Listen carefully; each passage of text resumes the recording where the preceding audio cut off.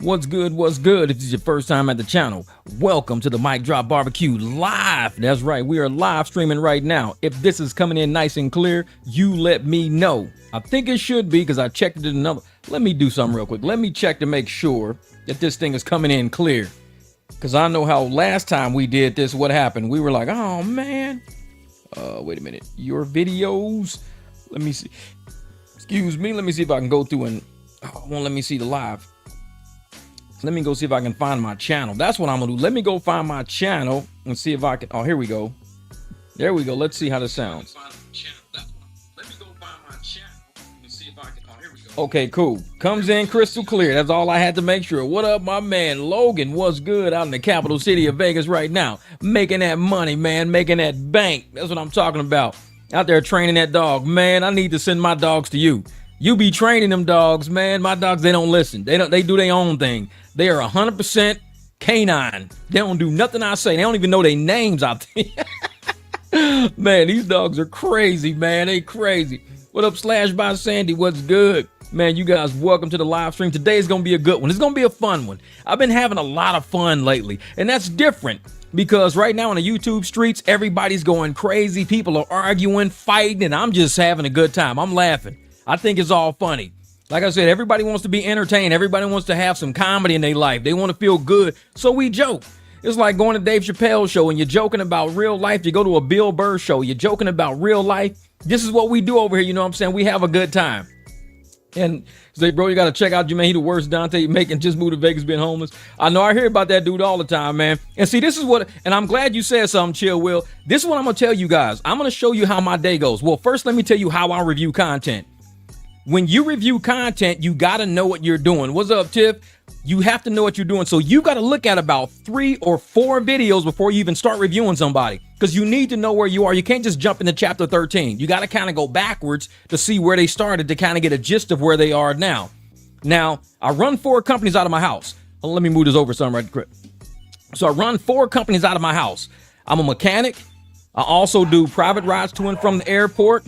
My dogs, every time a truck passes by, they go nuts. I also do consulting and YouTube and stuff like that. Plus, you know, I still do my accounting business, things like that. So I have 4 jobs a day. When I wake up, my phone's already got a lot of text messages in it. And it's not even YouTube shit. It's just text messages from people needing car work, people needing rides to and from airports. So I wake up and I already got a full day's work in my phone already. And if people are on full-time on YouTube, they have time to wake up and watch videos. I don't. I wake up, I gotta eat. Because if I don't eat, I'm gonna miss it because of so much shit coming through my phone. So, but everybody tells me to go review people videos, but I'm telling you how my day goes. I wake up, use the bathroom, shower up, eat, get me some breakfast real quick. I go through my phone and I'm taking people to airports. I'm not even looking at YouTube yet. And sometimes when I got my breakfast cooking, I'll go through and I'll answer comments because I do have a channel. So I go through my comments, answer everybody because I got to engage with my people on my channel first, go through all my shit first. And then by that time, about 3-4 hours have passed already out of my day. Now, like today, I had to run, gas the truck up, washed it. And I got a video showing me like cleaning the truck up, how it was before because the storms came through. So when people come to a content creator and say, hey, do me a favor, go look at this channel. I need like 2 or 3 extra hours in my day to look at somebody's channel. And I'm already running 4 companies from my house already. I also make my own t-shirts. So I got t-shirt orders coming through like crazy. So once all the t-shirt orders are done and I got all those logged in the computer, I got all the money, then I got to take care of all the people who have paid me first. Once the people who have paid me have been taken care of, now I got free time. But if I'm not taking care of everybody who's giving me money, then I'm using my time to do things that people have already paid me for. Like I said, being a content creator is not as easy as, you know, just waking up and looking at videos all day. That's a consumer. A content consumer does that. Creators, we also got edits. I got 3 videos on my phone that have to be edited. Takes me about 3-4 hours to edit a video because I have to look at the video, take out anything that doxes somebody. If it doxes them, tells them where you work, their job, anything that I don't want, because you can't just do something and post it. So, and I'm glad you asked because a lot of people keep telling me, hey, go look at this dude's channel.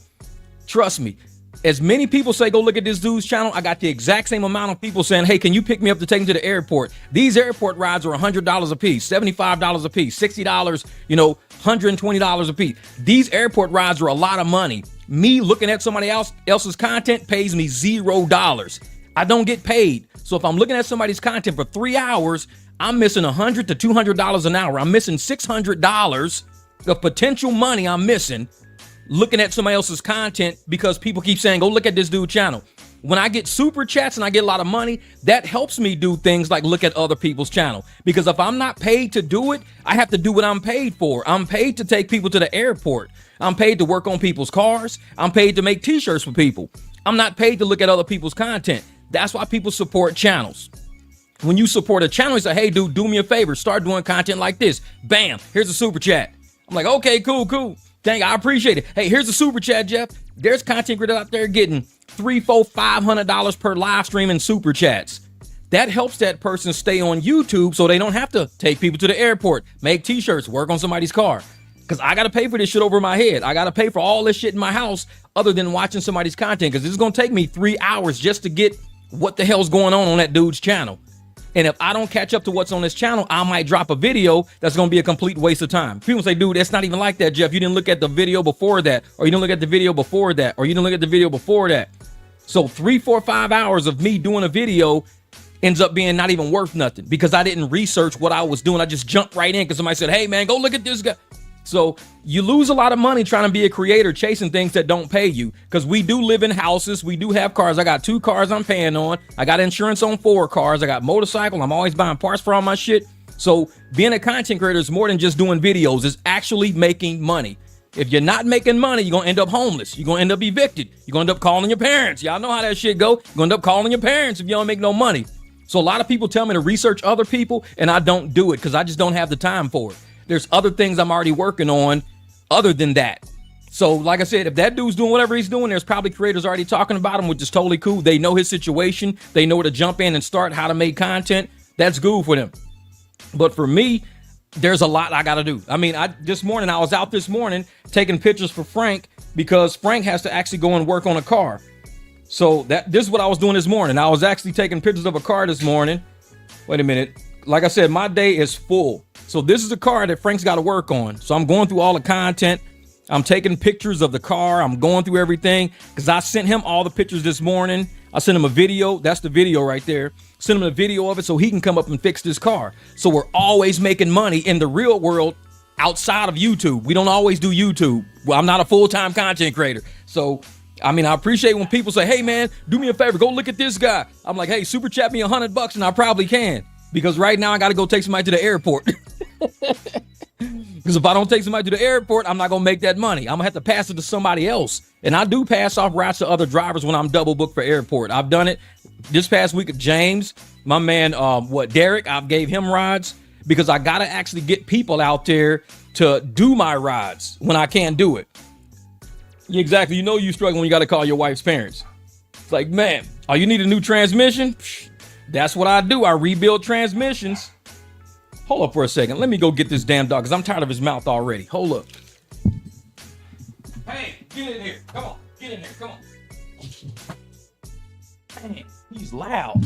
So that's his problem. When I leave him out there with the other dogs, they doing too much. They doing too much. Chill out. You sit over here. Go over here. Go over here. Sit. Sit right there. He's doing too much, man. Doing too much. But yeah, this is like when I'm rebuilding transmissions and everything. Like this is what I do when I'm rebuilding transmission. These are all transmission parts and pieces that I rebuild. These are entire tables full of just nothing but transmission parts. This is what I do. I rebuild transmissions. So yeah, it's crazy. It's crazy, Tip. Hopefully you get one because I'm telling you, it's like, yee. Oh, Melly Mel, you know it, brother. Convert a Uber Premier 55. Oh yeah. Oh yeah. Oh yeah, Tim. I mean, you can look in my channel. If you type in transmission on my videos, I rebuild transmissions in my garage. Big ass work trucks. I pop them out right in front of my driveway. I rebuild transmissions, install them back in. I get paid pretty well. And I put all my work online so people can see how to rebuild a transmission. I don't hold that from nobody. A lot of shops won't post their work online. I show exactly how I rebuild transmissions right on my channel. Rebuilding a transmission is not easy, but it could be done if you got patience, if you have a camera so you can record as you go. So in case you get lost, go look back at the video of what you did. You got to order parts and kits and everything like that. You got to have jacks and air equipment. Like I said, I rebuild transmissions. It's not crazy hard, but it's something I've done my whole life.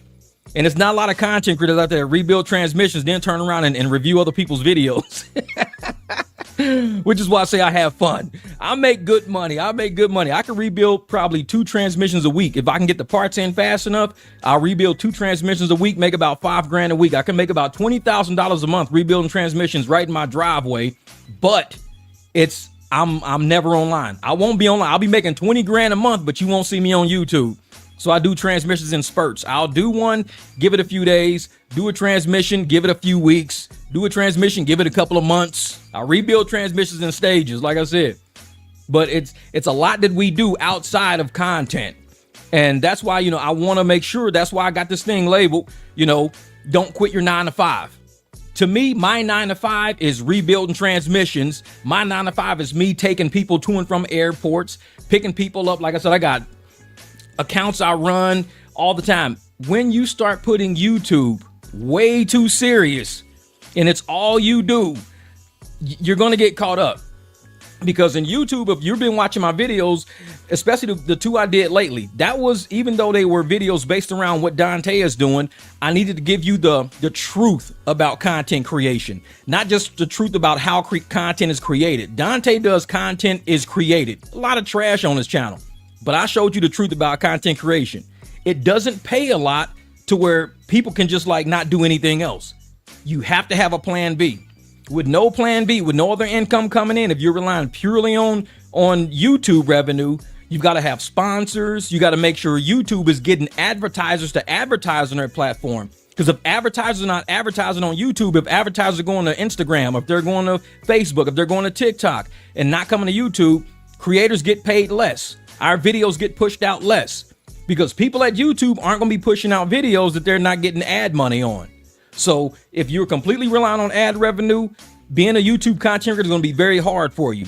Keep your job, keep a plan B, keep other avenues of business you got going on. Because like I said, I leave every day. I can make, $100 in 40 minutes. If I need $100, I'll get in my phone, get the texting everybody, get the turn on my apps, get scheduled rides, get things going. I can make $100 in about 40 hours. I do it 2-3 times a day. That's a $400 day. I maybe took 4 hours to make $400. I'm done for the day. Then I can get on YouTube. But if I just jump up and I'm straight into YouTube making no money, because YouTube might pay you $50, $60 a day. Sometimes it'll pay you $100. If you get super chats and stuff like that, you get up to $100 something a day. Now, unless you got a video that's going viral, which it may happen, you could go viral, then you're getting a little more than that. But you can't rely on going viral. You're going to be running, 5,000, 10,000 views a day sometimes. I mean, it's about $100. It's not bad. It's $100. But it might take you 24 hours to make that $100. 24 hours. When I can make the $100 in 40 minutes doing what I do. Doing what I do, I make $100 in 40 minutes. On YouTube, I make $100 in 24 hours. So I'm cutting my time by being on YouTube and spending time with everybody on YouTube and not out doing what I really do. Is like what Dontay was doing. He fucked himself up. He was on YouTube, not getting a job, not going out making actual income, not doing something, and he screwed himself up. So don't screw yourself up thinking I'm going to do YouTube full time. I'm going to try to go viral, because you're only getting $100 in 24 hours when you can make $100 in 45 minutes. So for every $100 you make on YouTube, I can do that in like an hour and I'm done. So if I work 4 hours a day, that's like 4 days of YouTube for you. If I work 10 hours a day, that's 10 days of YouTube for you. And I only did it in 10 hours in one day, but you did it for 10 days of 24-hour periods. And I'm like I said, I could do one day and that's like half the month of YouTube right there. It happens, which is why I tell people, do not be caught up in these content creators saying, quit your job, get on YouTube. This is crazy. You got to get them. Advertisers control it. The algorithms control it. You guys can't look at these people as oh man, they're all great, all knowing. Thank you, Miss Nia. I appreciate that. Oh yeah, blessings, my brother. Have a wonderful weekend. Will do, definitely. Thank you for the super chat. I appreciate that. Wagwan. What's Wagwan? That's good day. Like what's going on? Wagwan. That's what's up. All right. I think that's probably what's up. Wagwan sounds like what's up in Jamaican. Oh yeah. And like I said, I do about 4 different things every day at my house. I am not a full-time content creator because if I become a full-time content creator, I cut money out of myself. I mean, I can make 2-3 grand a week just doing what I do around the house. Yeah, see what's happening, what's up? Okay, wagwan. All right, I'm gonna remember that. What's happening? But if I try to do it on, like Dontay screwed up, if you try to do all of that on YouTube and you constantly recording, you gotta be pumping out 100,000 views per day. Every day, 100,000 views a day. Because if you're not doing 100,000 views a day, you know, it's gonna be really hard to do. Because you might get 100,000 and then the next day you might get 13. The next day you might get 5 or 6. The next day you might get 1,800. Because that's how YouTube works. When you put all your eggs in that basket, you get caught up. A lot of old heads was trying to tell him, hey man, don't rely on YouTube, bro. Go get a job, start stacking your money. Once you get your money stacked up, then you can start doing less of a job and more of YouTube. Me, I still do less YouTube, more of what I do. Which is why you only see me drop a video or 2 a day if I'm editing. As I'm doing my clients, like when I'm at the airport waiting on my clients, I'm actually editing videos. So it takes me a long time to sit here in the studio, record everything I want to record. I just have it in my phone, go to the airport, and as I'm waiting on them to land, I'm editing my videos. I'm doing YouTube right there at the airport. So when my people land, my phone is playing Spotify. I'm driving up the highway to drop them off, come home, finish editing a video, scheduled to drop the next day. That's the only way I can do YouTube. There's no way I'm going to tell all this money around me to just not pay me. It's too much money in the streets to make, and I can't do it. So I want to make sure that you guys, when you're on my channel, you see the other 97% of the videos I got on my channel are all business related. They're all money related. They're all ways of how you can sustain yourself related. It has nothing to do with YouTube. Nothing to do with, you know, giving up your life, your real life, to pretend you're great on YouTube. YouTube is good money. It's good. For me, it's side money. I'm going to actually, and the thing is, I want to show everybody how much money I've made off the Dontay documentary. I'm going to show people how much I made off of that. And I'm going to actually, but I'm going to put it in a membership group because it is. I don't want to rub it in Dontay's face. I know his family is on my channel because they're copying some of my videos and shit. And they're trying to talk shit about me on their channel.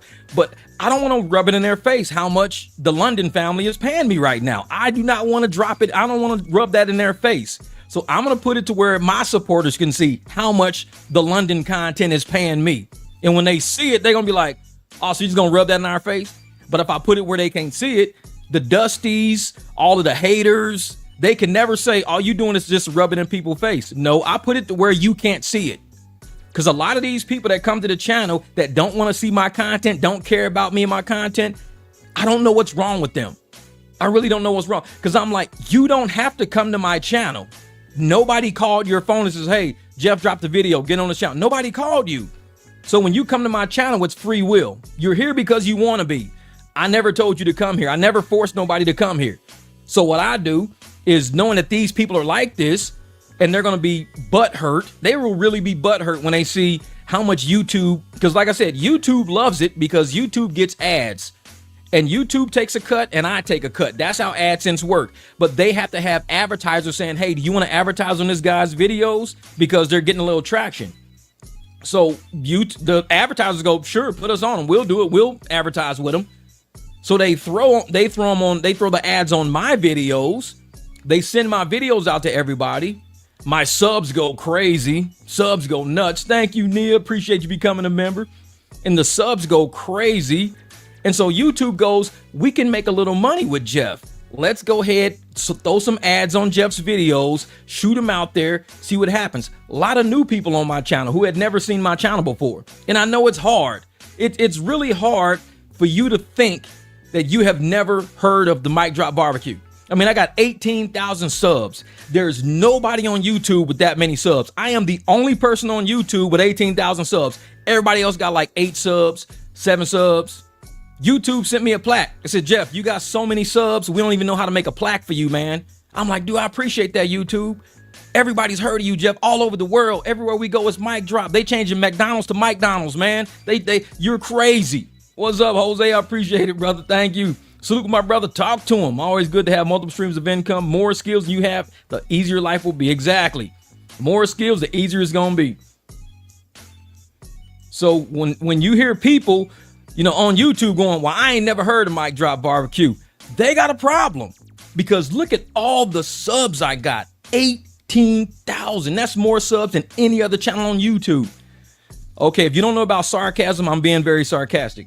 I don't expect people to hear about my channel. I'm a very small channel, but I got a lot of important information over here. We laugh a lot. We have a lot of good time. You're going to run across a lot of people that say, man, I never heard of Mic Drop. Cool. I mean, you shouldn't. I don't have that many subs. I mean, if you heard about me at 18,000, I mean, you got too much time on your hands. I don't know. People talking too much shit about me at that point. But there's people out here with 1 million subs, 2 million, 4 million. There's crazy channels out there. And honestly, it's people I've never even heard of. They be having 2, 3, 4 million subscribers, and I never hear. I'm like, what the hell? What up, my man, Triple E? Say needing a Florida 300 barbecue shirt. Thank you for the super chat, brother. I appreciate that. Okay, bet. Y'all, you need the Florida barbecue shirt because we got the Arizona shirts. That's right. We got the Arizona. You need to change that to Triple EFL. Triple EFL. Thank you guys for the super chats. I appreciate that. You guys looking out for me today, man. Because you guys know, man, I do what I can. I stay on YouTube as much as I can. I put my clients, to the side. I make sure I check messages here and there. But I get on YouTube and I make sure I run through everything, man. I check on everybody, man. I run these live streams pretty long to give people time to come here, listen, maybe do something on the playback. All of that, man. Yesterday, a douchebag in the comments said you're talking out of your ass, or I replied to him, feel free to click off to go somewhere else. I think he deleted it afterwards. I'm telling you, Neil, these people are so funny on my channel. And this is what cracks me up about YouTube. I'm going to tell you what's funny about YouTube. Like, these are my phones. I got 2 phones. 2 phones, one for the club and one for the road. Whatever I want to see, I put on these screens. If I don't want to see it, I don't put it on the screens. I mean, the shit is like 3rd grade knowledge, man. It's 3rd grade knowledge.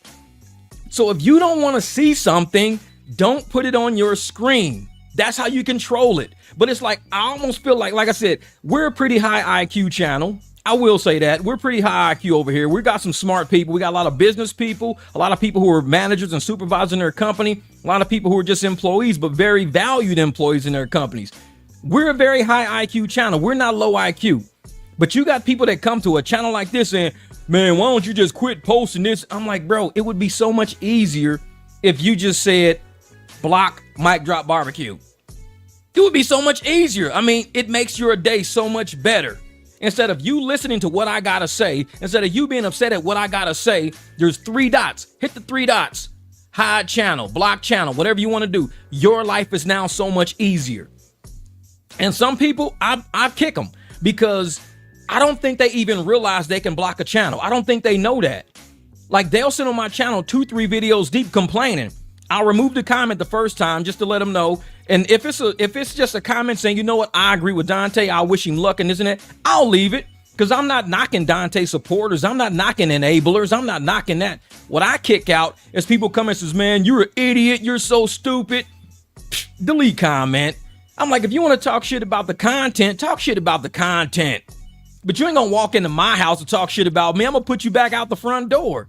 But if you walk in and says, man, I don't like these white walls, man. You should paint these walls this color. I don't agree with the hardwood floors. I think you should do stone floors. We got a disagreement. Cool. But if you walk in my house going, man, this house is a piece of shit and you a piece of shit. I don't like, why are you even in my house then? A disagreement is one thing. Disrespect is something different. I'm not on nobody's channel disrespecting nobody. I don't do that. So when you come into my house and try to disrespect me, first time I just delete your comment. Second time I just block you because you're childish at that point. This is a high IQ channel. Come here, disagree. We can debate. If I got time to debate you, I'll debate you. If not, let somebody else debate you or whatever. But when you come in just with a pure, just blatant disrespect, your comment's not going to last that long. It just won't. It'll probably get deleted real quick because it's disrespect. It's not a disagreement. It's a disrespect. So it's like delete. And if I see you again doing it, block. Now you can be on YouTube fucking with somebody else. You can just troll somebody else for a couple of days. And it's cool.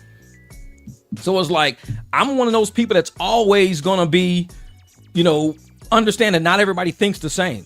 We all don't think the same. So we will have a variance in a difference of opinions. I'm cool with that. I'm cool with a difference of opinion. But if I don't disrespect you, I mean, there's no reason for you to come into my house and disrespect me. I didn't say shit to you. I don't even know you. So why are you coming to my house disrespecting me? I don't even know you. Some people just want attention. They want to just walk into your house and start acting all stupid. kick them out, whatever. Oh, you don't like other people comment? It ain't that I don't like other people comments. There's a way to be respectful and disagree with what I got to say. There's a way to be respectful and disagree with the videos. But if you come in saying, you know what, just stop doing these videos, man. You've done enough. No, you've seen enough. I've not done enough yet. I still got a lot to go. You've seen enough. That's different. So you can either block me and move on so you don't see no more because you've had enough. Stop coming up to the buffet, stuffing your face with rice and ribs and shit. If you've ate enough, stop eating. It's up to you to realize I have eaten enough. I don't want no more to eat. Then stop coming to the barbecue. Stop coming up to the buffet. Stop stuffing your face if you're done eating. Because we ain't done cooking. We're going to keep cooking for the people that's not done eating yet. So if you done, get a towel, wipe your mouth off, leave, walk out. If you don't want to come back to the barbecue, there's millions and hundreds of millions of subscribers and users of YouTube. I don't think you leaving is going to really damage the channel that much. I'm still going to keep cooking. You just won't see it. And that's what you want. You've had enough. You don't want to see it no more. Excuse yourself from the table. That's all you got to do. Just, you know what? I'm done seeing this shit. I'm done. And that's the easiest thing to do. I control what's on my phone. Whatever I don't want to see, I don't see. If I keep getting notifications, I'll go mute notifications because you can use that, mute notifications, so you don't ever see shit from that channel. Block channel, unsub. So many ways you can control what's on your phone other than you showing up at some random YouTuber's channel going, can you stop doing this? Hide user from channel. Because that is apparently somebody that's low IQ. They're low IQ and they don't understand how YouTube works. You don't have to see shit on my channel. There is a button on your phone for that. You don't have to see this. But one thing you won't do is come on my channel and tell me what to or what not to do. You can't do that. You haven't super chatted me. You ain't sponsored me. You ain't thrown me a Cash App. You ain't thrown me a Venmo. You ain't did shit on my channel to come here saying, can you do this? Can you support the content? Because if you don't support the content, it means I got to go out the house and work. I got clients in my phone. I need to go make money because I still got a roof and shit to pay for. Content creators, we do need support. And if we don't get it, it's totally fine if we don't get it. Most of us have other streams of income. It just means what you're looking for, you may not get on my channel. You've got to go to YouTube search and search for it in YouTube now. Because me, I do what I do on this channel. I just do what I do. If it gets support, it does. If it don't, it don't. But I just do what I do. If you want to see, hey, I want to see something about reptiles, go type reptiles in YouTube search and you can see shit about reptiles. But you can't come to my channel going, hey, Jeff, start doing content about reptiles. I don't know you. Shit. If you want to see reptiles, go type that shit in YouTube search. Hey, Jeff, do content about this. Go type that shit in YouTube search. It's probably out there. Because on my channel, I got what I got. That's it. I'm an easygoing YouTuber. I'm not that hard to figure out. I'm very easygoing. The things that I expect on my channel are the same things I do. I'm just respectful. I cruise the YouTube streets. I click on what I want to click on. If I don't want to click on it, I don't. But I never tell a creator, hey, man, stop making content about Fords and Chevys. Just stop making content. Just only make it about Toyotas, man, because I'm sick of hearing about Fords and Chevys. Only make it about Toyotas. They'll be like, who the hell are you to come on my channel and tell me to stop making content about Ford and Chevys because you tired of hearing about it and to make shit you want to hear about? Who are you? You ain't nobody. You're just a viewer. You can either leave the channel, get blocked, kick, whatever. But you don't do that. This is YouTube. It's like a real place. People really come here. And it's like people are creating content. And if it's some shit you don't want to see, you don't got to see it. It's that easy. Like I said, I leave comments that disagree with me actually on my videos. I do not mind people disagreeing with me, not one bit, but you won't disrespect me. That's another level right there. And that's all I'm saying, because you can look all around YouTube and you will never see me disrespecting somebody on their channel. You will never see that. So what it is. Man, what up, Cole? What's up? Just got in about 28 minutes behind. Oh, yeah. Well, we just getting warmed up right now. We ain't even started yet. This is just, man. But then this video, like I said, my live streams are a bit different than my videos. My videos are edited with some funny shit, stuff like that. I don't do none of that on my live streams. My videos, I got time to go and extract things, pull things, rewind, look at things 2 or 3 times to generate, my thought. Here on live streams, it's just what it is. We just go. I love live streams. We just go. And you won't get people like Doe Trash or Dontay ever doing live streams. They won't do it. Because for one thing, Doe Trash, she's going through, I think her and Dontay both, honestly. And this is me being real right now. This is me being real.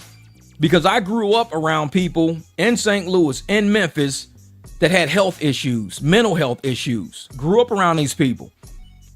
I think each one of them two, they have mental health issues. I really believe that in my heart of hearts. Each one is either bipolar, schizophrenic, DCR, DRC. Something's wrong with each one of them. I don't know what the deal is because I'm not a doctor, but I know they are mentally not normal people. And it's not that like ACOG likes to call them superstars. They're special. They're superstar. They're special. When I was little, special people had the helmets and shit when they rode their bikes around. We rode around with no helmet. And the special kids had to ride helmets around. They even had to wear helmets just walking. If they walked to school, they had to wear a helmet sometimes, just walking to school. Those are the special kids when we were little. So me to call Dodash and Dontay special is almost like disrespectful. It's like, I'm not going to call them special. I don't want to call them like some CDC kids or some shit like that. I'm not going to say they special, but I know that they're a little off. Each one of them is a little off. So when I'm sitting there listening to some of because I listen to reviews a lot. I don't like watching their actual videos sometimes. I'll listen to the reviews because it helps me catch up to what's going on. Because I don't look at Doe Trash at all. I can't keep up with her videos. They're too sporadic. She gets rid of videos too much. She's been doing this shit for a long time. Gets rid of videos, deletes. So she has no true trail or rhyme or reason for why she's even doing shit. The easiest thing about the Doe Trash content is to just go to somebody else's channel. That's the easiest thing you're gonna do.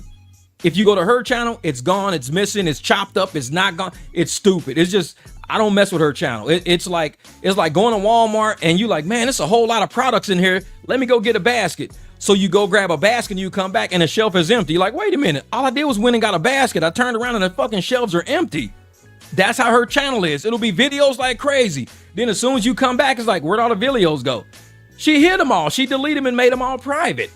So I can't shop at a store where the shelves are empty the moment you turn your back. You'd be like, I swear it was just shit on the shelf. There was food on this shelf. I don't know where all the food went to. You can't mess with them. You can't mess with them. So it's like, she's just one of those channels. But she was on one of her videos literally having a nervous breakdown on camera. 2 videos this week, 2 videos in a row. She was having a nervous breakdown on camera. And I know what a nervous breakdown looks like because I told you, I grew up in St. Louis. I grew up in Memphis around people who would have nervous breakdowns. Like they would go to mental places.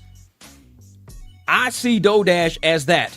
She has mental breakdowns all the time. This girl in one video will be like praising the Lord and Jesus and God and reading scripture and all of this stuff. In the next video, talking about hurting people and harming people and doing stuff to people. I mean, she is like super bipolar, like extremely bipolar. Crying in one video, they're gonna take my car, but ain't no tears coming down her face. They're gonna take my car. No tears at all. And then the next video, I got $10,000. I'm gonna put $1,000. I mean, the very next video, like the very next one.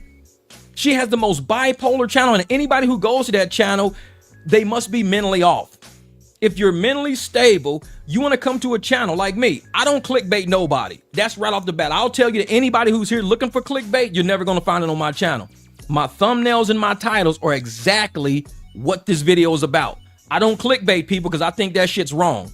I think it's wrong to sell somebody a package of Cocoa Puffs and then they pour it and there's cornflakes coming out. Like, dude, I thought it was Cocoa. It's a box that says Cocoa Puffs, but I pour it and there's cornflakes coming out.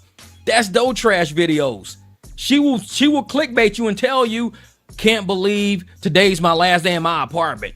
But it has nothing to do with the video. It's like clickbait titles. So I can't watch people like that. I can't do it. I just can't watch clickbait channels. I can't. So when you go to her channels, you'll see one video will be, like I said, really, really low. The next video is really high, screaming, yelling, jumping, ain't like jumping at the camera. You don't know me. I'm a killer. I'm this, I'm that. I'm God's soldier. I'm like sitting there looking. I'm like, she's having a nervous breakdown. And ain't, like I said, you got enablers. You got enablers. Nobody in her chat is like, can you do me a favor? Take a mental health day away from YouTube. Do me a favor. Go talk to a therapist. Nobody in her chat ever says that. Something is wrong with her brain. There's no way you can be mentally stable. Me, I do a lot of content. I could talk rideshare.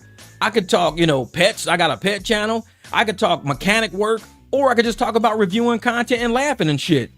But I'm always even. I'm always like this. I always got in my head, I understand what I'm doing on YouTube and I understand what I'm doing in real life. When people are losing themselves in YouTube, it's easy to get lost in YouTube. It's easy to get lost in views, wanting a lot of views, or you're doing weird shit to get a lot of views. It's easy to get trapped in that. And I don't think her and Dontay, them two, they're not mentally together to be content creators. They're not even big creators. There's creators out there, 1 million subs, 800,000 subs. There's people saying, yeah, I can't wait to get my 1 million plaque.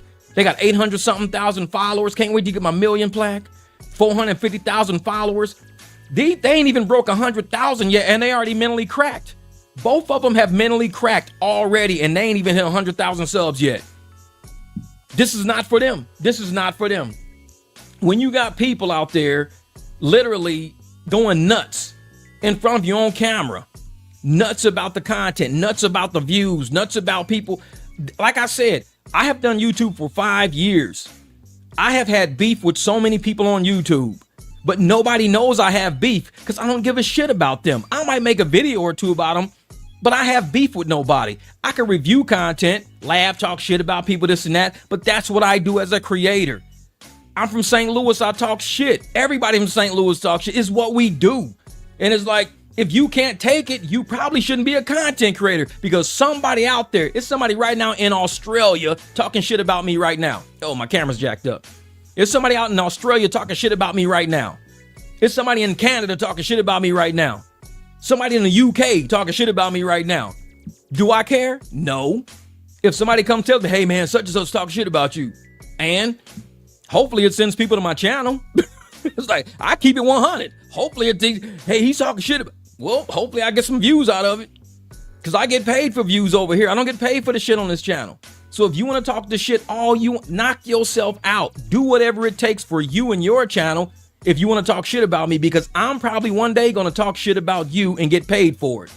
Like I said, I talk shit about Dontay, I get paid for it. Talk shit about Doe Trash, I get paid for it. There's other content creators I've talked shit about and I got paid for it. It's just what it is. This is YouTube. But when you don't have the mental capacity to take criticism, the mental capacity to take criticism about what you're doing as a creator, what you're doing as a creator online in front of everybody, somebody criticizes it, and all of a sudden you just break down, then you shouldn't be posting videos. You shouldn't be doing it. If you can't post a video about you doing whatever it is you do and not deal with the criticism of it, you probably shouldn't post a video about that. Like I said, people be, well, Dontay, this and that, and you criticize him enough. No, I haven't. Not enough. Because once you start seeing people waking up to what's real, that's why I'm adding other content creator feedback and stuff like that into the mix now.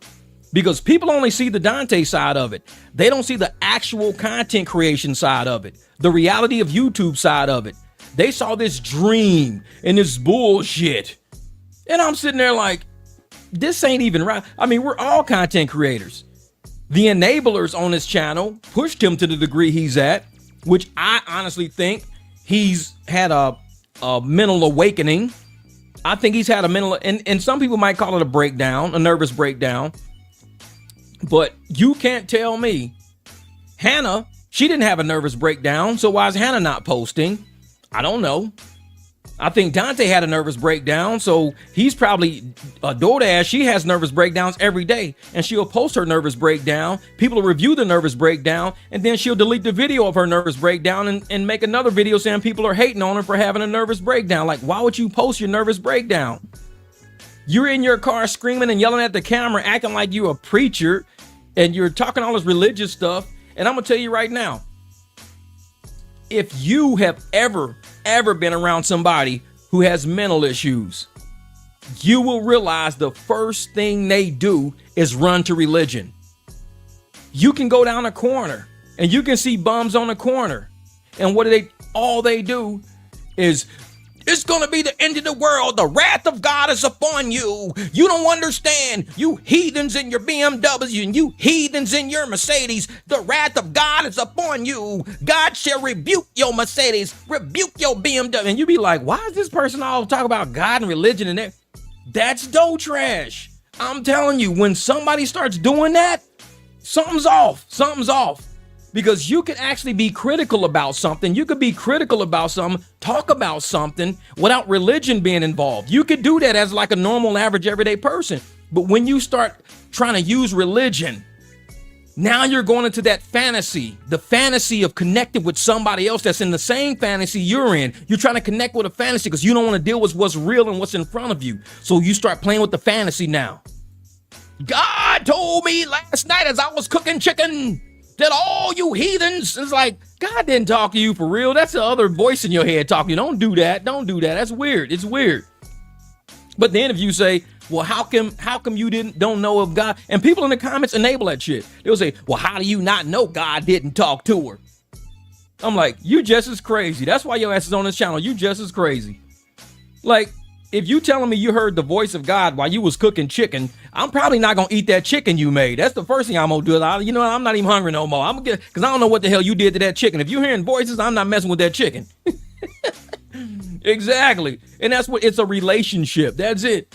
And everybody's relationship in whatever religion you in, you could be, Buddhist, you could be Muslim, you could be Christian. There's a lot of religions on earth right now, a lot of religions on earth, and new religions are born every day because a religion is just how you practice to a deity that you believe in.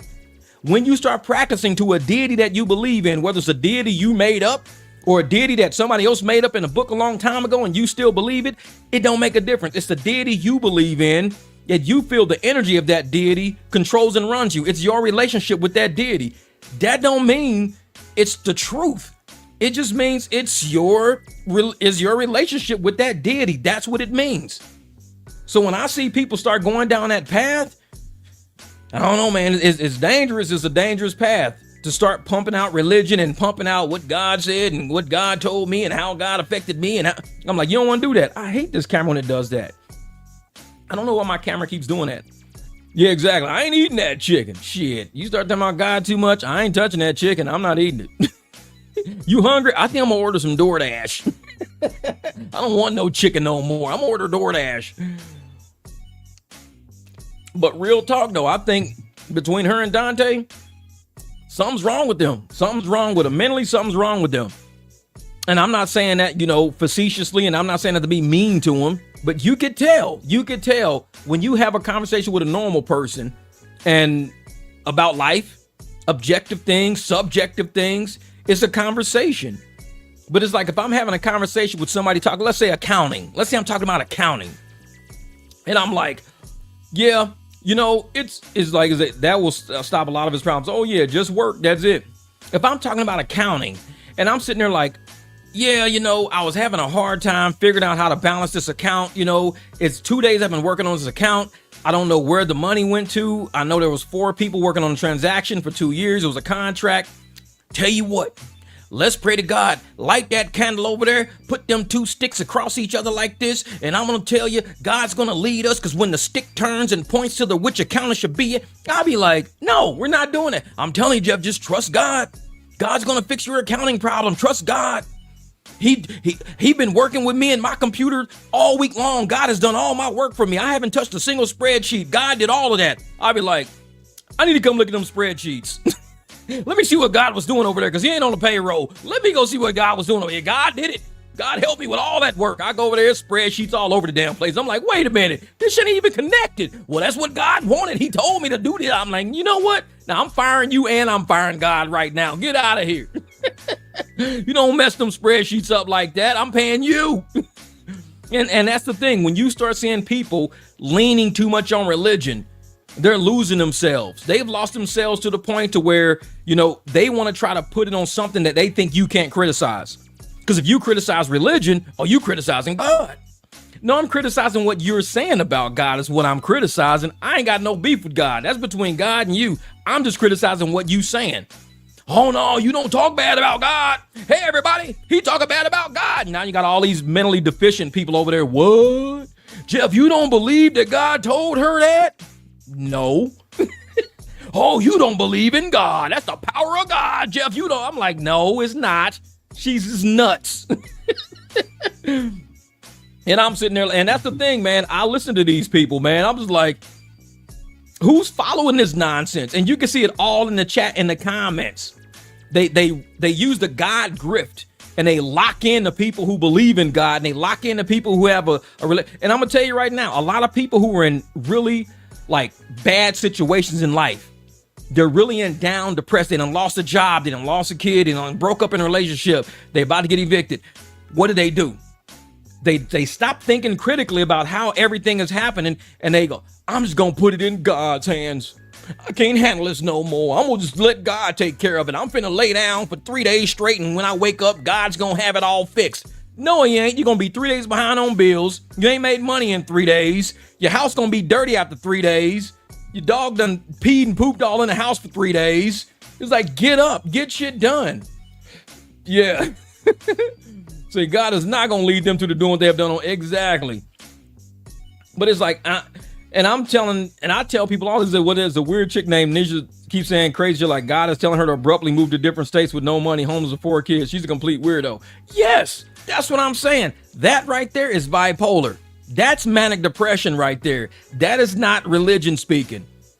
When you see people starting to do stuff like that, making major abrupt change in their life that are not rational at all, they'll try to put it on religion because they have no other way to say it. They don't want to take the responsibility themselves of being a fuck up. And they'll go, oh, well, God told me to load up my car and move to Wisconsin. You don't know nobody in Wisconsin, but God told me that. And if you say, no, he didn't, then goes, oh, well, you don't believe in the power of God. God told me to do that. I'm like, no, he didn't. You are not. When God says move to Wisconsin, I'm loading my kids up and going to Wisconsin. You can't tell God. You're like, he didn't say that.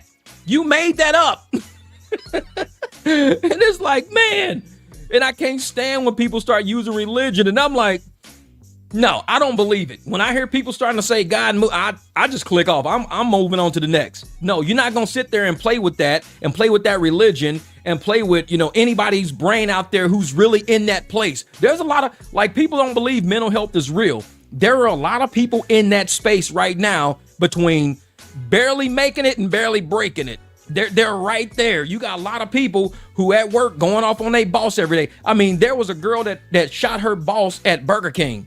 She killed her boss at Burger King for taking her off the schedule for too many days of the week. It's people at that point, and they gonna be, well, God told me to shoot her because if I shot her, I would save the life of everybody else who was on the schedule. Everybody deserves to make money. Everybody deserves 40 hours. God told me to shoot her so everybody can get 40 hours. No, he didn't. And people just make up stuff like that because they don't want to take accountability for it. They're like, you're nuts. Take accountability for being nuts. That's it. Just take accountability for being nuts.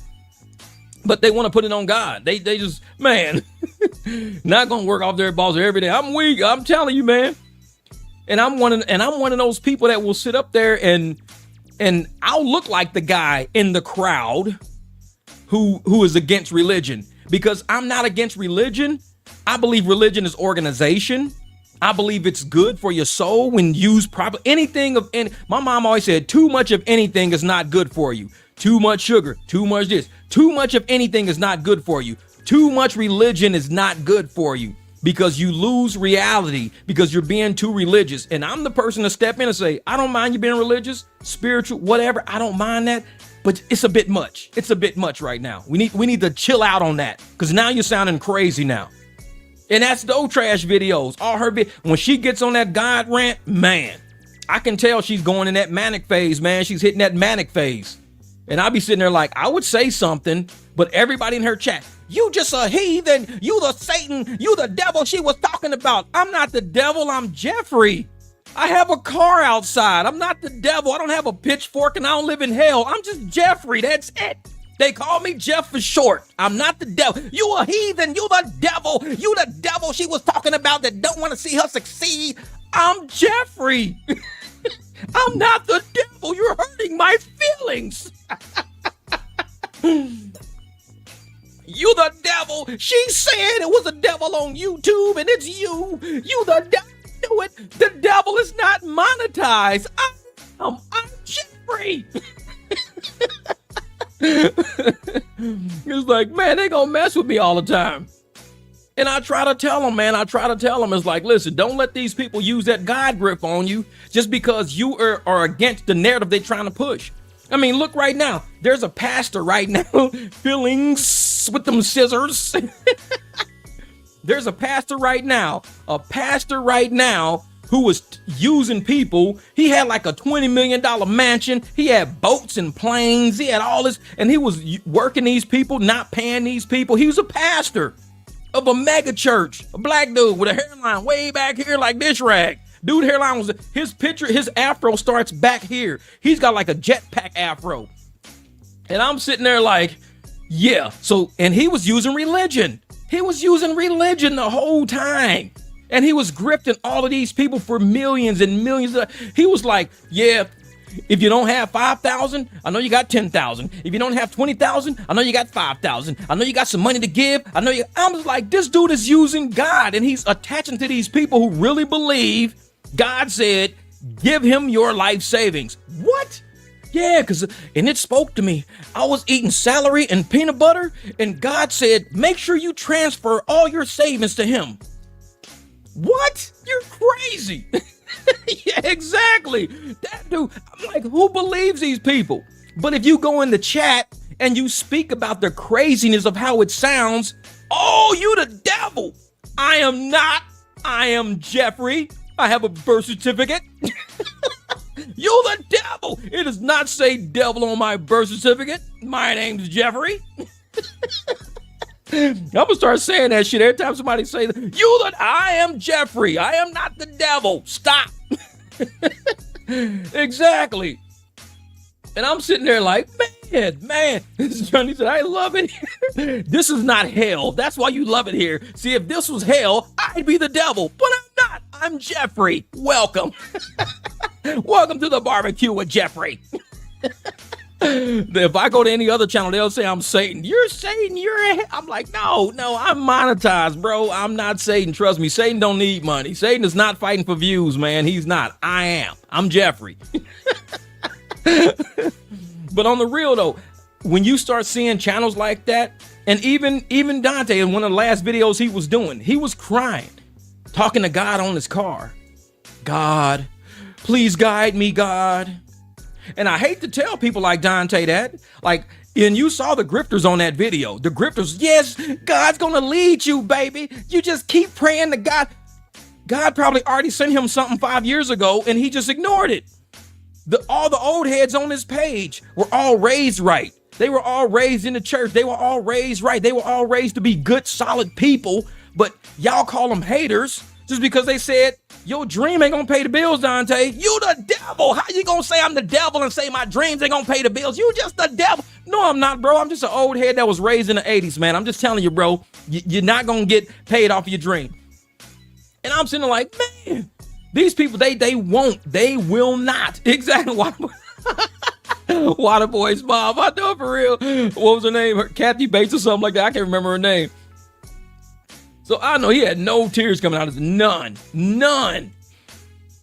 So when I hear people talking about religion, they have bypassed every realistic opportunity that was put in their face. And Doe Trash, whoo, that lady right there proved she's the devil. That D is for Devil Trash. She's Devil Dash. That's her new name, Devil Dash. She is not Doe Dash no more. She is Devil Dash. She's dashing for the devil. She was talking about gambling all that money away. That church gave her $1,000. Dr. Umar did that shit. He was gambling away all the donations for the school when he was at a slot machine gambling away the donations. Doe Dash is doing the same shit. Them people gave her $1,000 and she was talking about, yeah, you got to gamble on Chumba Casino. I'm like, what? Wait a minute. This is the lady that sits in her car talking to God. And now she's turning around saying that you gotta use your money to go gamble. Something just don't sound right. It was bad enough she was doing raps about Derek. It was bad enough with the raps because the raps was just hideous. The raps was hideous. And like I said, I'm not a rapper, but I know good rap. Hideous. Talking about his penis and his wife and getting hard and all this. And I'm like, the churches gave you $1,000. How are you talking about this after you got $1,000? Now you're talking about gambling with your money? Savings is not gambling. And I'm going to tell you right now, when you are at the point that Doe Trash is and Dontay is, you become at a point where gambling is the only thing that can replace that high of going viral. You will see a lot of YouTubers, a lot of sports stars always getting caught up in gambling because there's a high that you get. There's a certain, and trust me, I lived in Vegas for 16 years. I was a casino accountant, Caesars Palace, MGM, Valley Gaming, American Wagering, Templeton Gaming, World Stratosphere. I was at a lot of different casinos on contracts. I will tell you, even me, I won the biggest day I ever had was $4,000. I won $4,000 in one day. Sports bet. I sports bet like $200, just doing a bunch of parlays and shit. And all of them hit. I was like, this is the craziest shit I've ever seen. But it never made me go back and do it all over again. I never went back and said, oh, I'm gonna do this again. No, you just take your winnings and you're like, I'm good. I went and I bought a motorcycle. I said, I'm gonna buy me a motorcycle. So I bought one. Now, when you go viral on YouTube, you go viral, it gives you a level of endorphins that you don't get from nothing else. Because I'll show you guys. Let me see if I can pull it up on one of my accounts. I'll show you guys real quick. Where's my thing at? This is gonna probably be loud. Nope. So let me see if I'll show y'all this. So this is my TikTok account. So I got 353,000 likes. 353,000. Only have 26,000 followers. Only 26,000 followers. I'm only following 350 because I'm never on TikTok. So I'm following 350, 26.6 thousand followers, 353,000 likes. My top 3 videos got 2 million likes. 2 million views, I mean. My top 3 videos are up to 2 million views. That is why I don't go on TikTok. And people say, well, if you go viral, why don't you keep going viral? Go back on TikTok and go viral. You don't understand. Not everybody wants to go viral. It blows my phone up. My phone is like hot as shit when I go viral because it's always running. It's like all the notifications are coming through. I'll open as 900. It says plus 999. That means you've got over 1,000 notifications on your phone. You'll never make it through all of it. Your phone's always processing notifications all the time. I had to turn notifications off. You can't even go on TikTok without every time you click on something else is opening because you got so many notifications. Not everybody wants the chaos of going viral. It is not what people say it is. But you got some people who think going viral is like hitting it big in the lottery. They will sit and just watch the likes go up, watch the views go up and be like, oh, me? When I make a TikTok video, shit, do not open that phone for like 2 days. Don't even touch it. And that's why I use this phone as my TikTok phone. This phone is my average everyday, all day phone. This is the one that I posted on TikTok. I hate when it does that. I'll post them on TikTok because this phone is rarely on. It's down to 30% right now. But I'll plug it in because you don't want to go viral. My TikTok account is forever screwed up. It's forever screwed. I got my dog on there. He went viral. I got political stuff. I got racial stuff. I got everything on it. It's the craziest account ever. And I don't even go on it. I was trying to get somebody else to run it because not everybody wants to go viral. I love my time on YouTube. I enjoy working in my garage. I like my clients riding around with my clients. That shit on TikTok is a whole nother world. You don't want to be caught up in that. There's a lot of anger, a lot of animosity, a lot of people threatening you, all because you made a video. You made a video, and now people are like, oh, yeah, you come to this city, oh, we'll make sure we pay you a visit. I mean, weird shit on a video. I'm like, bro, this is a video about oranges in my backyard. The fuck, man? It's like, I said I live in a Mexican neighborhood and we got, oh yeah, you come to my neighborhood, motherfucker, we'll set you straight. That's why you live in a Mexican neighborhood, because you don't know how we roll, bro. We do it like big. I'm like, what the fuck is wrong with people on TikTok? It's like everybody over there is like vaccinated with bullshit or something. I don't know, man. So it's like, no. What up, Miss Donna? Yeah, rage bait is crazy on TikTok. And it's like, I will drop a video of just comprehensive shit. Just a basic comprehensive video of an observation I made. It goes from being an observation to now I gotta probably have security just to go get gas in my damn truck. I'm like, how did it go to this? Yeah, well, tell you what, man, I'll make sure if you come here by yourself, nobody else, just you, yeah, you ain't gonna make it back home, motherfucker. I'd be like, what the fuck is wrong with you people? What the fuck is wrong with my camera? Yeah, but that's why TikTok, oh, there it is. It's something wrong with this. It's like a light something somewhere in here. It keeps screwing up. I don't know what it is. So it's like TikTok, you don't want to do that. But see, people like Doe Trash or people like Dontay, they want that type of fame. They want that fame. Me, I'll never be famous for putting a video of me fixing a transmission because I rebuild transmissions. I rebuild transmissions and I put that video on my channel. I'm not going to be famous for rebuilding the transmission. Anybody can do it. I'm just showing how easy it is. I'm like, bro, if you can get the bell housing out, you get all the adapters off, you take the drive shafts off, you get all the bolts from the flywheel off, you back that shit off, you drop it. Damn, you got the transmission, put it up on the bench now. That's what I do on my channel. I will never be famous for rebuilding a transmission, but I'm helping people. All those videos get stable views. It's like a stable job. To me, it's a stable job. Doing my YouTube channel is like having a stable job. It's not viral. It'll never go viral. It's even. People looking to remove tie rods and bolts and ball joints and basic shit, how to drive ride shares sometimes. It's the most basic channel ever. So, is the shark that's confusing your camera? Let me see. I don't know. Sometimes it's my hand. Like if I do like this, it'll do something like that. I don't know.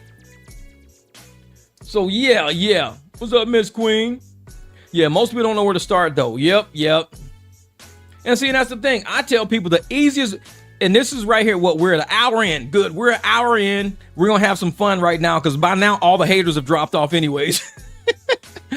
This is the easiest way to start working on your car. And I'm gonna tell you right now, whatever type of car you got, do the spark plugs. Spark plugs save more money than what you think. Because I mean, with bad spark plugs, you're misfiring. It's not burning right. It's not burning clean.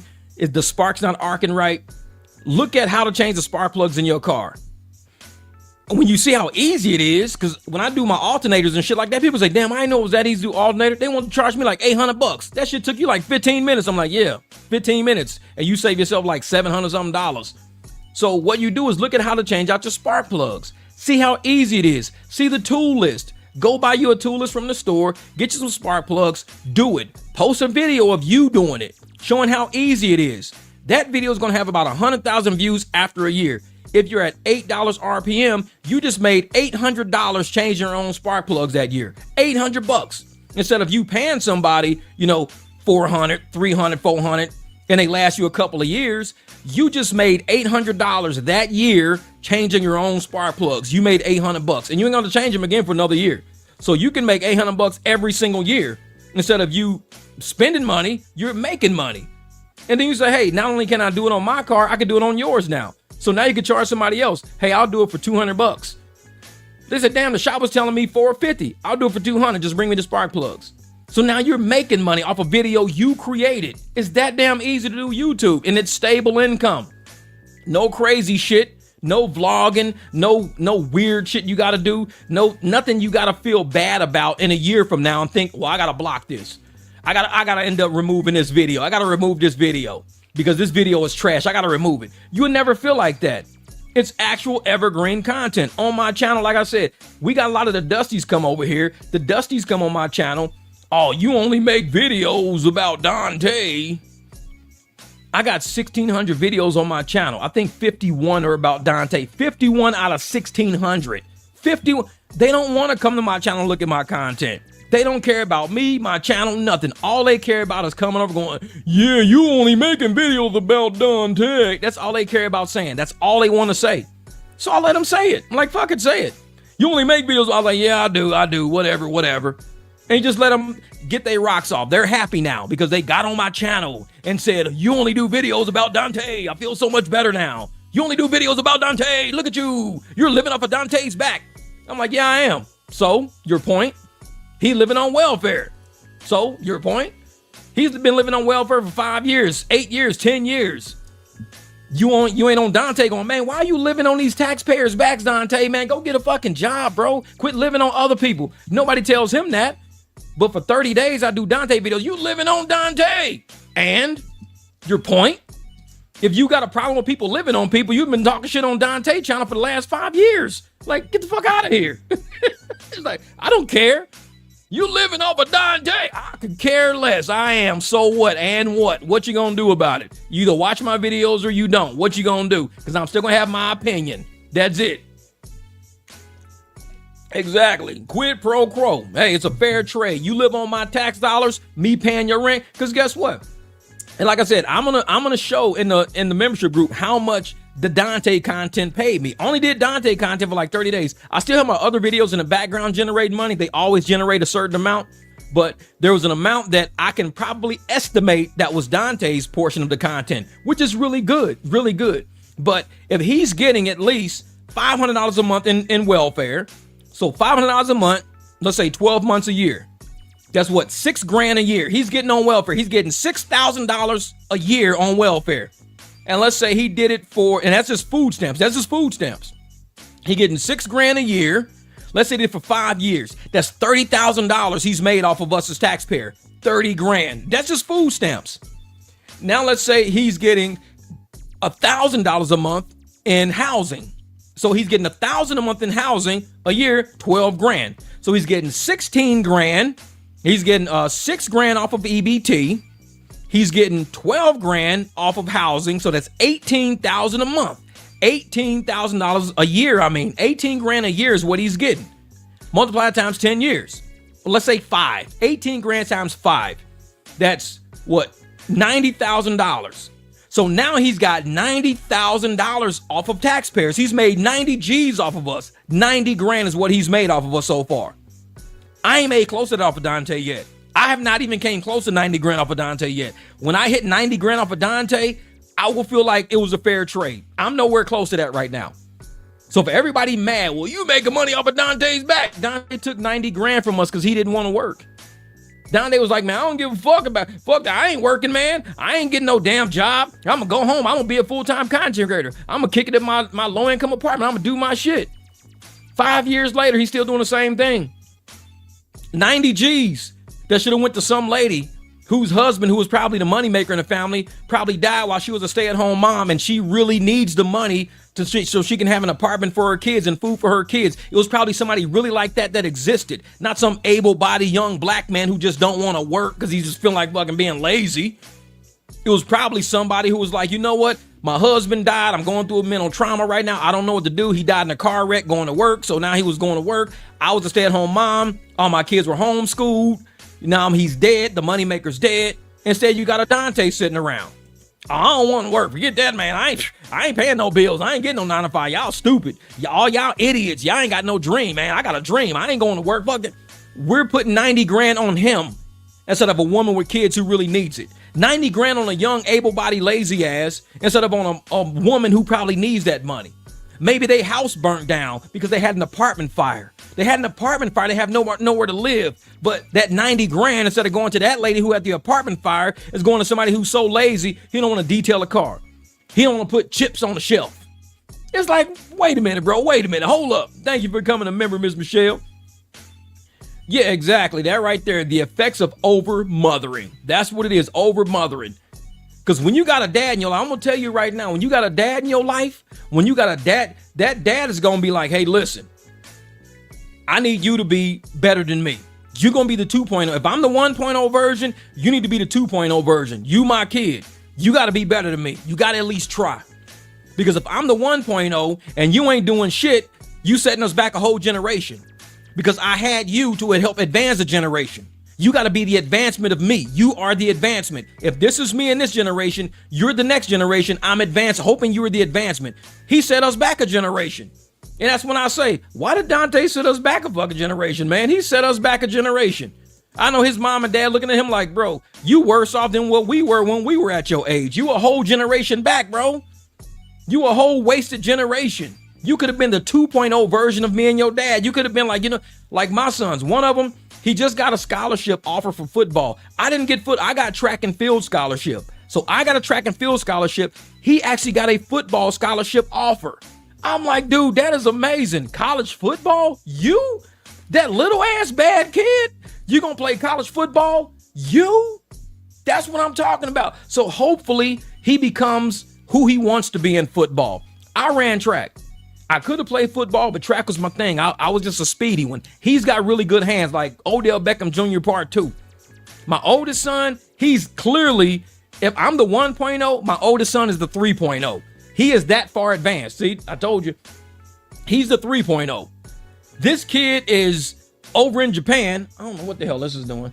This kid is over in Japan. He was flying drones in Utah, like the size of cars and buses, big drones, like not little drones, big drones, like the size of a car. Now he's doing underwater drone technology in the Sea of Japan. I'm like, there's no fucking way I could do that. I'm not that smart. I'm an accountant, but I'm not that damn smart to where you can function and operate surveillance underwater drone technology in the darkest oceans and shit. I'm like, dude, that's crazy. That's crazy. I'm like, but that's what I'm saying. These kids should be our next versions up. They should be our next, the negative 2.9 version. So it's like, yo, yeah, we got to get up early. Yep.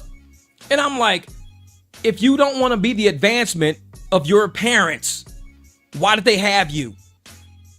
I mean, you're the continuance of your DNA. You should be the next best thing. I mean, if your parents were good, you try to be the next best thing. And whatever it is, you might not be the best basketball player, but you could be the best gardener that has a greenhouse and you've hired 80 people and you were transplanting trees all over the fucking place and you created a garden now that houses black bears. Who the hell knows what you can do? You working at Yosemite Park now as a black bear horticulture, agricultural expert. So you're doing something pretty good, but your dad just played basketball. He was good at basketball. So you did the best thing you could do with what was on your plate. All of our kids won't do what we do.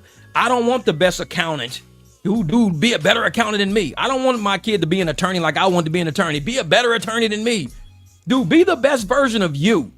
But at least don't set me back a generation and be some welfare ass living able body sitting around popping out kids and shit with random ass girls. I don't want you to be that. Don't be that. Be better than me. Do something better than me.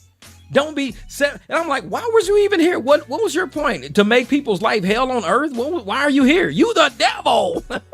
I'm Jeffrey. No, but it's like, why would you do that?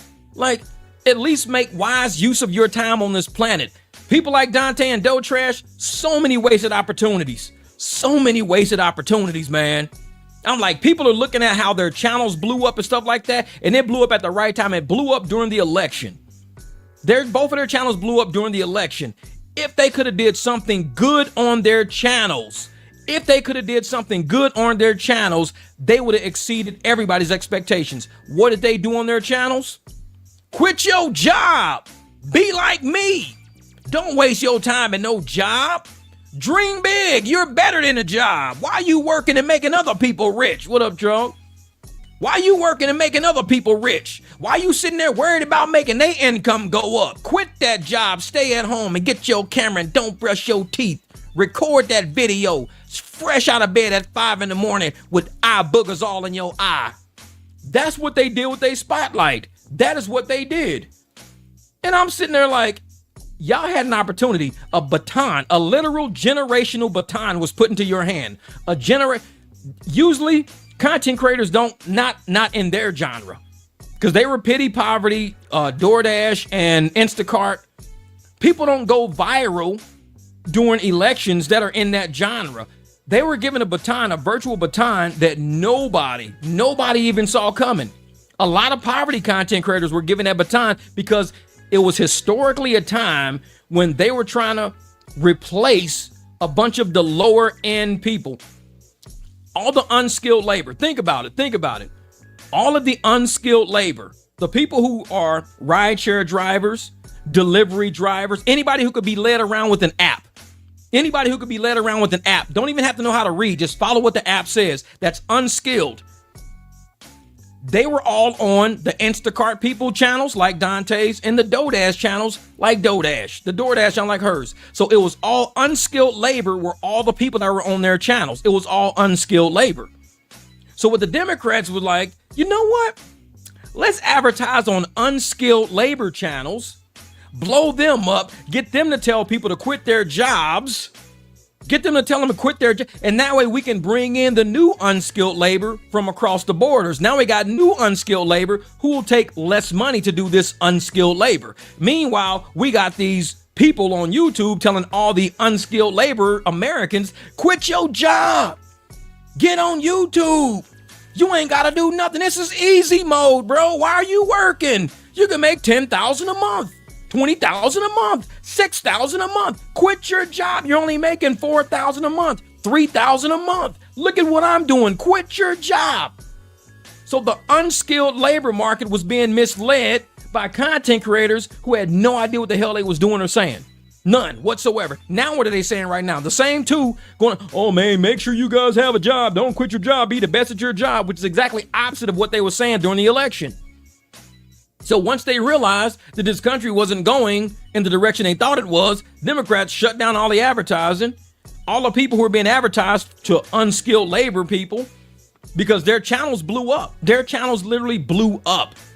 And when they blew up, they not only had unskilled labor on their channels, but now they had other people on their channels who didn't want to work. Quit your job. Quit your job? Let me see. Let me go look at this quit your job shit. It wasn't like improve your stance at your job, improve your position, move up in your company. It wasn't content like that. This was all quit your job shit. Quit your job. So everybody was on these channels quitting their job. Oh yeah, I want to quit my job too. How much you make on YouTube? That's inspiring. That's motivational. I'm going to go into work tomorrow and tell them I'm done. If I can make this on YouTube, yeah, get you a camera. I got a camera. Oh yeah, hold it in your face. See, that's what it is. There's something over here doing that. See, it's something over there. The camera's trying to find out what's over there. So it's like, yeah, just put a camera in your face. And even Dontay, he had a video going viral. This is how you record with a camera. You hold it like this. You just move it like this. You stand in front of it like this. Dontay had a video like that. It ended up with like 300,000 or 500,000 views, 700,000. I don't know. But that video went viral because it was telling people to quit YouTube and quit their job, get on YouTube and film with their phone. That's basically what he went viral on. It wasn't about working and bettering your life. It wasn't about going out, getting a job, being more important in your community. He went viral on a video telling a bunch of people in the unskilled labor market, the people who were lazy and wanting to quit, the easy mode, the people who wanted, oh yeah, dude, just quit your job. Go get your camera. Start a YouTube channel. Do like me. Copy my content. Copy my titles. Copy my name. Do whatever it takes. Just quit your job. Don't waste your time. You're going to make other people rich. That was their content. That's all they talked about. Now, once the money dried up, where they at? Looking for donations from people that got jobs. Looking for handouts from people that got jobs. They doing everything they can do to tell anybody out there with a dime in their pocket, make sure you hit my cash out. Make sure you hit my Venmo. You know, I need a little help. I ain't got no brakes on my car. My car might get repossessed unless you hit my cash app. After telling all them people to quit their jobs so their job wasn't worth shit, now they saying, give me some money from your job. If you went to work today, I hope you went to work today, because do some extra overtime. And with your extra overtime, can you give me a little bit of that? Because I'm motivating and I'm inspiring you to go to work. But you was motivating and inspiring people to quit their job just last year. So how do you go from motivating and inspiring people to quit their job to this year motivating and inspiring people to work overtime? Go work that overtime so you can help support my channel. Work that overtime. Send me a couple of bucks. That's it. $3, $4. That's all I'm asking. $3, $4. If everybody sent me $1, I got 85,000 subscribers. Everybody send me $1. I'll be doing okay. Please, everybody send me $1. But you was just telling people to quit their jobs last year. That's the shit that kills me. Like, people forgot. We don't forget. What we need to start doing is putting hashtag Dontay London, hashtag never forget. Hashtag DoorDash, hashtag never forget. Because I didn't forget. I did not forget. I knew who those people were. I knew who they were. What's up, T. Smith? Hello, I'm finally caught alive. Love your channel. Keep speaking. You're helping some of the young adults out here. Oh, I'm trying, T. I'm trying. Because I really believe that most of us, we were raised by our communities. We come from the 80s and the 90s. We were raised by our community. And we listened to our elders. We didn't have cell phones. We didn't have internet to run to. So when we had issues, your aunt coming over here to talk to you. You know, your uncle coming over to talk to you. Your grandma gonna come over here and talk to you. It wasn't no, hey, send your grandma a text. It wasn't no shit like that. No, she was coming over here to talk to you. And my Aunt Mary, everybody in St. Louis knows, I threw a big ass house party one time at my mom's house. My mom wasn't at home. I threw the biggest party. I had Kirkwood, I had Rock Hill, I had Webster Groves. We had everybody at the house. Big ass 2-story house on the corner of Ennis, because we lived at 805 Ennis, right on the corner, big ass white house. Man, I threw the biggest goddamn party. We kicked the Charles Bates, man. Randy, we had everybody there. Tim Cutts, my cousin, man. We had everybody. Man, Larry Halsey. We had everybody there. It was like easily 100 people in my house. Easily. We had the whole front yard. Randy, he had the Monte Carlo. He had the black Monte Carlo. It was an old school black Monte Carlo, like from the 80s. He had that shit parked in my front yard. Man, we had it was like 100 kids there. We all partied our ass off. No police came. No police came. That's how it was back in the day. We partied like that. Police didn't even come. Police like, man, fuck them kids. We was partying like, man, we was outside, inside. No fights. Randy did have a gun, though. I remember Randy did have a gun. And everybody was like, man, put that shit up, man. Take that damn gun back to the car. He had a little gun all taped up and shit. We was like, man, get that shit out of here. But the next day, all I remember was waking up the next day. Everybody in St. Louis know this shit's funny as hell. My man, William Lee, he was there. We woke up the next day. All I could hear was a lady in the house screaming, wake y'all ass up. I'm like, who the hell? That ain't my mama. Wake y'all ass up. Get your ass. Wake y'all ass up. I mean, I had people sleeping in floors, on couches, laying on bed. Man, it was so many kids knocked out over there. That was my Aunt Mary. That was my mom's sister. She heard there was a big ass party at her house. Somebody calls it. It's a big ass party at your sister's house. You better go see what's up. Man, I woke up. I'm sitting in the floor. I was dating this girl named Susie at the time. No, it wasn't Susie. Who was that? I can't remember her name. It was Susie, I think. Man, we was in the living room floor. Woke up, sat up. She was like, what in the hell is going, man? She had our ass sitting in a big ass circle in the middle, and we had a big living room. My aunt had us sitting in a big ass circle. It was like probably 20 of us, 20 kids sitting in a big ass circle in the living room. And we was like, I think I was fresh out of 1 year in college. I think I was my first year of college. We sitting in the living room. My Aunt Mary standing in the middle. I know your mama, I know your daddy, I know your grandma. I mean, she was going off. Y'all finna clean up my sister's house. Y'all finna this. Man, she had 25 housekeepers that day. We was quiet as hell with trash bags and rags, wiping shit down. We had a bunch of dish rags. We was wiping shit down, cleaning walls, vacuuming, cleaning that. We had all the dishes done. I mean, man. And my Aunt Mary just sitting in the living room. That's how we were back then. There was no back talking. There was no, I ain't doing shit. I don't live here. See, that's the new kids will say that. I ain't doing shit. This ain't my house. See, we understood authority. We respected that. When my aunt walked in, my Aunt Mary, and she told everybody, people who didn't even know, who the hell is that? Oh, that's my Aunt Mary, goddammit. That's my aunt. They shut up quick, because we respected our elders. Oh, that's his aunt. Shut it down. Having your Aunt Mary there is worse than having the police. We would have rather had the police come. If the police was there, we would have probably talked shit to the police. Man, get off my property, bro. Your Aunt Mary's there? That's worse than having the police. So we sitting there like, man, that whole house was sparkling, spick and span clean. My mom got back home about 2 days later. She was like, I heard what happened. I'm like, I'm pretty sure you did. She was like, I'm glad my house is clean. The front yard was raked. We had because Randy drove his car in the front yard, so we had to rake all the leaves in like a nice pile and shit. We had all the leaves raked from the big trees in the front yard. Man, my mama's house looked like a damn castle. It like when she came back, it was like a castle. That's how we were back in the 80s, 70s and 80s. That's how we were. We respected our elders. Now, they calling us old heads, laughing at us because they don't listen to us. We're the elders now. We remember how it felt to be raised back then. These kids nowadays, I don't feel sorry for none of them. None of them. They talking back to teachers, trying to fight teachers, listening to adults. I don't care what you say. You ain't my dad. You don't know me, old man. You don't know shit about me, old man. But the moment they need something worked on, the first thing they do is call an old man. The moment they need a job, first person they call old man. The moment they need a loan, first person they call is an old man. So I'm like, see, y'all ass want to sit there and disrespect all these old people. But you got to realize life is grand. Life is vast. You're disrespecting of old people. The moment shit happens to you, old people ain't even having it. They ain't even hearing. They don't even care. There's going to be old people sitting on that jury of 12 looking at you going, you did what? You did what? Wait a minute, how old are you? 22 and you did what? Oh, your life is over, son. You got 30 years. You get out, you'll be an old head when you get out. You're going to be 52 when you walk. You fucked up, son. We don't care. We don't care because we have tried to include the younger generations into the advancement of society. We have tried.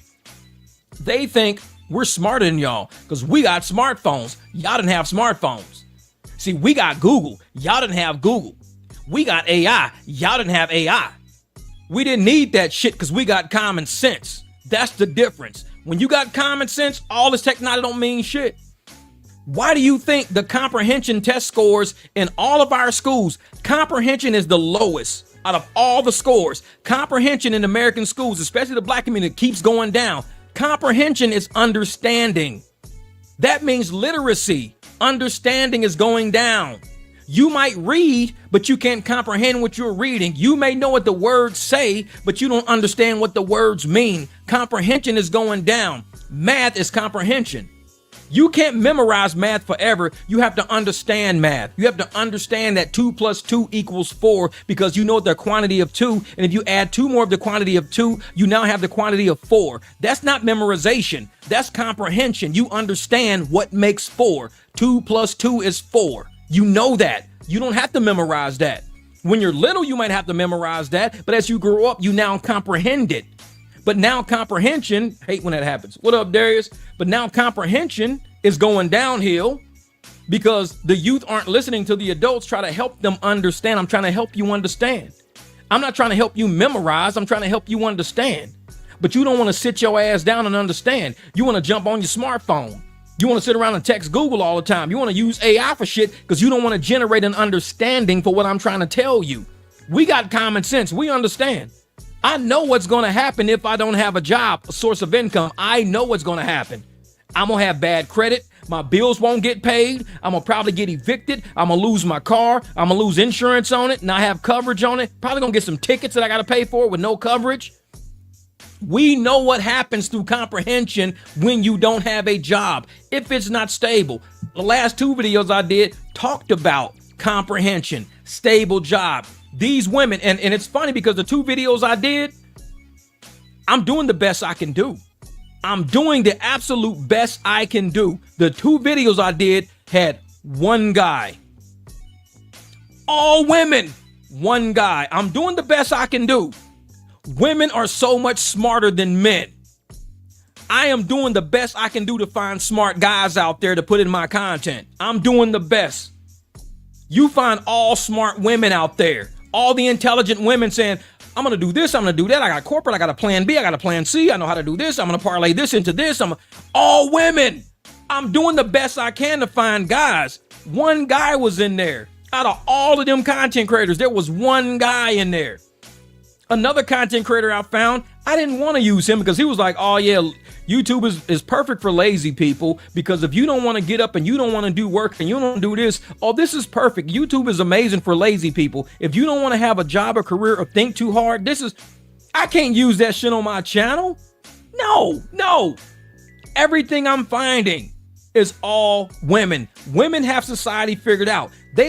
I don't know why more women, well, I believe more women are probably head of household right now because men can't be head of household with the way they think right now. Men are falling off. A lot of us old school men, we taking care of business. Old school men is running the shit. Old school men got it going. And I'm sitting there looking at these younger guys. I'm like, you guys are idiots. Y'all are friggin' idiots.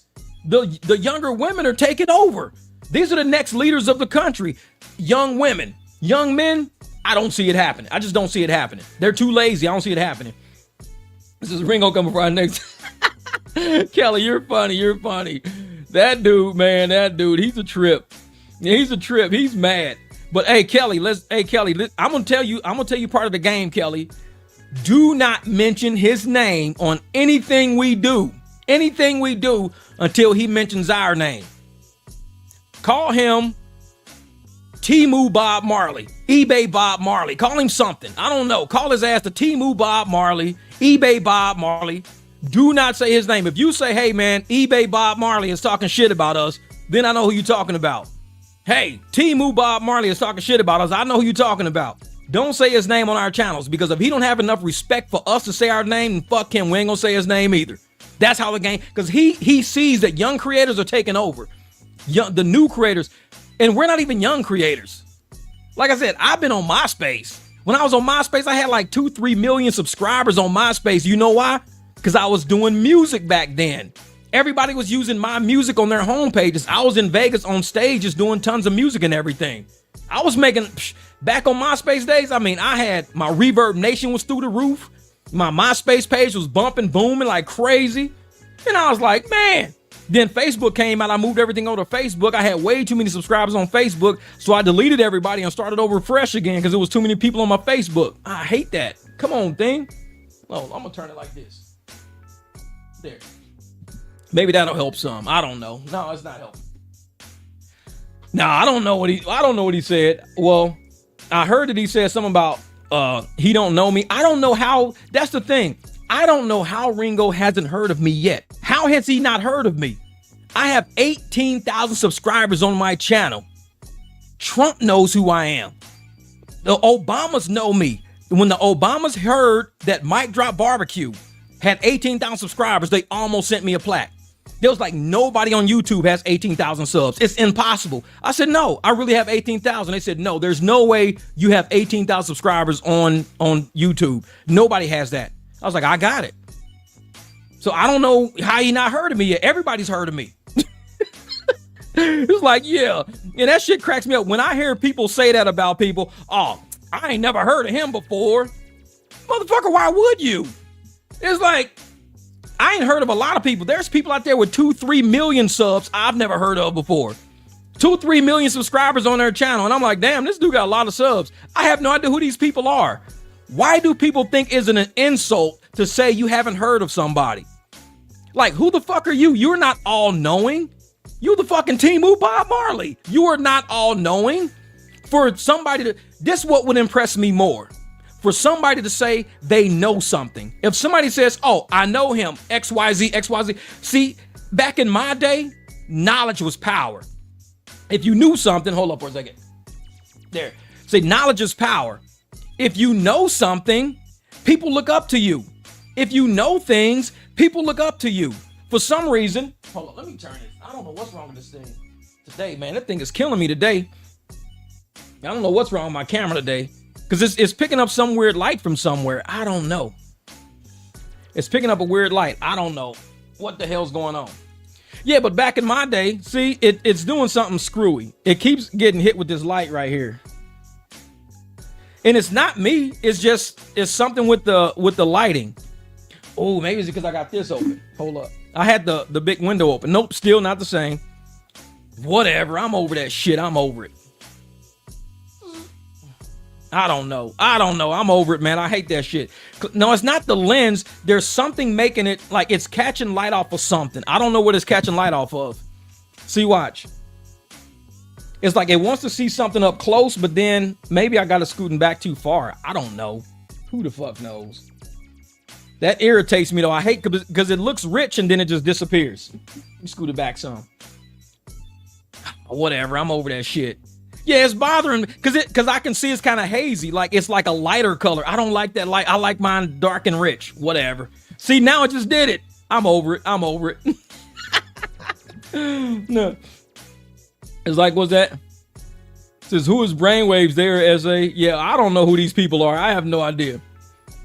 But see, yeah, it looks like a flash. Exactly, it looks like something's flashing on me. Oh, whatever. I'm over it now. I'm over it. Shit. Let's do like this. Let's see if that works. Nope. Whatever. I could care less. But no. But this is hey, that actually worked. Whatever it was. It's probably that big light right there. No, but this is what's funny. Back in my day, we took value in people who actually knew shit. So it impresses me when people know things. It doesn't impress me when someone's, oh, I ain't never heard of him. I don't know who that is. Motherfucker, because you're an idiot. Nobody expects you to know much. See, me, I know everything. I know everybody.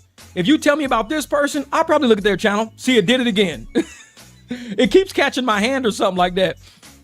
But if I say I know somebody or this and that, sorry, I made it worse.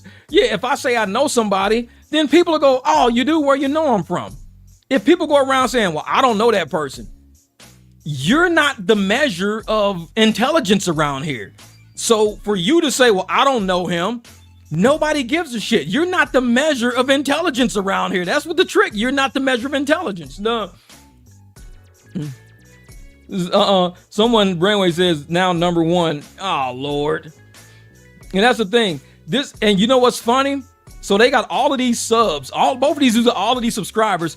YouTube doesn't pay you based on subscribers. Anybody on YouTube knows that. YouTube doesn't pay you based on subscribers. YouTube only pays you based on views. That's it. They only pay you based on views. When you're chasing subscribers, that's vanity. Anybody who brags about how many subscribers they got, that's vanity. Oh, look at all my subscribers. I got this and all. That's vanity. It doesn't make a difference how many subs in anything. And I'm going to tell you about Temu fucking Bob Marley. Temu Bob Marley. I think he's buying subs. And I'm going to tell you why. Because somebody just did an analysis on Benny Johnson. Benny Johnson is huge. Benny Johnson is big. That's somebody I watch. Benny Johnson.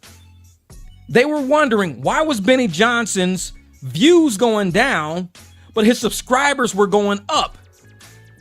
They were like, we think Benny Johnson's doing something tricky. His views are going down, but his subs are going up. If you look at Temu Bob Marley, look on Social Blade, the same shit. His views are going down, but he's added 4,000 subs. How is that relationship inverse? How do you add 4,000 subs, but your views are going down and down and down? That's when you buying subs, because you know your current subs ain't watching your shit, because he just did a video cussing out his subs saying, y'all not watching my shit. I'm tired of y'all. Y'all not watching my videos. Go look at his channel. He's the one talking about his subs not watching his shit. But you just gained 4,000 subs, but your views are tanking on buying subs. It's an inverse correlation.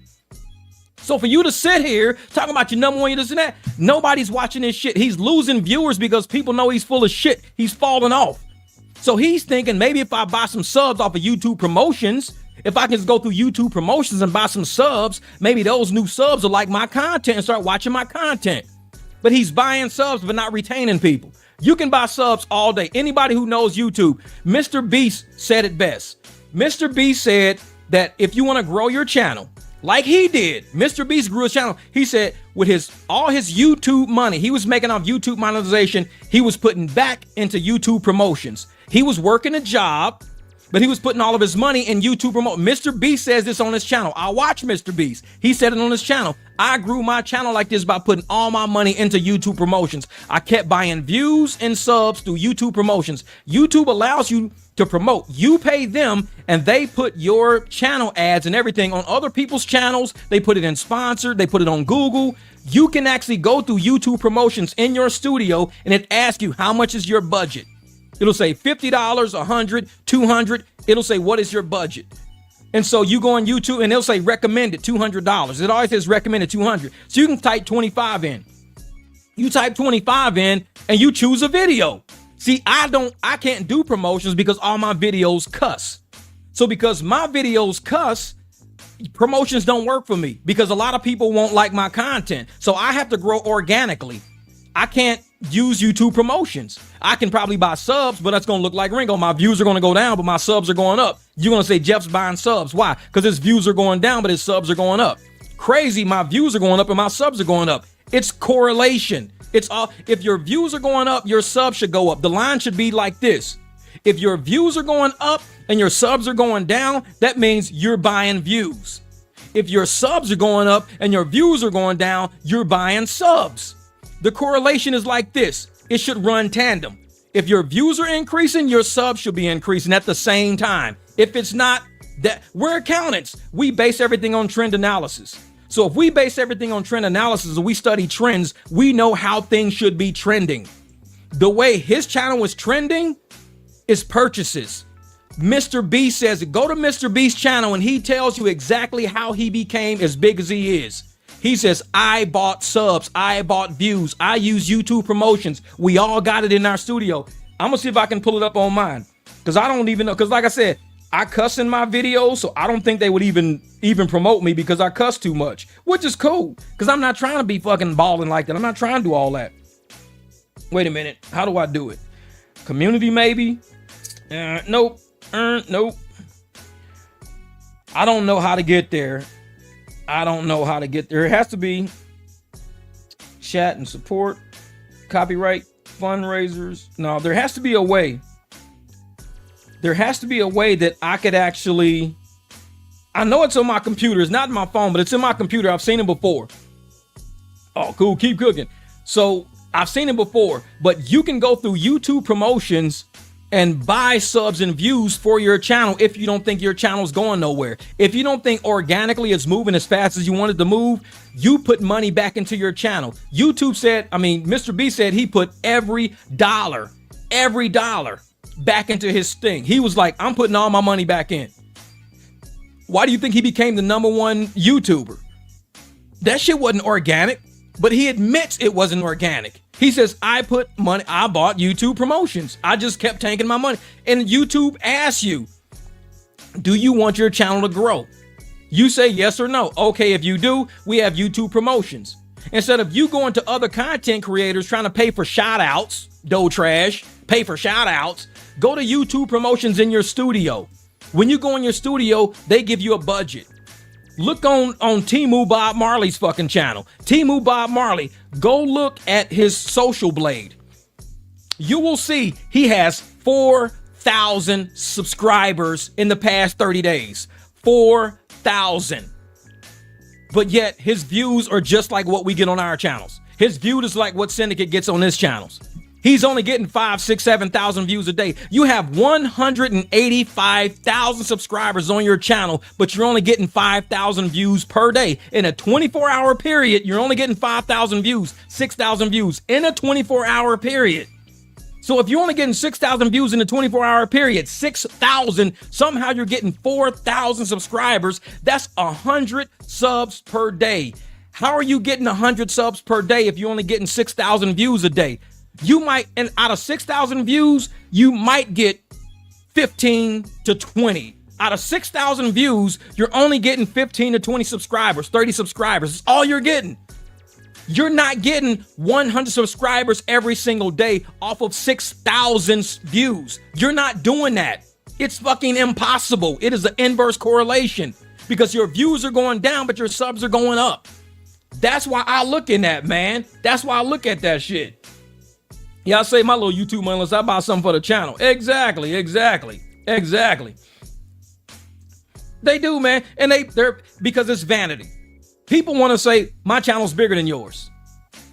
I'm a per capita person. If you're an accountant, you know what per capita means. Per capita is all about profit margins. It's all about efficiency. I would rather have 10,000 subs getting 10,000 views a day versus having 200,000 subs getting 10,000 views a day. Because if I got 200,000 subs and I'm getting 10,000 views a day, my channel's trash. But if I'm at 10,000 subs and I'm getting 10,000 views a day, that's pretty efficient right there. That's a good per capita. That's pretty good. Oh yeah.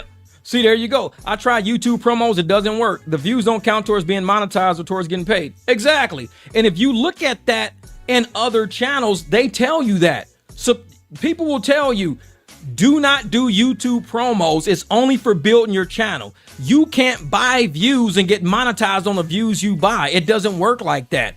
Otherwise, everybody would be doing it. You're only growing your channel for your organic videos that don't have promos on it.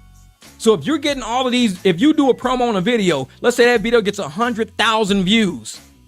You don't get paid for that. That was a promo. You paid for those views. Now, if you use a third party that YouTube don't know about and YouTube finds out, they'll demonetize you. You can't use outside influencers like that. You can't go out and use a small, channel, a generator, and generate all of these fake subs on your channel, generate all these fake views on your channel, and get paid from YouTube because YouTube said this is fake.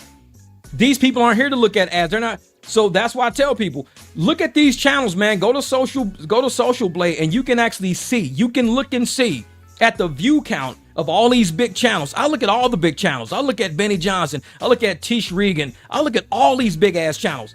People like Temu Bob Marley, I don't fucking look at his channel. I looked at it today to see what he was doing, and that's how I found out. That's how I found. I said, this dude is buying subs. He got 4,000 subs in the past 30 days, but nobody's watching his shit. Come on now. 4,000 subs. Come on now. You can't. No, man, that shit's crazy. It's crazy. But yet, oh yeah, I'm the #1 channel. I'm the OG. I'm this, I'm that. I'm this. You little, you small. I'm gonna stay little. I'm gonna stay small. I'm under the radar. Big creators shouldn't even mention my name. Because when you mention my name, my channel's gonna get bigger. Maybe I don't want to be big like that. Maybe I love my big views with low subs. I love that shit. A lot of haters on my channel. They don't sub me, but they view me. And we get paid off of views. We don't get paid off of subs. Give a fuck less about the subs. The views are what matters.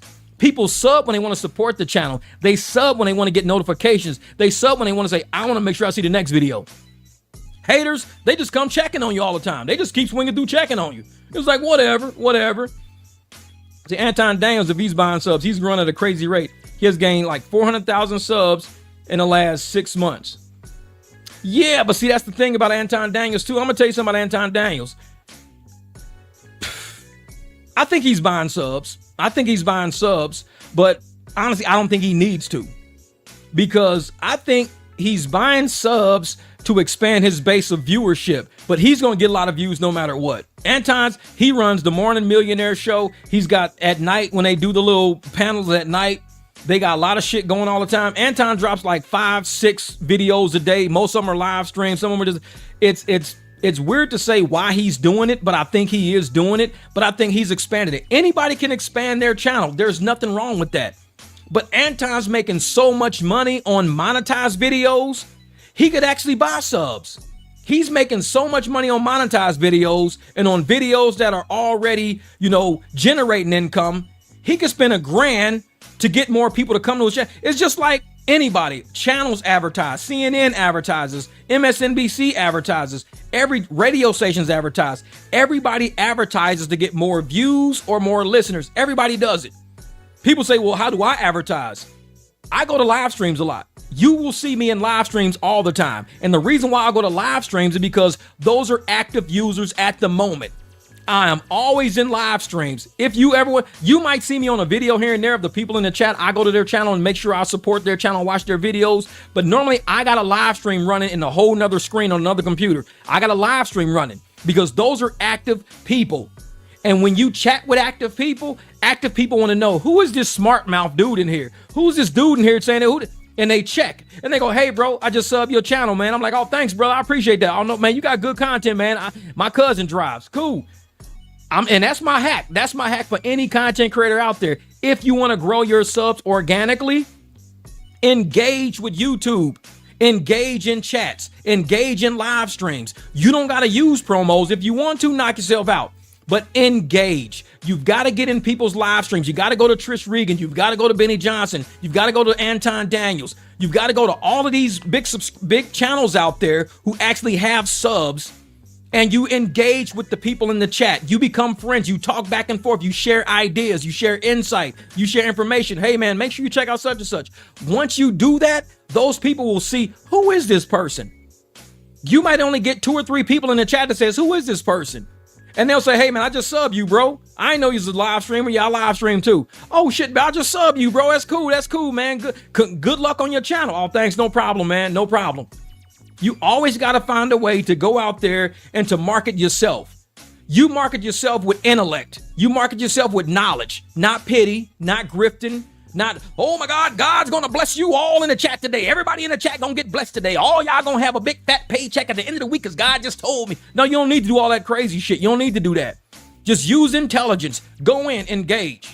And that's how I fucked up on Temu Bob Marley's channel. See, Temu Bob Marley, this dude got people running his channel. He's got all of these moderators on his channel. See, Temu Bob Marley is a narcissist. That's his problem.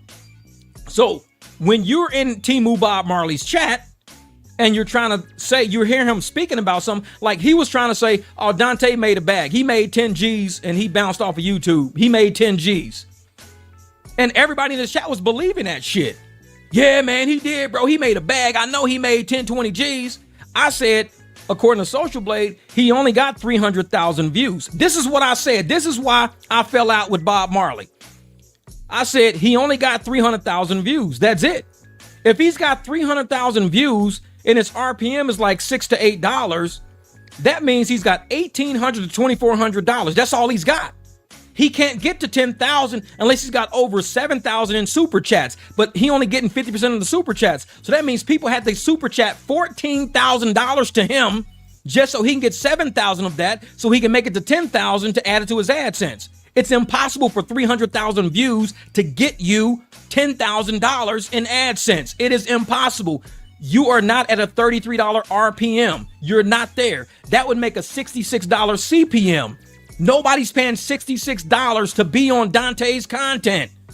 Advertisers pay CPM. They are not paying $66 to be on Dontay's content, so Dontay gets $33 per thousand. He's only getting $6 per thousand, $8 per thousand, $10 per thousand based on length. He's not getting 33 because nobody's paying 66. Understand how CPM and RPM works. I'm trying to tell these motherfuckers in this chat, and they told me to shut up. They said they're going to time me out. Let Ringo say what he want to say. Let Bob Marley say what he want to say. If he want to say 10,000, he can say 10,000. I'm like, yeah, he can say 10,000. That's cool. He can say 10,000. I say, but I'm just telling y'all, he only got 300,000 views. I think he got 1,800 to 2,400. That's all he got. Well, you don't got to see that. You do that, man. All right, I'll see you, Heidi. And I'm like, I was just saying, I was like, listen, if I'm doing basic math, telling you basic math based on a calculation of 300,000 times an average RPM of $6 to $8, even if you said 10, it's only $3,000. But it ain't no $10,000. Quit lying to these people on your fucking live stream, bro. Quit lying to these people. And he said, oh yeah, he made a bag. He made 10 racks. I know he made 10 racks. I know he made 10 G's. That's why he ain't on YouTube. He made them 10 G's. I'm like, no. Y'all don't know basic math, man. And that's why comprehension. Math is comprehension. When you got people who lack comprehension, they lack mathematical skills, this is the kind of shit they make in their content. They saying fantastic shit. He was saying some fantastic numbers. Oh, 10 G's. He this and he that and he that. I'm like, bro, y'all, you just trying to say shit to get the shock value. Oh, Dontay made 10 G's, bro. Timu Bob Marley said it. Timu Bob Marley just said he made 10 G's because Timu Bob Marley don't know how to do math. He has no comprehension. CPM is not $66 per video, $33 to the channel. No, you can't do that. His videos are not even that. He got 10-minute videos, 20-minute videos, 30-minute videos. He's got tons of 18-minute videos. He is not running $33 CPM on an 18-minute video. It's impossible. You can't even fit that many ads in there. So for him to sit up there and say that shit to all them people on his channel, and I just said, like I said, I was in the chat. I wasn't even talking to him. I was just in the chat. The chat got mad at me. This is how indoctrinated and idiotic these people are. The chat got mad at me. He never said shit. He didn't even see what I was saying.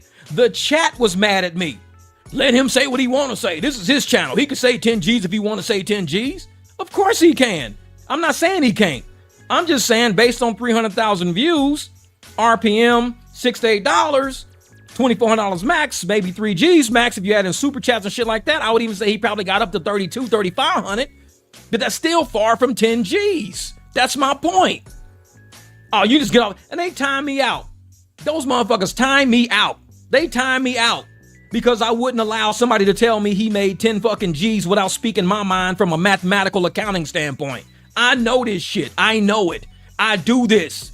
This is what my career was in for 20 years. Numbers, comprehension, understanding math. This raggedy head motherfucker, nah, he ain't even at that point. He's sitting there telling all these people, oh yeah, he made 10 racks. He made that bag and bounced. Dude has no idea what the fuck he talking about, and that's why his channel's falling off. Everybody just tired of hearing this shit all the time. Everybody just tired of hearing him. They're like, bro, you saying fantastic shit just to get views now. Now we know you full of shit. And then when common sense is speaking in this chat, common sense speaks, what happens? Time him out. He's too smart for us. Time him out. We need low IQ in this room. Low IQ only. No high IQ people in here. Low IQ only. So hit motherfucker was like, okay, low IQ only. Cool. I'm out. So I left the fucking channel. I haven't been back to that channel since. And now I hear, like I said, he's trying to make videos with me. OB the Don. The only reason why I don't say his name, if somebody wants to type it in the chat, knock yourself out. I don't say his name because he don't have enough respect to say mine. He was on Kelly's channel reading one of Kelly's comments, and I made a comment under Kelly, so he talked shit about me without saying my name. If you're gonna be straight up, be a fucking man. Be a man. Don't be no little bitch about it. Be a man. If you're gonna say some shit about somebody, anybody can see it on Kelly's channel. We know it. But he like, I don't want to give dude no free publicity. Then you shouldn't have said shit in the first place. Take your raggedy head ass on somewhere. You shouldn't have said shit in the first place because everybody knew who you was talking about. Because it was me that made the comment. And now he want to talk shit about me. Oh yeah, he's small. He's little. I never heard of him before. Motherfucker, there's 8 billion people on earth. How many of them have heard of me? 99.9% haven't heard of me. I guarantee it. You're in that 99.9. I can give 2 fucks about who heard of me or not. But see, to him, it's a vanity thing. People know me. People understand. They know my channel. They know me. They know my name. I'm in these YouTube streets. I'm the OG. Who gives a shit? You think you're gonna go up to motherfucking grocery store and shit? Guess who I am? They're gonna say, you are the motherfucker that's about to pay for all these groceries. Who do you think you are? Like, we don't know who you are. You in a grocery store right now. Well, I got 185,000 subscribers. I'm the OG. Do we need to call security on your motherfucking ass or you gonna pay for this shit? We don't care who you are. See, real life exists outside. All this shit these motherfuckers on YouTube, that's the shit they own. See, we St. Louis, we Memphis, we Vegas, we Arizona, we get down, we have fun, we laugh, we joke. We use our platforms just to share information, just to have a good time. But when you see people taking this shit a little too serious, like the 2 I was talking about earlier with the mental problems, they taking this shit a little too serious and it's getting to their fucking heads. I just did 2 videos, dropped them, and what did these girls were saying on the videos? They were saying it was getting too overwhelming. They had to back off of full-time content. It gets too overwhelming. It is too much. They'd rather go back to a job where it's less stressful. They can leave at 5 and turn that shit off at 5. When you got full-time content like these people, they can't take it. They can't take it. Just 2 days ago, he was sitting in the backyard yelling at his own subscribers.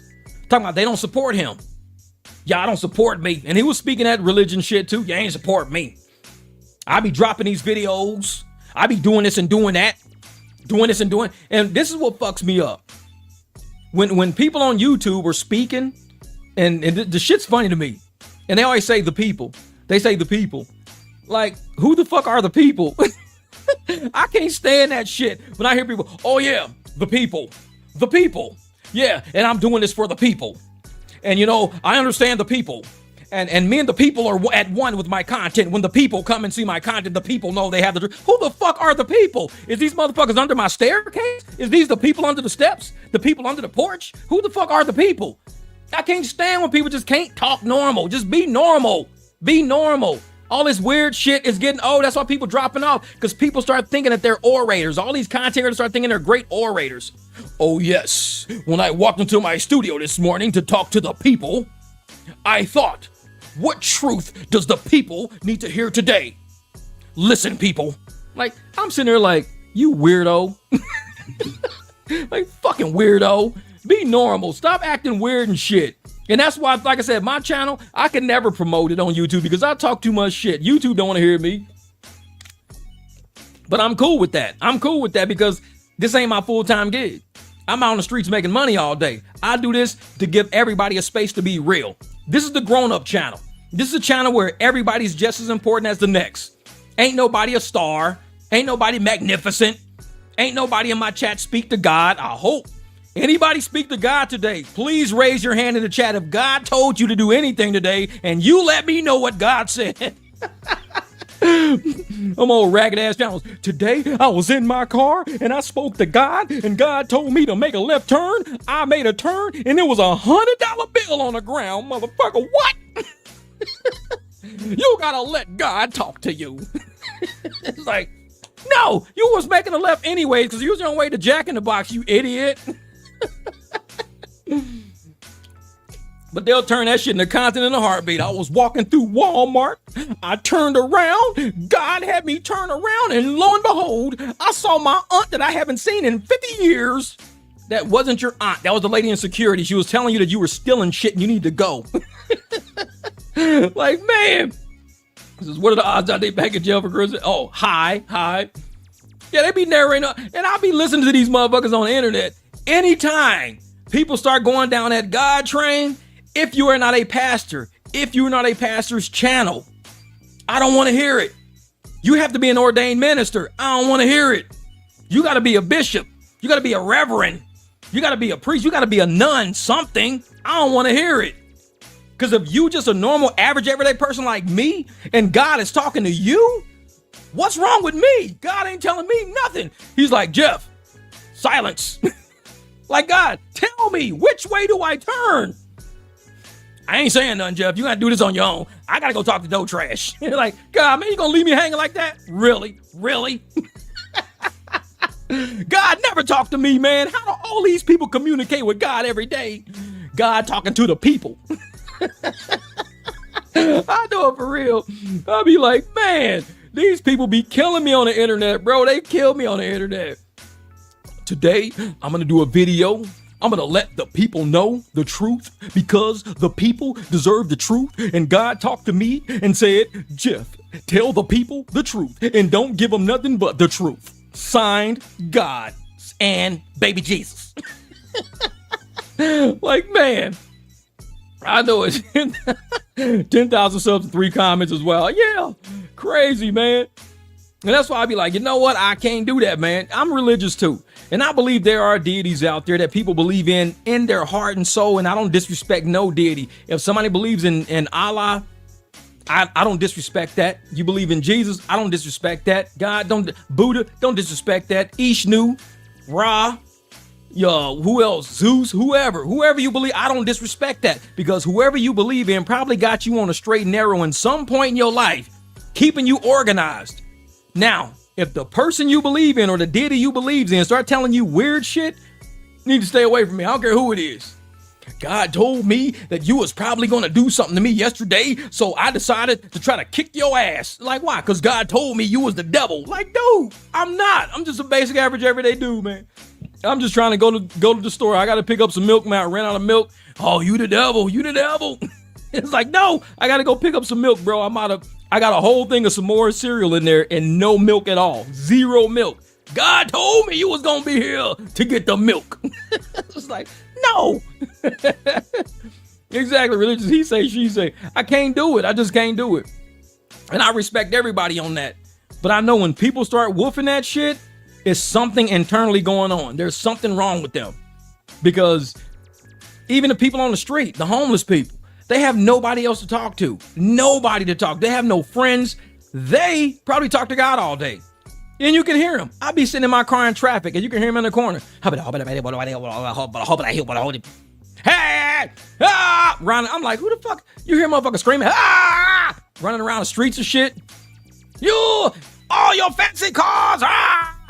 God's gonna be blasphemy. Blasphemy. That car's blasphemy on God. That car, I'm like, God said your car is vanity. You're gonna go in hell and burn with that car. It's too nice. This is way too nice. I'm like, okay.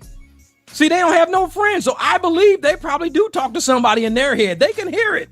It's like, but if you were an average everyday person with a camera and a microphone and subscribers and you hearing the same shit that dude's hearing, I don't want to fuck with you, man. I just don't. I don't want to fuck with you. He was like, man, mother, oh yeah. God told me before I made this video that haters was going to come around for the people. Now, God said, Jeff, the people need somebody who can fight off the haters, the devils, and all them. And I said, God, listen, I'm sitting there like, I don't think you really talk to God. I think you're trying to get more views. It's like God said, if you want to get more views, use me. Let me use you, use me. When I use you using me and you using me, use you gonna use all the people. All the people gonna be used. We using just the energy of the people. Okay, cool. You want more views? Just say that, motherfucker. Say more views. And I'll tell you about YouTube promotions. It's like, God don't need YouTube promotions. Just trust in God. Like, okay. All right, I get it. But see, and that's the thing, man. It's like, I just don't mess with them kind of people, man. I just don't. Because there's something a little off with them. And I grew up, like I said, in the church, man. I sang in the choir. I went to Dayton, Ohio, singing in choirs and everything. I'm used to being around people who are really, truly, genuinely religious, and they believe in their soul that they are good people who are doing something good on this planet for the earth. They believe that. My aunt's one of them. My uncle's one of them.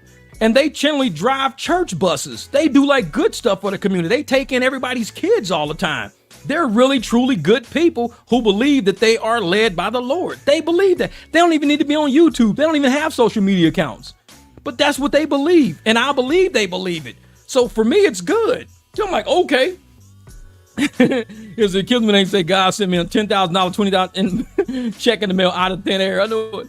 God got a money printing machine in heaven. He will print out a check with your name on it spelled wrong. Like, how did God get my name wrong? You name me, God. My name does not have E-R-Y. It's R-E-Y. Damn. God spelled my name wrong on the check. Now I can't even cash it at the bank. I need new brakes. Can you please donate to my Cash App? Because God spelled my name wrong on this check he just sent me. It's like, man. And that's the thing, though. So when I see people who are using God as a weapon, it's a theory of God they're using. The theory of God they use as a weapon is what they use on YouTube. Y'all, and that's dough trash. You can see her in the car. She be in the car. Y'all, today, God told me that I don't have to worry about the haters because he got me covered in the blood of Jesus. He's got me covered in the blood of Jesus. Don't worry about it, y'all. My subs are going to go up. My views going to go back up. I'm going to get some more AdSense money because I'm covered in the blood of Jesus. Don't worry about none of them haters. We ain't going to talk about them haters. I'd be like, this bitch is crazy. The blood of Jesus, is that on my app? Let me go look. Oh, shit, I got a blood of Jesus on my app. Cover me. You hit a cover me button. Cover me. I'm covered in the blood of Jesus. I just needed to hit that button. Now I'm going to start getting some views. It's like, man, I was wondering how all these people was getting views on YouTube. You ain't got the blood of Jesus app. You hit that button, cover yourself in the blood of Jesus. Boop. I'm like, I feel like I'm covered. Man, what up, Michelle? I know it. I'll be like, man, I'm like, who says this kind of stuff? I'm like, this is nuts in here. And I be watching these people, man. I be watching them. The people will send you Cash Apps. The people gonna send you Cash Apps. The people gonna send you Venmos. And I think Dr. Umar says the people. I swear to God, don't Dr. Umar say the people too? Don't he say the people? I think it's Bob Marley, Timu Bob Marley says it. Doe Trash says it. Dr. Umar says it. They all say the people. They all say the people. Listen to their shit. Next time they talk, guarantee they say the people. I don't say the people. I just say, man, people be tripping. They be like, the people. I'm like, who are the people? Point these motherfuckers out. I need to know who these people are. That's the people. See them walking across the street. Hey, the people. Motherfucker take off running. Shit, it's Dr. Umar again. Motherfucker scared as hell. Like, why you running? Motherfucker keep calling me the people, bro. I have no idea who the fuck he talking to. Motherfucker call me the people one more time. I'm out. I'd be like, who are they talking about? Who are the people? I know it. I swear to God, man, if I hear one more of these goddamn content creators say the people, I swear I'm gonna make a shirt that says the people. That's it. I ain't gonna say shit else on that whole shirt. Just the people. I'm gonna make that shit too. I'm gonna make a shirt that says the people. Sign the barbecue. Fuck it. The people. Like, man, who are you? I'm the people, motherfucker. Like, who are you? Shit. Say, motherfucker said, hey, I like that shirt. What's that mean? Hey, I'm the people. Every time you hear one of these these motherfucking content creators talk about the people, it's me. I'm the people. I heard Dr. Umar talking about you yesterday. You're the people. I'm the people. I be sending the Cash Apps. I'm the people. I want to hear the truth. The people want to hear the truth. I'm the people. Tell me the truth, bitch. I'm the people. The people deserve the truth. The people deserve the truth. The people deserve a school. We're going to give the people a school. We're going to give the people the truth. We're going to give the people the videos that they like. I'm the people. It's like, how many people he talking about? Just one. I'm the people. You wear a shirt that says the people on it. You are now the people. Motherfucker, who's the people? I'm the people. Like, man. Nuh-uh. They just said Dr. Umar had a breakdown. Man. I'm telling y'all, man, mental health is real out there in the field, man. That shit's real in the field. When people, like I said, people will tell you who they are if you just listen. Dontay, his last few videos when he was talking about 3 months ago, quitting because he couldn't figure out the content. Doe Trash, mad about the content. Dr. Umar, mad about the school. Timu Bob Marley, he's mad about his views and about his channel, and nobody's giving him respect or whatever the hell he's looking for. I have no idea what he's looking for. I gotta ask the people. The people! What the hell is Dr. with a fucking Ringo looking for? People! Talk to me, the people! The fuck does he want? FDMG is coming. FDMG is coming. FDMG is coming. What's FDMG? Fuck if I know. FDMG stand for fuck that motherfucking girl. What's FDMG? Fuck that motherfucking girl. I'm gonna give me a shirt that says FDMG. Oh, you know Dr. Umar? No, that's for fuck that motherfucking girl. That's that country girl Sarah. I don't like her, man. FDMG. I'm so fucking sick of Sarah. FDMG. What's that? Is that Dr. Umar's school? No, man. Fuck that motherfucking girl. I'm tired of Sarah. Me and her are falling out. She was supposed to bring me back some cherry pie. Fuck that motherfucking girl. Exactly. No, he has a whole sector of the people. I know he got a whole sector of the people. FDMG, baby. Ain't no fucking way. She ain't no fucking way I'm gonna be the people. I'm telling you, I'm gonna wear a shirt that says FDMG. And next time I get on a live stream, it was like FDMG. I'm like, oh man, you must have donated to Dr. Umar. How you get that shirt, bro? I need one of those. Oh man, fuck that motherfucking girl. Goddamn, Sarah's supposed to bring you by some apple pie. That bitch never stopped through.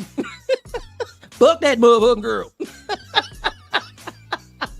They gonna say, bro, we thought that was for the school for little black kids, man. Shit. Fuck that motherfucking girl. And I'm gonna have the African colors right up under it. They gonna say, no, man, that's for Dr. Umar, bro. You ain't tricking the people. You not tricking the people. I'm gonna start saying the people. Y'all gonna fucking have me on the I'm gonna start saying the people and the shit. Hey, good morning. Welcome to the barbecue, the people. It's like, who are the people? I don't know, but they're around here somewhere. No. So Umar getting fired. Well done. This motherfucker. Dr. Umar with the people. FDMG, man. Fuck that motherfucking girl. He'll try to sue you. Oh, he'll like, I'm gonna sue you for them letters. $16.5 million. But cash at me $40. We'll settle for $40. Cash at me $40. FDMG. Cash at me $40. FDMG. Cash at me $40. FDMG. Fuck that motherfucking girl. He say shit 3 times all the time, man. I be like, and this is the thing. There's a disorder. Ooh, let me find a disorder. Let me see some speaking double words disorder. All right. It's a thing called speaking double words disorder, and it starts with a P. Yeah. Palalia. That's what it is. Palalia. Let me copy this for you. This right here. Bam. That word. I just put a word in the chat. That word right here. This word right here, palalia, is a mental disorder. It's where people keep repeating the same phrase. Dontay has it, I think, with that type shit. Doe Trash has it because she is always speaking the same phrases. She to me, her and Dr. Umar are the fucking same. They're the same. Go look at palalia. Copy that word and go look at it. It's a mental disorder where people keep, and I swear, Doe Trash she be in the car like, y'all don't understand how these haters feel? Y'all don't understand how these haters feel? See, people be coming to my channel, they be trying to hate on me, but I'm gonna get that money. I'm gonna get that money. I'm gonna help y'all out. Because y'all know I talked to God this morning. You know what he told me? He said, you gonna get them breaks today. I'm like, bitch, you keep saying the same sentence twice. You're like doubling the amount of time of this conversation. Say it once, end the conversation. She can turn a 10-minute conversation into 5 minutes if she only said the shit one time. You're double speaking. That whole video be like fucking 35 minutes long, but if you just said shit once, we'd have a 17-minute video. It's like, what are you doing? Stop saying the same shit twice. She like, y'all, I got in my car. I was going to work today on DoorDash. I got in my car and I was going to go to work today on DoorDash. But I decided I was going to make a video. And I sat in my car and I thought to think to God first. Sat in my car, thought, let me speak to God first. I'm like, you just said 6 minutes worth of shit that could have been said in 3 minutes. Cut it in half. It was like, God damn. And that's the thing, man. It's like people like that. I don't know, man. That's palalalia. That's that word, man. Palalalia. I'm gonna post it back in there again. Palalalia. God damn it. Yeah. And I'm sitting there like, why do these people speak in speech patterns where they double everything? It's a disorder. It's a mental disorder. They don't even realize they got it. When we say something's wrong with these people, y'all think we be fucking with them. The people say something's wrong with these people. The people say something's wrong with these people. And I'm going to tell you, Timu Bob Marley is next. Timu Bob Marley, he be saying double words too. I be catching his ass sometimes. He be like, I'm going to tell you guys, the people want the truth today. Let me tell you how the people want the truth today. I'm like, he's got Palalalia. I'm going to put that shit on my shirt. Palalalia, the people. FDMG. Fuck that motherfucking girl. They gonna be all content for me. I'm gonna get content just off of them. I'm not making no more content that's original. I'm just gonna fuck with them for eternity. My whole channel, I'm gonna change it to Mic Drop Barbecue Fuck Around. Cause we just fucking around. FDMG. Shit. They gonna say, Jeff, you don't make content about nothing else no more. You just keep fucking with these people all the time. Like, hey, this is the barbecue. FDMG. Shit, man. I know. This is the thing, man. She's hyping herself up. She's like, hit your hype button or spit it out. And see, this is the thing, Nicole. I found out there's too many people calling her hype. Now, if you look at manic depression, look at the disorder. Like I said, you already got palalalia. We got that down. Look at manic depression. You have a period of mania, then you got a period of depression. I guarantee if you look at mania and how people in mania, and look at some videos, type in like YouTube, Google up manic depression person going through mania. It's her. They be talking about God, Jesus, dancing, yelling, screaming, laughing at nothing. I'm telling you, motherfuckers sit there, they'll look dead at you in the face. They'll be like, guess what? Guess what? Guess what? Guess what? I'm going to the store. Like, what the fuck was that all about? I thought you was about to say something funny. You was laughing like a motherfucker. No, guess what? Guess what? I'm like, this motherfucker's tripping. That's what she be doing. I'm like, it's fucking mania. She laughs at nothing. It's not even funny. Because when she finally say what she's laughing at, it's not even funny. She be like, guess what? Guess what? Guess what? You motherfucker. I'm gonna do a new video. That shit wasn't funny. What are you tripping on? Exactly, Beavis and fucking Butthead. I be like, this bitch is tripping. Cause she be straight laughing. And then whenever she talks shit about Derek, that's when she really be going through it. She be like, yeah, and I know you want to talk shit about me so you get some views. You want to talk shit about me? I'm telling you, you get views off of me. Yeah, you be watching me get, yeah. Make your own videos. I be like, you was doing all that fucking laughing and giggling and shit to say make your own video? That shit ain't even funny. No, I'm like, this girl is fucking tripping. That's why I be like, you know what? Let me go watch Derek shit. Because Derek cuts all that out. He don't fuck around. He don't even show that shit. Derek be like, I'm writing to it. The bitch is crazy. She's trying to get your money. She's coming for the people. Stop with the animations. Bro, I'm telling you, that's how her video. If you seen her video, you be sitting there like, bro, this is crazy. This shit's nuts. I mean, I could actually meme that shit, and I can play that on my video in clips. I'd be like, motherfucker, be like, I'll play that shit kind of how I do my man Lorenzo shit. I'll put no trash in there. And Dontay be like, oh, you want to call your parents? I have a clip of her going, you don't even know. Call your parents. I be like, hey, Jeff, how'd you mix them fucking clips? That shit was crazy. Yeah, man, I be editing like a motherfucker for the people. Then have Dr. Umar on the back end going, FDMG. I'll edit all they motherfucking clips together. Make a whole video of just they shit edited together. They'll probably get me booted off of YouTube. They'll say, he edited all our clips together to make us look crazy. Can we like block him from YouTube? They be like, who you want to block? Oh shit, it's a crazy bitch on the phone at YouTube support. Who you want to block? Like, this bitch is crazy. She at YouTube support. See, I was dumpster diving. I love that shit. I was dumpster diving the other day in this mug. Bro, I was walking straight to the dumpster, and it had a little flat screen TV. The funny shit is the flat screen TV sitting next to the dumpster, man. I was dying laughing. I was like, this dude walked. He said, I was dumpster diving this month the other day. And I'm thinking, get that flat screen, motherfucker. You can fix that. It probably only needs a cord. Get the flat screen if you dumpster diving. Shit, bring it to me. Ship that shit to fucking Phoenix. Be like, I was dumpster diving the other day in this mug. Ship that flat screen to me, bro.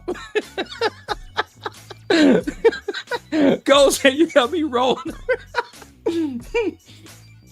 Hey, these fucking content creators, man. I can't fuck with them. I cannot fuck with these content creators. I'm full time on YouTube. What up, T? What's good? Hey, I cannot fuck with these content creators. I can't, man. Like, I watch they shit, and I gotta go watch something real. I'm like, let me go watch a riot. Let me go watch like ICE go arresting fucking people. I've watched enough Doe Trash and Timu fucking Bob Marley for the day. Let me go see ICE chase people through the fucking like the gutters or something. I don't know. Let me look at something real, because this shit's crazy. It's like, man. Like, Jeff, why are you binge watching ICE chase Mexican people around? Because I've been watching Doe Trash all day. Look, they're chasing ICE. These people, ICE gonna catch them. I love it. These motherfucking Mexicans be running, boy. They fast as a motherfucker. It's like, bro, stop watching Doe Trash. Now you watching Mexican people get chased. I know it. Like, man, if you're gonna do content, at least do a character. Man, I swear, the next time she's in her car talking, watch when she start laughing. Just for nothing. There's nothing even funny. And I'm sitting there like, I can't do it, man. I can't. And then she be going nuts. The other day she made a video. She was going nuts in the car. She was doing something. She was like jumped at the camera. She was like, yeah, and you don't want none of me. You don't want none of me because I got God on my side. I got God on my side. You don't want none of me because I got God, baby. I got God, baby. You don't want none of me. She was doing that shit like back and forth. And I'm thinking, there's probably people at the place, wherever she was, looking at her, and they was probably gonna call the police. Because back in the day, if I saw a motherfucker doing that, shit, you see somebody roll up in a white van, you see two motherfuckers get out with nurse outfits on, they have a white jacket with long ass fucking sleeves on that motherfucker, and they're like, hey, you wanna wear this coat for us for a couple hours? What's all them zippers for? Oh, just put the jacket on. Don't worry about it. We got you, lady. Don't you worry about it. Just, is you sure that jacket's my size? Oh, it's your size. It's your motherfucker. It's your size. Just, man, these sleeves is dragging on the ground. Slap that motherfucker around her ass real quick. We got your crazy ass, bitch. We knew it. You crazy, bitch. We caught another one, Hal. Caught her ass in the fucking parking lot of Target. She was yelling in the car like, God got me. God gonna get me. You want to wear this coat? Hey, I got a free coat. All you gotta do is put Louis Vuitton on that motherfucker. Ooh, they giving me a free Louis Vuitton coat. Told you God was gonna bring me what I wanted. I always wanted a Louis Vuitton jacket. Shit, they walked up to my car and gave it to me. Damn it. Caught me again. Bitch, caught me again. They're gonna keep putting her ass in straight jackets every time they catch her ass. The funny house is full of Jesuses, I'm telling you. Every time her ass is out in public, man, we're gonna send up that motherfucking white van. We're gonna send a white van up, and we're gonna put Prada on one side, Louis Vuitton on the other side. She can say, ooh, they finna bring me another jacket. Every time I get these free Prada jackets, she forgot. We finna lock you up, bitch. She be forgetting because she be fucking around on YouTube too much. She be deleting videos. She forgot last video you got locked up. You delete that shit. She be like, I'm gonna end this live stream so I can go get this new Prada jacket. They said the Prada van just pulled up and they giving discounts.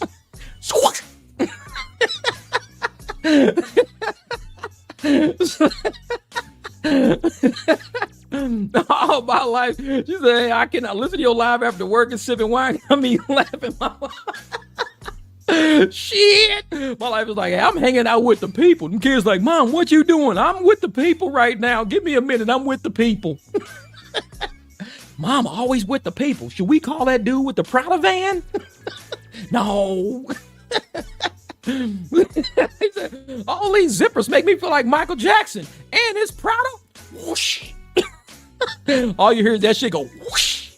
Caught the bitch. Got her again. She keeps falling for it. You know she gonna be on YouTube next day. Y'all don't understand. You can say as soon as they hear that repeat, they be like, go get her. They be like, hey man, we can hear her. We tracking her motherfucking phone. We know she gonna be doing a video in the parking lot in a minute. Sitting in the car again. I need some brakes. I need brakes. God told me if I come in the parking lot and I just ask for it, all I gotta do is ask for it, and y'all gonna donate me. I need brakes. My brakes. This is what fucked me up about the brakes. This is what killed me. She said the brakes on a little Toyota, little baby ass Toyota, was $1,200. She said $1,200. Then she came back and put another comment, said $1,200 to $2,500. Wait a minute. On that little, my BMW brakes cost $30 for the pads. $30. I know because I buy them all the fucking time. $30 ceramic pads. So how did you go from $1,200 to $2,500? That's another $1,300 on top of $20, $30 pads. What fucks me up, if anybody told me, Jeff, I'm gonna do your brakes for you for $1,200. Then I call somebody else and they said, Jeff, I'm gonna do your brakes for $2,500. I would just go to the $1,200 people. I wouldn't say $1,200 to $2,500. $2,500 is out of the fucking question. There is no $2,500. Whoops, here we go. There is no $2,500. Because once you tell me $1,200 and that base price is $1,200, $1,200 is all I'm paying. If you tell me something, yeah, $1,200 to $10,000. I'm not gonna say my brakes cost me $1,200 up to $10,000. That shit's out of the question. If you tell me $1,200 is the least I can get, I'm gonna tell people my brakes is $1,200. Well, you didn't get any other estimates? I got other estimates, but they were more than $1,200. $1,200 is what I'm rolling with. So for her to come back and say $1,200 to $2,500, that lets me know she didn't need her brakes done. She probably gonna get her brakes done for $50. She wanted people to donate to her ass up to $2,500. That's what that was to me. You wanted donations all the way up to $2,500. Please, please. Says you have to watch Jeff indoors. People look at me like I was crazy listening. People looking over like, what the fuck? We got a Prada van coming around the corner on Main and 1st Street. Nicole started speeding like a motherfucker. I don't need no Prada jacket, bitch. I don't need one of those jackets. No, we giving Prada discounts today, motherfucker. Slow down. She's like, fuck that shit. I'm out of here. She stick shifting like motherfucker. Like, why you speeding, girl? I don't need no Prada jacket. I was laughing at Jeff. I swear to God. No, you wanted the people. We finna catch your ass. You wanted the people. I don't want no Prada jacket. I don't need no discount. Motherfucker driving like a motherfucker. I don't want a discount. Crying and shit in the car. Nicole, why are you crying? They trying to get me a Prada jacket. But they give them in that discounts. No. I was easing up, then ease up. I know it's like shit, be like fucking running. You running from their ass. But no, man, I'm telling you, it's like, with people like that, you can't mess with them. You cannot mess with them. We got all the people you want. Since we got all the people you want, just come with us. We got more of the people. You want to hang out with the people? I don't want to hang out with the people. The people want the truth. You're the truth. I'm not the truth. I'm Nicole. I'm out of here. No, the people want the truth. You're the truth. I'm Nicole. I'm not the people. Come on, Nicole. We're taking you to the people. To go running, jumping over bushes and shit. She's out of here. I do not want to hang with the people. Like, fuck that shit. I swear I hit one more of these content creators say to people. That shit gonna set me off. I'm gonna say, that's it. I'm joining a membership group called The People. Like, man, why? That's on fucking Ringo John. You'll see a whole membership group said The People.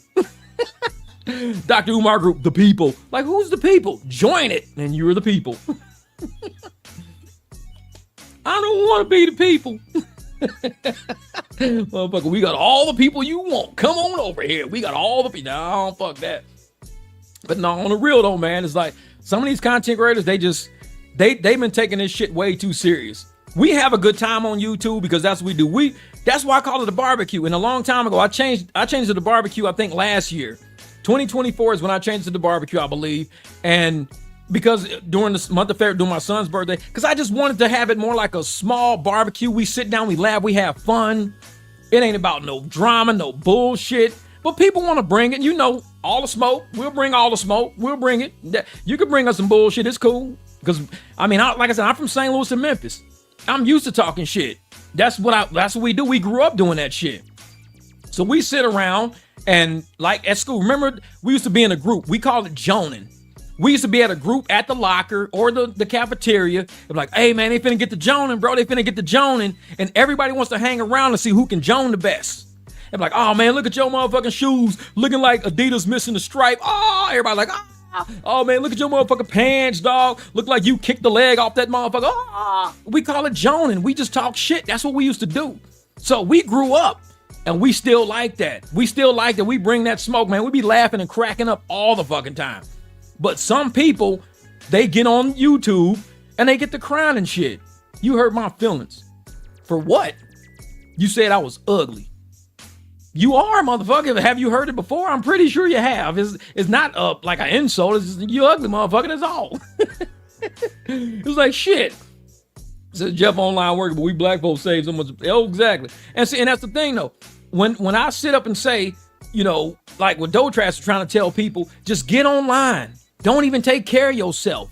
Look like shit when you get online. Have sleep in your eye. Don't brush your teeth. Got spit coming out the side of your mouth. I'm like, that's some ugly shit right there. I'm like, no, don't do that. And these girls be mad. Why you talk about her hair nappy? Because it's nappy. I'm like, I'm not going to bullshit and say, you know what? I saw that hairstyle in the magazine. No, you just woke the fuck up and rolled over. Your hair ain't even combed. I've never seen that shit in the magazine. And I will tell you, I have never seen nappy hair like that in the fucking magazine. Stop doing that.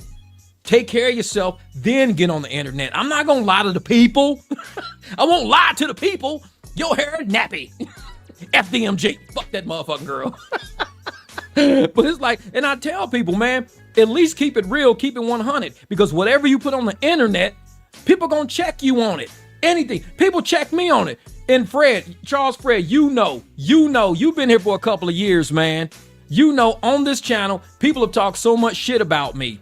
So much about, Jeff, you cuss too much. You ain't professional. We don't know how you're not a professional person because you cuss too much. You ain't professional. Dude, we're Uber drivers. We picking up people from the fucking laundromat. How professional is that? We're just Uber drivers. Well, you're cussing. I'm like, bro, I'm just driving drunk people around. That's all I'm doing. They cuss at me. I cuss back. We laughing and joking and having fun, cracking up. That's not professional.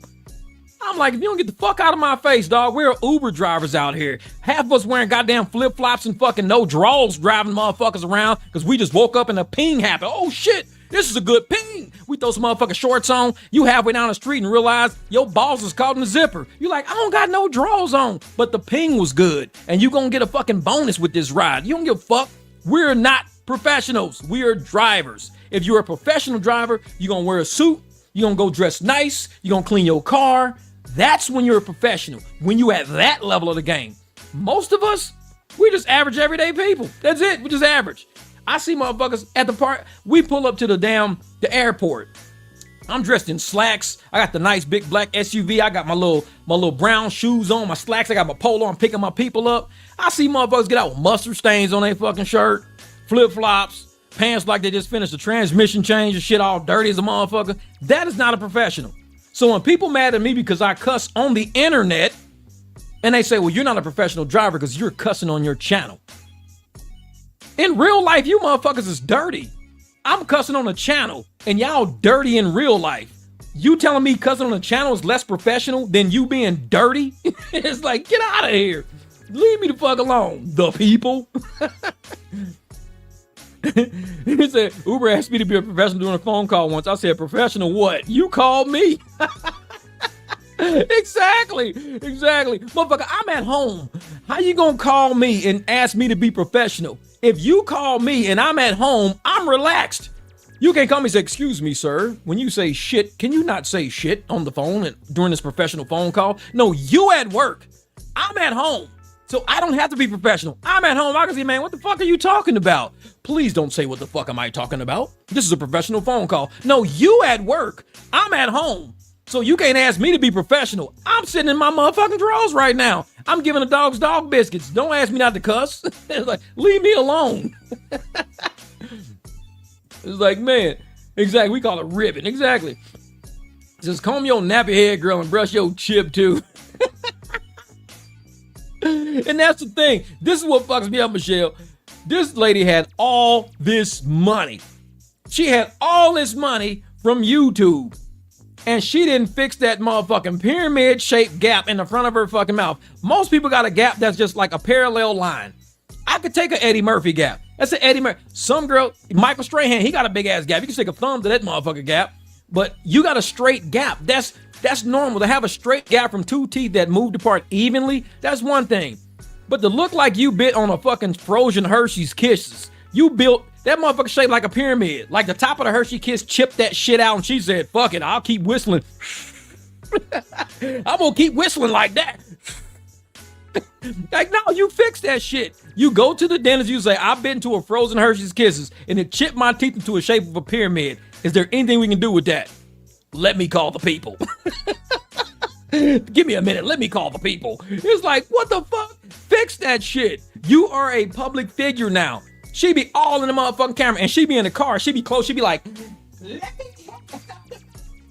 motherfucker, if you don't get your chipped ass teeth out the fucking camera, I'll be scratching my screen. I'll be like, is that my goddamn phone cracked? No, that's her fucking teeth. I was like, I thought I had a phone scratcher. I thought I dropped my phone. Like, damn, her teeth look crooked as a motherfucker. I was like, oh no, that's her teeth. It's not my phone. I was finna take my phone back. Verizon be like, hey, I need a new phone. Because every time I'm watching this girl camera, watching this girl videos, it looks like her teeth is chipped. I think something's wrong with my phone. They're gonna say, pull that video up. Oh, that's one of the people. Man. Fuck that, man. She one of the people. I be like, if you don't get that motherfucking pyramid ass chip fixed, I'm like, man, I ain't never seen no motherfucking chip G like that. No, let's give it dope fiend. Dope fiend. I know it. I be like, who is doing this? I'm sitting there like, I don't know if this is all an act or what. Like, is she really trying to be a clown? Like, for me, if somebody gave me 20, 30, 40,000 bucks, you go to the dentist and you say, I'm going to give you 1,500 bucks. It's the little fucking pyramid right here. I just want you to close that motherfucker. That's it. Sphinx. We call it the Sphinx program, the Egyptian Sphinx program, where you just fill in the pyramid. Just fill the fucking pyramid. The King Tut. Let's call it the King Tut program. Fill in the fucking pyramid. I need the King Tut special. Fill in the pyramid.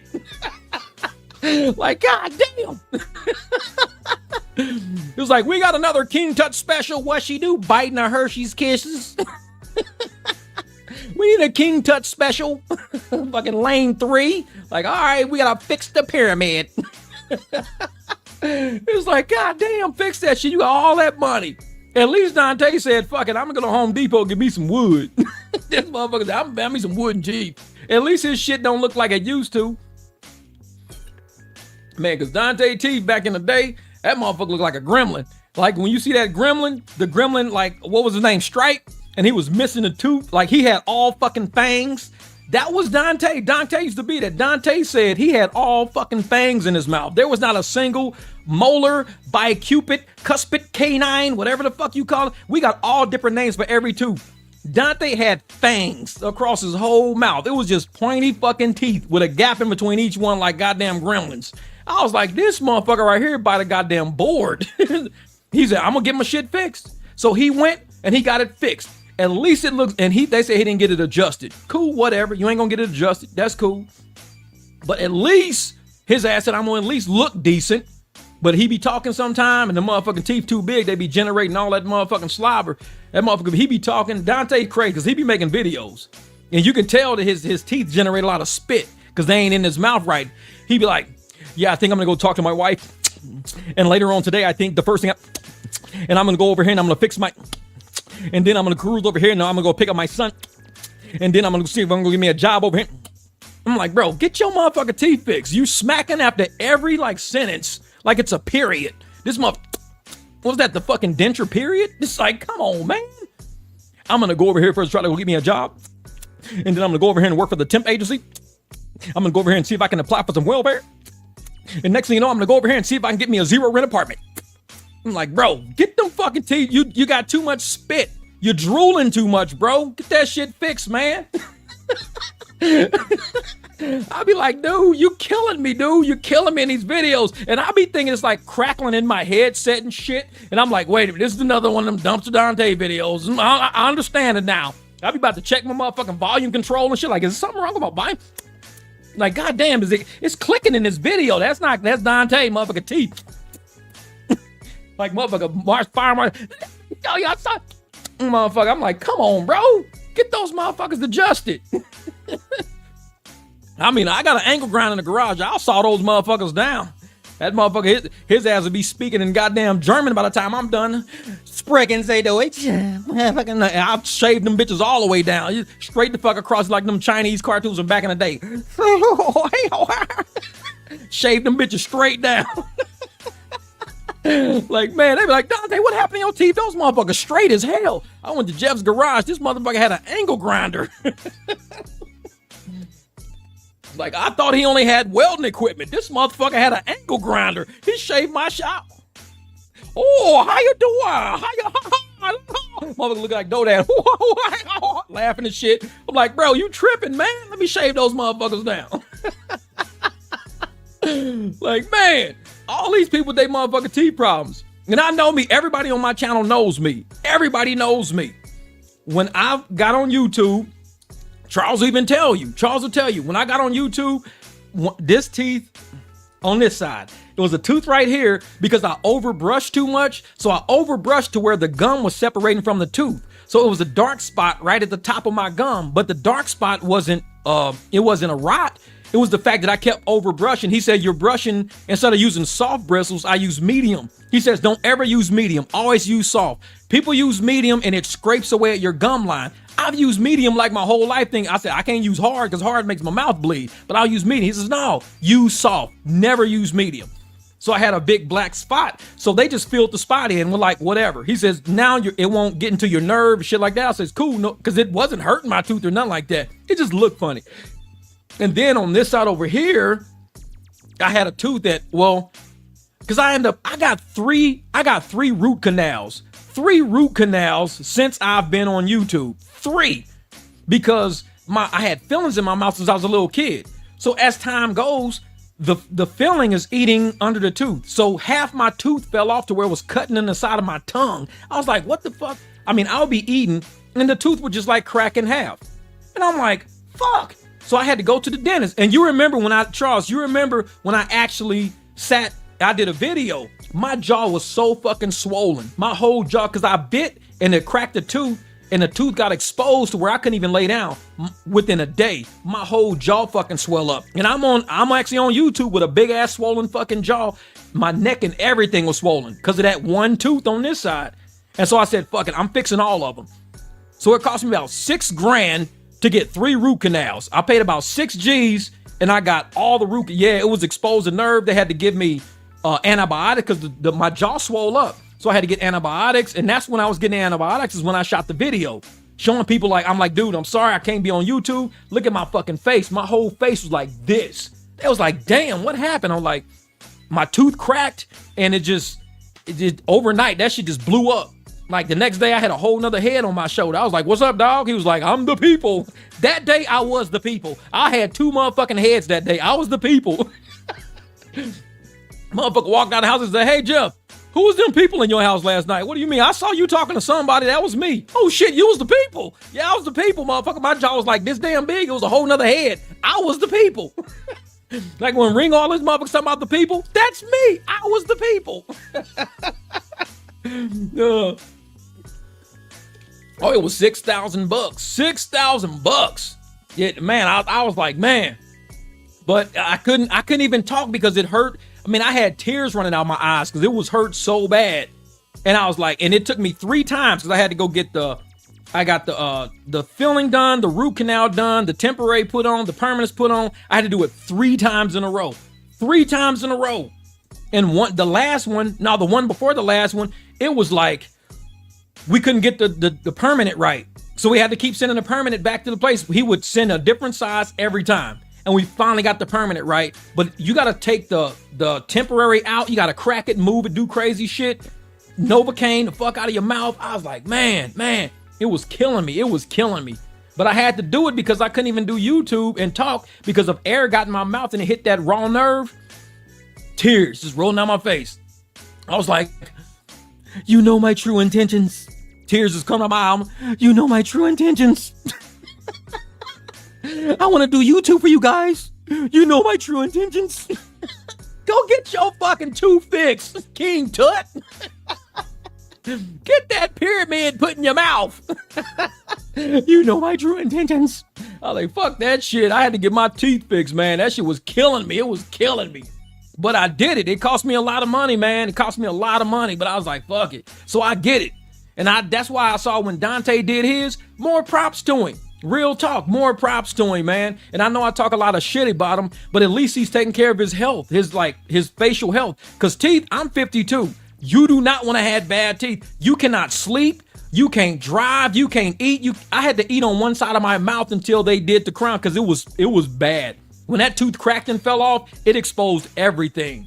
And I was like, this is not good. This is not good. I just knew it wasn't going to be good. So they had to give me all of those antibiotics till the swelling at least went down.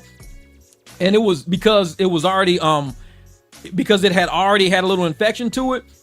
It almost couldn't stop bleeding. The lady she had a rag in there. They couldn't even work on my mouth till the blood at least kind of stopped a little bit. But it was all the infection stuff and the swelling was just bleeding. And they finally got to where it was cool. Then we got to work. So that dental appointment took forever because my face was swollen and shit like that. Oh yeah, it was expensive. So, for Dontay to be young to get that shit done and out of the way, that's what's up. More power to you, bro. More power to you, man. You got it out the way. You did it. You did it. So hopefully you take care of them chompers. That motherfucker like, ah! Dontay probably running around out chasing motherfuckers. Look at my new chompers. Ah! Motherfucker, don't bite me, man. Yeah, exactly. Like, fuck that shit. If I had some new front teeth, man, I'd be biting every fucking thing. Come here. I'm running around the restaurant. Motherfucker like, dude, that dude in the corner crazy, man. I was waiting on his table. He just tried to chase some people. I got some new choppers, bitch. I paid $22,000. I'm finna bite somebody. Let me bite a motherfucker. Put these motherfuckers to work. I can't be sitting around eating no motherfucking cotton candy and hamburgers. I'm gonna bite a bitch.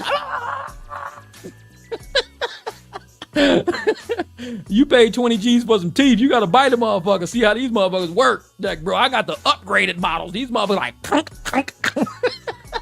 Yeah, smiling for no damn reason. I'm just walking up in the store. Like, what the fuck you smiling at? Good morning. Like, bro, we're not even open yet. Get away from the window. When are you opening? We're actually closed. It's Sunday, Martin Luther King Day. We're only here doing freight. Okay, I'll come back tomorrow. Bro paid 20 G's for the motherfuckers. You see them big ass teeth? Who was that? He's the people. Hey, are you going for the people today? Bro, it's Martin Luther King Day. It's a holiday. Okay. I can't wait to use these motherfuckers. I was gonna tell a whole sentence to your ass. I'm speaking in paragraphs now. I'm using these motherfuckers. It's like, man. It's like, bro, like, when you get new teeth like that, shit, everything's a conversation. It's like, sir, hey, Jeff, how's your day doing? Actually, my day's going amazing from the time I woke up until the time I got to right where I am, where you asked me how my day's going. Bro, I ain't asked all that. I got new teeth. Like, just say my day's going good. Got it. You get motherfucking $20,000 teeth, everything's a conversation. Fuck that shit. They gonna say, man, this dude, he make videos all day. I'm in my sleep talking. I'm like, guess what I'm doing right now? I'm taking a nap right in La La Land. You guys are gonna love it when I wake up tomorrow. Like, this motherfucker still talking in this sleep. I got $20,000 teeth. My shit's on autopilot. This motherfucker gonna be sleep making videos. I got new teeth. Don't fuck with me, goddamn. I'm gonna use these. I'm getting my money's worth. I'm getting my money for 20 G's. I'm gonna get my money's worth. Shit. You motherfuckers ain't gonna hear the end of it. He'll say, hey man, I had to unsub Jeff, man. That motherfucker, all his videos like 9 hours long. Guess what I did today? Click. We don't want to know. Don't even want to know. Heard about it yesterday, probably. I started with the people. What's up, Simply? No, we're just acting stupid. We acting stupid, man. Me just said, I still think they're dental the way he sucks his teeth. Yeah. I'm telling you, man, he just need them adjusted. I think that's what it is. They probably did something and he didn't finish the process because it's not normal. It's not normal. Man. Jeff, maybe I have a tooth fetish, but really, for some reason, I notice people's teeth type. I know it. But see, teeth are the first thing you see.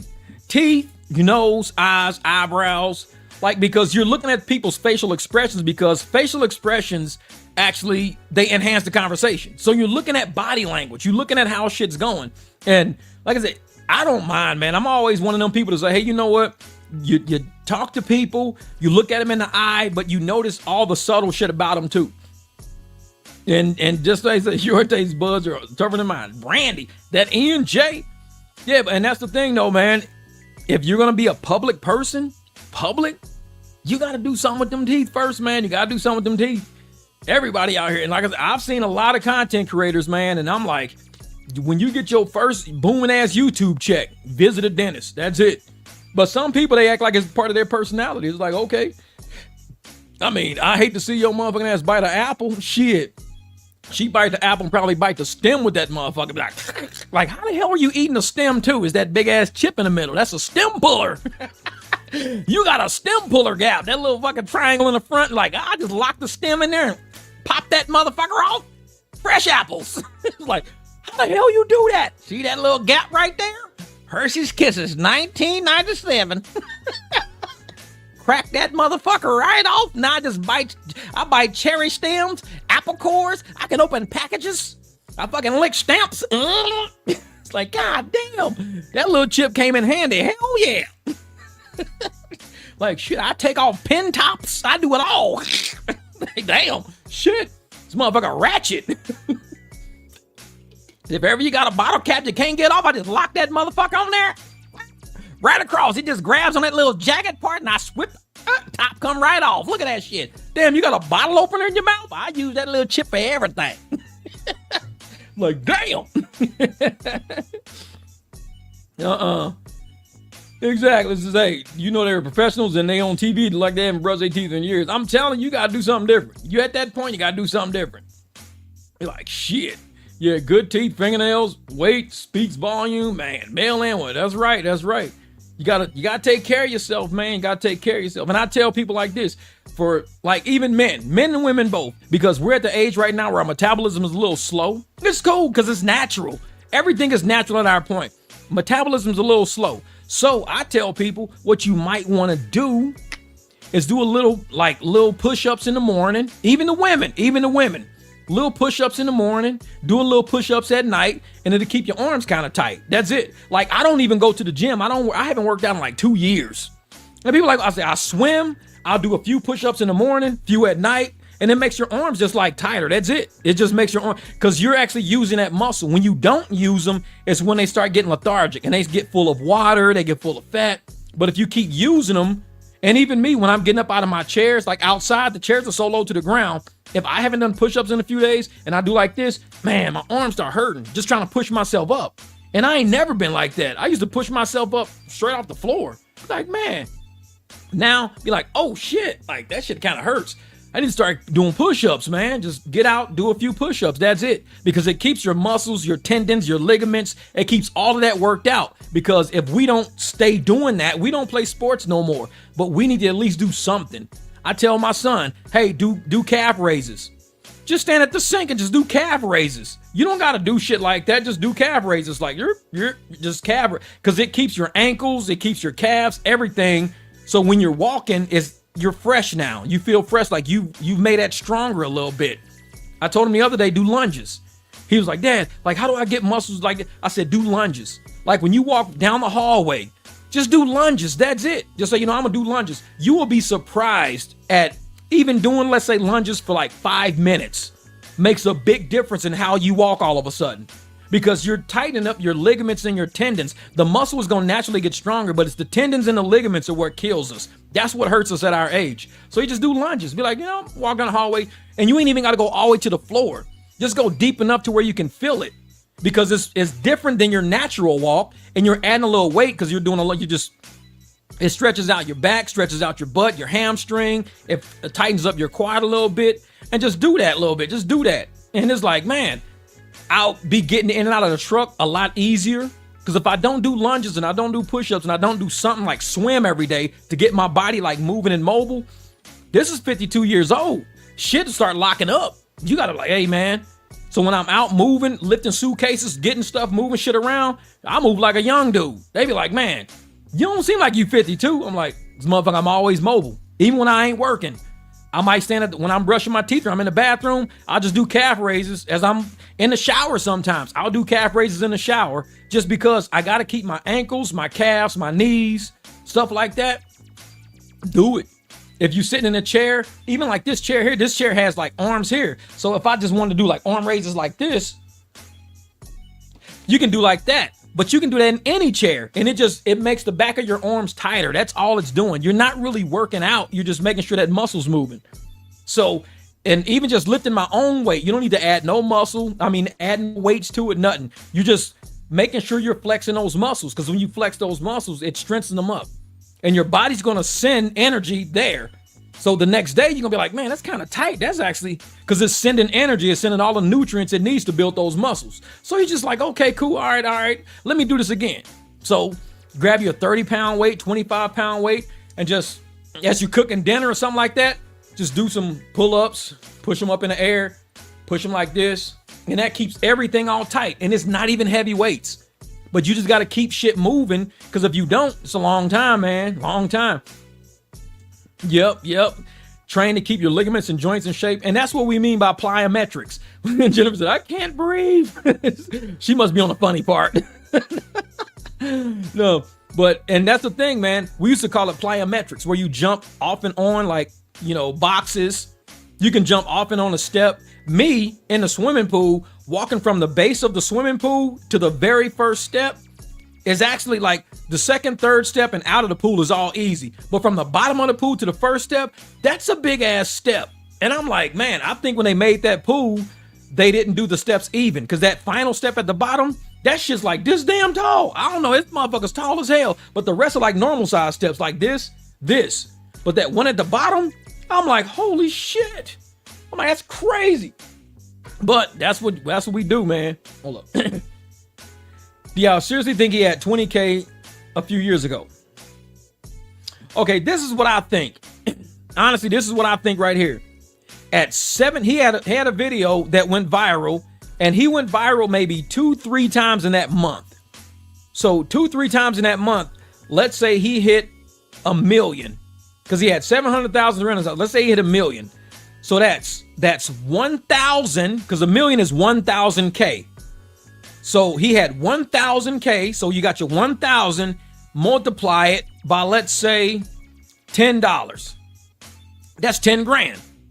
So now he's got 10 grand because he got 1,000. And then you start looking at all of his super chats, because he was getting super chats back then, everything too. So only AdSense probably paid him for that month, 10 grand, anywhere between 8 grand, 10 grand.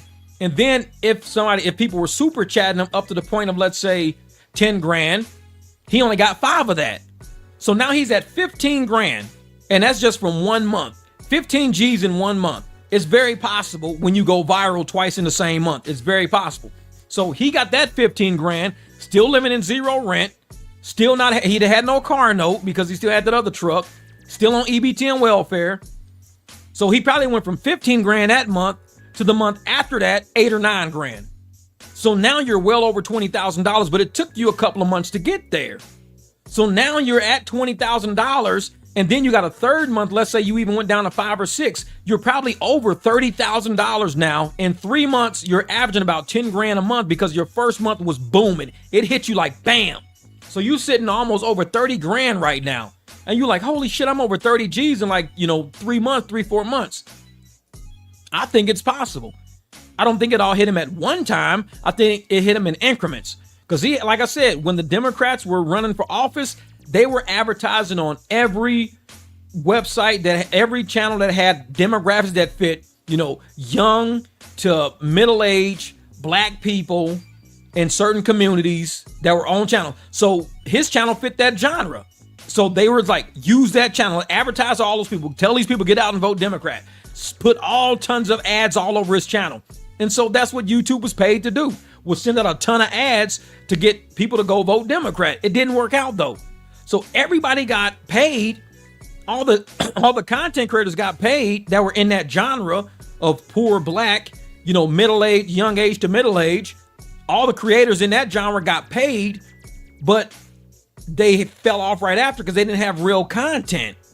And they don't know why they fell off. Why did we fall off? Why did my views stop? Why ain't nobody coming to my channel? Because YouTube was paid and funded to push and promote your channel. You never paid for YouTube promotions. Somebody else paid for them for you. Somebody else said, we want to advertise to this demographic. What channels host this demographic? Oh, we got tons of those. It's all the pity, the poverty, the vloggers, the this and that. That's what we want. They didn't come for the mechanics. I'm a mechanic. They're not going to advertise on a mechanic channel. Nobody. We're here to fix a car. We're not here to watch life and talk about life and what do we want out of life and how life can be. No, we're just working on the car. That's it. So most of the people who had actual functional channels, we didn't go viral because we weren't in that vlog and lifestyle, that lifestyle content. All the people in blogs, all the lifestyle, those were all the ads were going there. But it's ironic because all of us who actually have content, we still make money all the time. But the people who didn't have content, they don't make money right now. They're struggling right now. They're all getting evicted, going homeless. They bought cars they can't afford. They live in places they can't afford. They took trips they can't afford because they thought that money was just them making their break. Oh, I'm YouTube now. Whoa, 2-3 months of this? I'm YouTube now. Shit, I'm YouTube. This is tell that to Scotty Kilmer's Democrat ad. I don't know if he, well, see, the thing is, I got YouTube Premium, so I don't see commercials anyways because I pay the $15 a month. $15 a month is 50 cents per day for a 30-day month. 50 cents a day, and I don't have to watch commercials on nothing because I do a lot of YouTubing. If I'm doing a lot of YouTubing, I can't be skipping commercials all the fucking time. I just can't do it. So I pay the $15 a month. I just get the premium, and I just skip all the commercials. So that way, people don't get paid AdSense off of me, but they get a part of my YouTube Premium payment because I'm a YouTube Premium viewer and I don't watch commercials. But when you guys are watching my commercials, it actually helps my channel because YouTube gets the cut and I get a cut. So YouTube says the more people who watch your channel, we're going to radiate your channel to people because we see that people are interested in your content enough to actually stay through your video, through your commercial. If people were leaving, like if a commercial started and people left and never came back, they're thinking, well, the content sucked. We left. The content was sucking anyway, so we left. We ain't coming back. Some people, they come to the channel because they're looking for something to latch on. A lot of haters on our channels. Trust me, I've been doing this for a long time. A lot of haters in the shadows latch on to our channels because they're looking for something to either use or to say. Because they want to create content too off of other content creators. Like when people watch Dodash or when people watch Dontay, they're looking at channels to create content with what they hear or what they see on somebody's channel that people are talking about. And with Dontay's family making videos about me right now, I guarantee a lot of the people in my channel are coming from their channels because I'll see views sometimes like the first hour. Usually in the first hour of a video, I might get anywhere from between 200 and 500 views in the first hour. The likes are what makes the difference. Now, when I see if for every 10 views, if I can get 2 or 3 likes, out of every 10 views, if I get 2 or 3 likes, then I know people are liking it. There's been times when there's 30 views and there's 4 likes. That's it.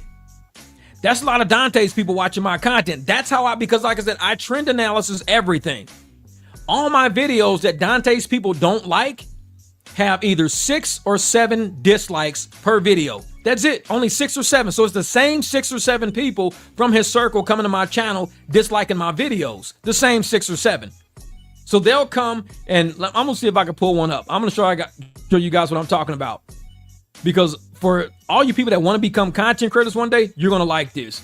Because this will tell you how, because I've been doing it for a long time. When I do rideshare content, I only get 1 or 2 dislikes on rideshare content. I get 1 or 2 dislikes. So it's the same people. It's just the same people doing it. So hold on for a second. Let me go in here real quick. Okay. Let me go over here. I'm going to share this with you guys. Share screen. Share. All right, here we go right here. Let me blow this up some. Wait, not that one. I'm going to go blow this one up some right here.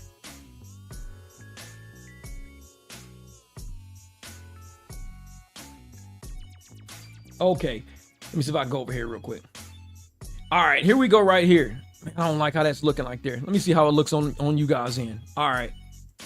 So on my, and these are Dontay videos right here. So all my videos are always in the 90%. Always in the 90%. I never drop below, 95% or something like that. But the video I just dropped, it has 183 likes, 8 dislikes. The next video, 144 likes, 5 dislikes. The next video, 6 dislikes. The next video, 5 dislikes. The next video is 5. The next one down is 3. Then the next one down is 7. The next one down is 5. The next one down is 6. The next one down is none. Oh, that's a ride share, so it's none. That's something else. 8 dislikes on this one. The next one down is 5. The next one down is 3 dislikes. The next one down is 2 dislikes. So next one down is 7 dislikes. So I'm averaging about 7 dislikes, 6 or 7 dislikes per Dontay video, which is totally cool to me. I don't care because it's all engagement. Whether you like it or dislikes it, YouTube registers it as engagement. They like it. Because I've seen people, I've got videos on my channel with probably 5,000 dislikes. I don't even know. Something on my channel has got a lot of dislikes, like 1,000 dislikes. But it's like it's a viral video. It's got like over 1,000 dislikes and maybe about 20,000 likes. So dislikes don't really matter. It's engagement. It's what YouTube uses to say whether or not they want to send my content to that person. So people think, well, if I dislike this video, I'm gonna beat his channel. No, it just means you probably won't see a lot of my content in the future because YouTube's gonna say, well, why didn't you like it? People say bullying, harassment, this and that. YouTube's like, okay, whatever. So they send it to other people who might like it. So as I'm looking at all of my like-dislike categories, I know the same 6 or 7 people are disliking my videos every time I drop. Every single time, it's the same people because they think they're doing something to the video when really they're not. It's just YouTube is like this person right here is like, I don't know. Say, I'm barely starting my channel. I have a question. Why don't I get more views on my short videos and on my live streams? Yeah, Coco, I'm about live streams. Let me tell you the trick about nobody ever, unless you are a chronic live streamer. If you live stream with an audience that appreciates your material as far as like, let's say you're reading legal documents. Let's say that if you're reading legal documents, then you're going to get a lot of people on live streams because the type of material you're saying, when you're saying it into the microphone, it's picking up an algorithm of legal. So it's going to send it to people who are involved in legal. So you're going to have more people watching legal live streams than just live streams in general. This is a general live stream. It's too far over the place. The algorithm has no idea where to put me. So you're going to get a lot of legal stuff. Short videos, something like, shorts always go crazy. But short videos, a lot of people, they see it on the home page. Live streams aren't seen on home pages. A live stream has to be put on a home page. So you barely did only one live stream for Labor Day. Oh yeah, you're not going to get a lot on, because live streams don't go on your home page. With the live stream, you've got to actually change your title different, change your thumbnail different, change your tags different, and hopefully, based on the type of live stream you did, you're looking for truck drivers and gamers to watch it, because truck drivers and gamers don't like touching their screens. A gamer will want to play a video game but have you in the background just listening to you. Truck driver, he wants to drive his truck but have somebody along for the ride, which is you and your live stream. That's it. Most people won't watch a live stream. They just won't. I can get, 15,000 views on a video, but my live stream I only get 3,000. There's nothing wrong with it. It's just natural. It's natural. So you got to get your live streams into the gaming niche. And I'm going to tell you, Coco, this is the trick. This is the trick to get your live streams in a gaming niche. As you're setting your live stream up, I'm a local trucker. There you go. As you're setting your live stream up, make sure wherever you code that live stream, as far as the category, put it in entertainment. So first you want to put it in entertainment, because that's where gamers go. Gamers go to entertainment. I hate that. Look at that. That shit did it again. So gamers go to entertainment. So make sure you lock it into entertainment. And then when you tag it, you want to tag it, PlayStation, Fortnite, gaming, Call of Duty. You want to tag all of that. So you want to put all those tags in your chat. Now, the fact that you put those tags in there, you got to talk about them. So you go in there and you talk about Fortnite. You ask questions about Fortnite. You find videos of Fortnite and you play those videos of Fortnite on your video. Like, let me show you. This is what I can do. I can show you something real quick like this. If I say, I'm going to show you guys what I mean by, if you want to do a live stream, I'm going to say Fortnite clips. Ooh, let's do Fortnite. 9.1 million searches for Fortnite. So 9.1 million searches for Fortnite. And so what I can do is I can go to this dude.'s got 268,000 views on Fortnite. So I'm going to open this clip right here. Say, how does the pay-per-views on video work? The dollar amount paid per watch hour Social Blade shows range. Okay, Cole, I'm gonna tell you, thank you for the super chat. I'm gonna tell you that in a second. Let me show you guys what I mean by gaming. Let's go share. Okay, so what you want to do is you want to run this in your screen. So if you run this in your screen right here on the side, you can comment about it. You can say, oh man, this is nuts right here. This is that. He's at a park. And you're talking about the game of Fortnite. So what that's going to do is that's going to throw my video into the gaming algorithm. And once my video hits the gaming algorithm, gamers going to watch it because I'm commenting on a game that I'm watching somebody play, even though my live stream is maybe not 100% about gaming, but I got the gaming shit playing in it. And because the gaming shit is playing in it, it's going to throw it into the high algorithm for gaming. They get 250,000 views. Fortnite is searched over 9 million times, 9.1 million times. And it's like, people are like, oh shit, this girl is talking about gaming? A girl talking about gaming? Oh, let me go listen to her, because gamers are playing and gamers are listening. Gamers would rather listen to a girl sometimes versus a guy. So if you want your live streams to blow up, get gaming involved in it. That's what's going to get you going in that direction. My son, he's a big gamer. He's got gaming PCs. He's in tournaments all the fucking time. This dude's crazy and shit. So I know a lot about the gaming thing. So Cole says, how does the pays per view on YouTube work? The dollar amount paid per watch hour Social Blade shows range. All right, let me open up something for you real quick.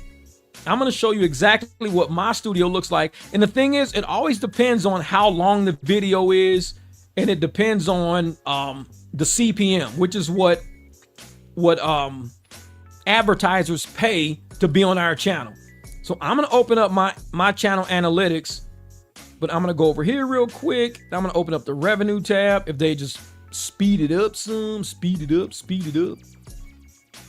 Let me go over here. Let's say revenue. All right, I'm going to show you how this works. Bam. Okay, let me see more. Bam. All right. I'm going to share this with you real quick. So let me open the screen for you, Cole. Hold up for a second. You're going to love this. This is going to be crazy. Actually, it's not going to be that crazy. All right, so here we are, my channel analytics. So if you can see right here, open this up.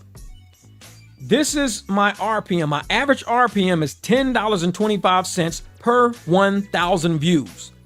So over the last 28 days, it's saying I'm gonna get like $1,400 because I only got 137,000 views. So my RPM on this video, it's 35 minutes long. It's paying me $10.14 per 1,000. And I only got 10,000 views, so I'm only getting $103 for it. That's it. I'm going to find a short video for you. Here's a shorter one down here, 26-minute video here. 26-minute video is only paying me $9.72 because it's only 26 minutes long. Now, I only got 4,000 views, so I'm only getting $40. That's it. I'm only getting $40 on that video. Let me see if I can find an even shorter one than that. Here's my reset. My oil reset is 1 minute 22 seconds. 1 minute and 22 seconds pays me $4 per 1,000. I only got 4,000 watch hours on that one, so I'm gonna get $19. But I'm gonna open that for you. So the longer your video, the higher your RPM is. But let me open this up real quick, and I'll show you. Let me do lifetime, daily. Can I do lifetime? How do I do lifetime? Let me see. Yearly. Let's see. I won't give me yearly because I wanted to show you the whole year on this one. Because what happens is it shows you. Let me see if I can go into this thing. All right, let me open this up real quick. I'm gonna see if I can open this video because this is a real good one. I like this video. It's a reset oil change video. Let's go backwards. Come on, thing. Quit screwing with me. Quit screwing with me. All right, let's go in here. Let's say reset oil. There we go. So I'm gonna find the reset oil one. Here we go. Analytics. Bam. So this video right here has a gazillion views on it because everybody needs to know how to reset their oil. So I made $457 on this video so far. So I've made $457 on it since it was published, getting 118,000 views because my RPM is only $4. That's it. But it's only a minute. It's only 1 minute and 22 seconds. So to do a 1 minute and 22 second video, I've gotten $450 off of it because and I said it started out real slow. It started out real slow in the first month. The first 30 days of this video, the first 30 days, it had 105 views. So in 1 month, I only had 105 views in 1 month. This is why I tell people, don't worry about what your videos are doing after a month. Give the algorithm time to get it. So the first month I had 105 views. That was it. At some point, the algorithm grabbed it. And once the algorithm grabbed it, it just started going up. 7,000, 8,000, 10,000, 14,000. It just started going up and it's never going back down. And so, and it says the typical views for this video, the typical views for this type of video is only 1,500. Only 1,500 views is what I should have on this video. And I have 117,000. And I should only have 1,500 views on this video because I gave the algorithm time. Like I said, after the first 30 days, I only had 100 views on it in a whole month. When people say your video only got 100 views on it in the first month, don't worry about it. Don't worry because it's going to take off. And now it's saying I should have 1,500 views and I got 117,000. So that's the way your RPM is going to work. So I'm one of those people that believe that the algorithm is your friend. It's your friend.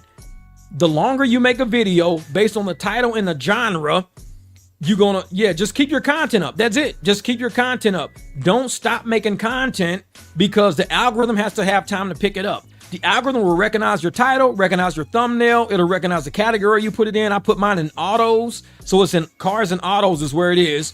And when people who are in the car and auto genre are looking, how do I reset my damn oil in my BMW? How in the hell? my video pops up first because I got it labeled right. So I put it in there. After the first 100 days, only 105 people saw my video after the first month. 100, that's 3 people a day. 3 people a day saw my video in the first month. Once the algorithm said, wait a minute, we like that video, people like that video, throw it in the algorithm.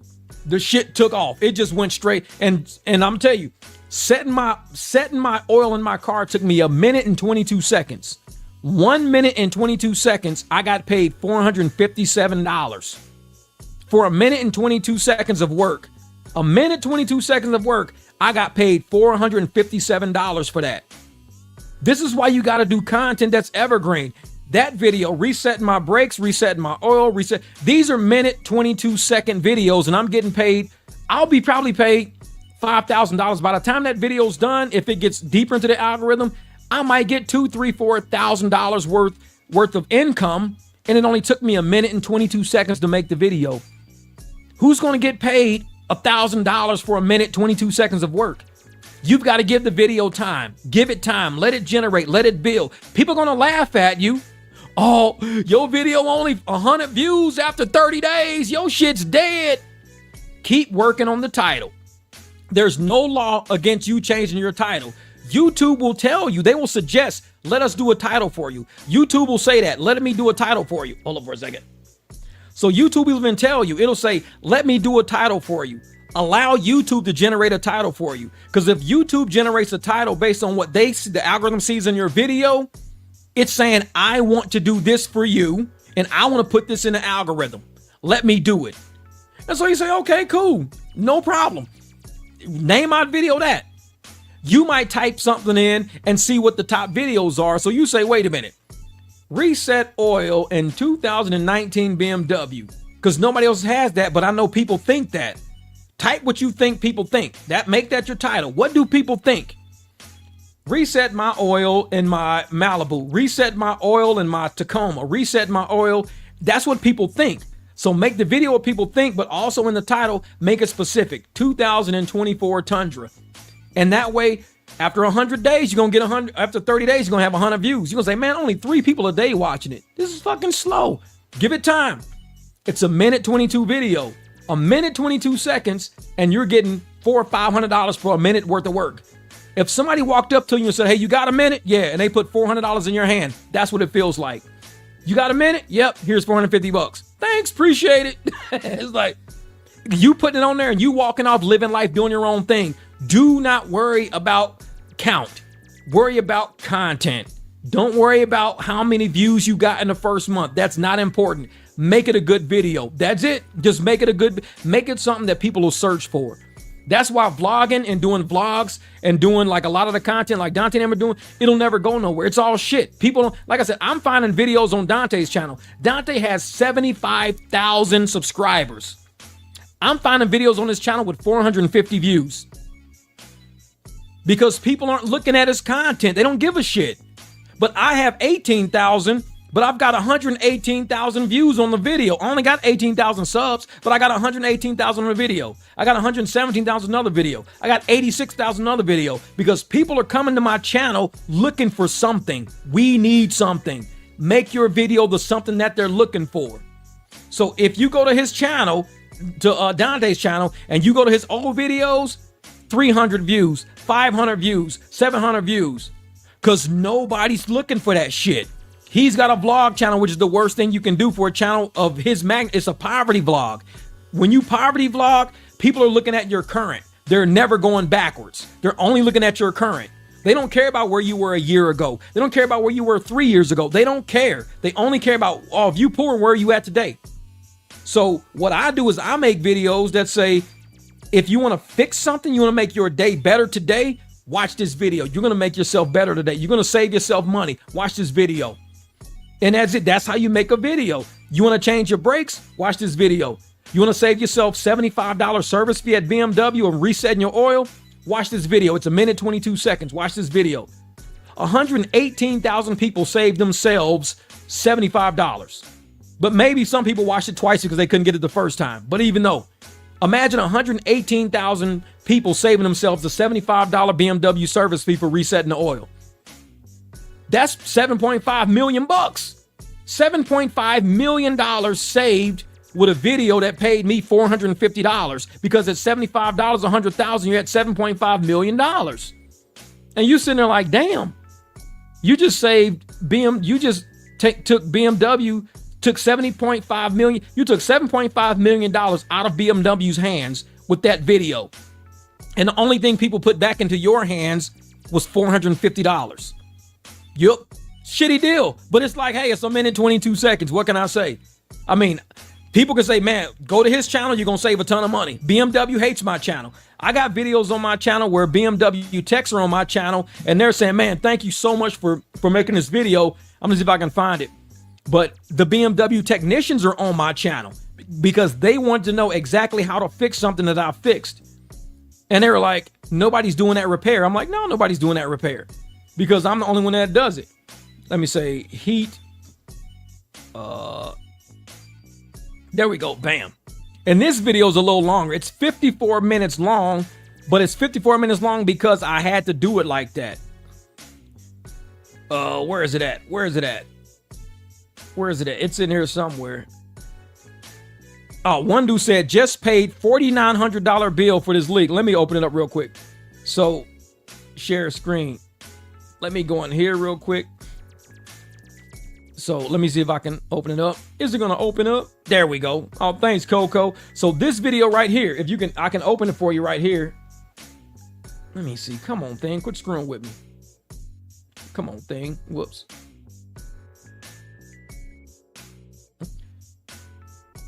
Okay. So this dude right here just said, just paid BMW $4,900 for the coolant leak issue in my 2013. Is this common or just in general? And I said, not sure. Just called my leak in time before it got too bad. Maybe around 90,000 miles.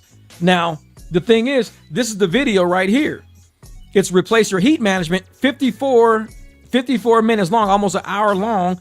And you can see people in here saying shit like you should be a teacher, man. Because this video is pretty intense. It's a really intense video. And somebody just said, hey, you just saved me a $3,000 bill from BMW. This video took me a long time. It took me a long time to make. It says, thanks for the video, bro. Just completed this job on my car. The hardest part is really electrical connectors. So everybody was on this video talking about how hard it was to do it and everything. Oh, wait a minute. There was something else. Here's somebody say, you're an amazing mentor and mechanic. Keep it up. But I save people $4,000, $5,000, $6,000 on repairs like this all the time because these are the type of videos I make on my channel for real. Now for this video, I only got paid $123. Right now, 60 people are watching that video right now. So 60 people are watching it right now through external and YouTube search. But it was the same way, 19,000 because this car just went out of warranty. And the fact that this car just went out of warranty, a lot of people are going to want to fix this car. They're like, dude, my 2019 just went out of warranty. So you can see here when I published it, this is back when I published it, and that was December the 1st. So in the first 3 days, it had 847, but typical should have been around 21 to 2,900. I should have been at 3,000. But also, like I said, that's okay. Don't worry about it. In the first month, it was at 1,100 views when it should have been at 2,500. But the thing is, the 2019s were still under warranty. A lot of people weren't looking up this repair yet. Now, if I go all the way down here to the end, it says this video should have 3,800 views and it's at 19,000 right now. It should only have 3,800 views. I'm already at 19,000. So even though when you first start a video, it's going to be way under par. I mean, I'm under par all the way until about, let me see. Let me move it. Okay, till about here. So it hits right about here. Damn it, stop. So 196 days. So it took me almost 194 days for this video to catch up. 194 days and it caught up to what was typical. But if I just want to go 2,600, then it was back here. So 150 days. Took 150 days to get the bottom of the tier. Like I said, don't mess with your videos. 150 days, it was under par. Once it hit 150 days, it just started skyrocketing. I mean, it should be at 3,700. I'm at 4. 3,700. I'm at 6, 7. I'm still going up. It should be at 3,700 and it's at 11,000. It should be at 3,700. It's at 14,000. These are all technicians and people looking at this video now. Now I'm at 19,000 when it should only be at 3,800 because people are watching it because they want to see how in the hell do I fix this fucking part? It took me days to do this and I recorded everything and did it in exactly 54. I edited it all down to 54 minutes. So when I tell people, don't worry about where your video is right now, I mean it. You could change the title, change your thumbnails, move things around, let the algorithm grab it and do what it's supposed to do with it. That's it. Just let don't worry about all these haters out there. Oh, your channel suck. Your videos ain't going nowhere. 150 days. It took 150 days before the algorithm grabbed my video. 150 days. That's what? 5 months. After 5 months, people finally started looking up this BMW saying, dude, my car's out of warranty. How in the hell do I fix this? Because I can't pay for a shop to do it. It's out of warranty. A lot of issues, man. Some things are seasonal. You might get, things that are for Christmas versus things that are for summer. You might get, things that are based on election periods, things that are based on school years. If you don't give your video time and you let the haters wear you out and you deleting videos and pulling videos out of circulation, YouTube don't have time to work it into the algorithm. Give YouTube time to work. Because that's why people look at my videos, they go, oh man, none of your videos are popping. My channel's been here for a long time. 1,600 videos on my channel. When people say, oh, well, Dontay videos is all you got. Bro, I got like 5,000 views on my Dontay video. 4,000 views, 3,000 views. Oh, them Dontay videos popping.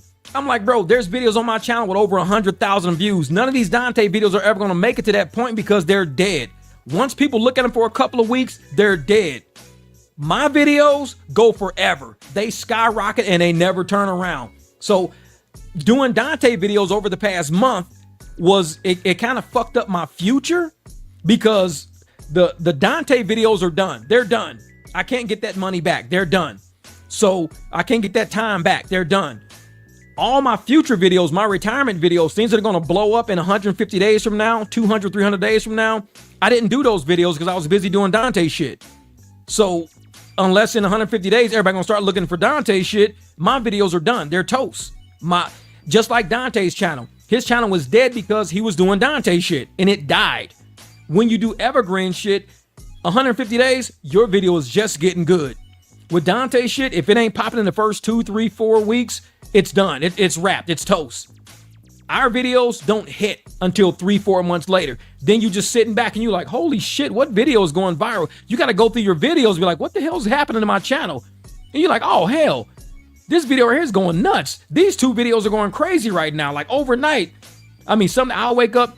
I only got 18,000 subs now, but I remember when I had like 9, 10,000 subs, I would wake up with 26,000 views. I'd be like, 26,000 views? What the fuck are people looking at? I mean, it would just spike because the algorithm finally caught my video and threw it on. YouTube's got 4 algorithms. It threw it right on the homepage. And when it threw it on that homepage, I was like, holy shit. Everybody found me. They found my mechanic video now. They found my brakes. They found this. They found that. Yup, financial and all that. Crime, financial, and retirement are what will fall into a good algorithm. Yup. And once you do that, once you actually get a video that the algorithm can snag on and put into people's algorithm, because all this Dontay shit, it's done. I got 30 days of Dontay shit, 50 videos of Dontay shit. It'll never go nowhere. It's done. Those are trapped in this period. They won't progress any further. So I need to start working on my way to make sense of what everything Dontay went through. I went through all of his videos. We've proven what we know, proven who he is, went through everything. Now we have to say, let's make sense of everything we saw. Let's now start talking about content creation. People who want to create content. People who are done creating content. People don't know what content to create. That's where we graduate to. It's like first grade, second grade, third grade, fourth grade. Dontay stayed in first grade with his content. He never graduated. His content is always first grade. Like I said, there's videos on his channel that 450 views and they're 5 years old. 450 views in 5 years. It's like those videos have to be revisited and have to be figured out. How do I take this and get this video into the algorithm? Any video can hit the algorithm. Anyone can. You can't clickbait yourself into it because people are going to be pissed off. So how do you get an old video to come back into your algorithm? I'll show you a trick. I'm gonna show, because like I said, you guys have been sitting here with me for 3.5 hours. I'm about to show you guys a trick. Yep, evergreen content always wins. And because I appreciate you guys, and a lot of people have already dropped off, the haters are gone, you're gonna learn something from a guy who does evergreen content and actually does this shit real time. I'm pulling up a video right now. Hold up for a second. And this is the type of content I like doing. I love doing evergreen content because it helps me out. Let me do spark plugs. Spark. Let's go here. Spark plugs. All right. Where are we at? Analytics. Come on, thing. All right, here we go. I'm going to bring this in right here. Let me share this screen with you guys. This is one of my Jeep videos. This is one of my Jeep spark plug videos. I got 2 Jeep spark plug videos because this video right here is 43,580. So this video is 43,580. And right now I got 39 people watching that video right now. So as you can see over here, 39 people are watching the video. They're finding it. Half the people are finding it through YouTube search. So that means if people can find it, 53.8% are finding it through YouTube search, which means my title is good. External features like browsing external is like YouTube, Google. Those are suggested videos or the videos I got linked to other videos. But browse and external are all like YouTube, Yahoo and shit like that. YouTube search means my video is titled perfectly. This is how my video is titled right now. It says, how to change spark plugs in the 07 to 11 Jeep Wrangler JK 3.8 engine. So it's labeled right. I've made $265 on this video. It's a 13-minute video. So I got paid $265 for 13 minutes worth of work. I do my own plugs anyways, but to get paid $265 for 13 minutes worth of work, and I got 292 subscribers off this video. Now, I'm going to show you right here in the first month. The first 30 days, I got about 80 people. So 80 people looked at it in the first month. And people go, damn, man, your video's tanking. 80 people only look at your video, bro. Only 80? That's crazy. That shit ain't going nowhere. 80? But I should only got about 130. Now, if I go all the way down here, it's saying I have 43,000 when I should only have 4,300.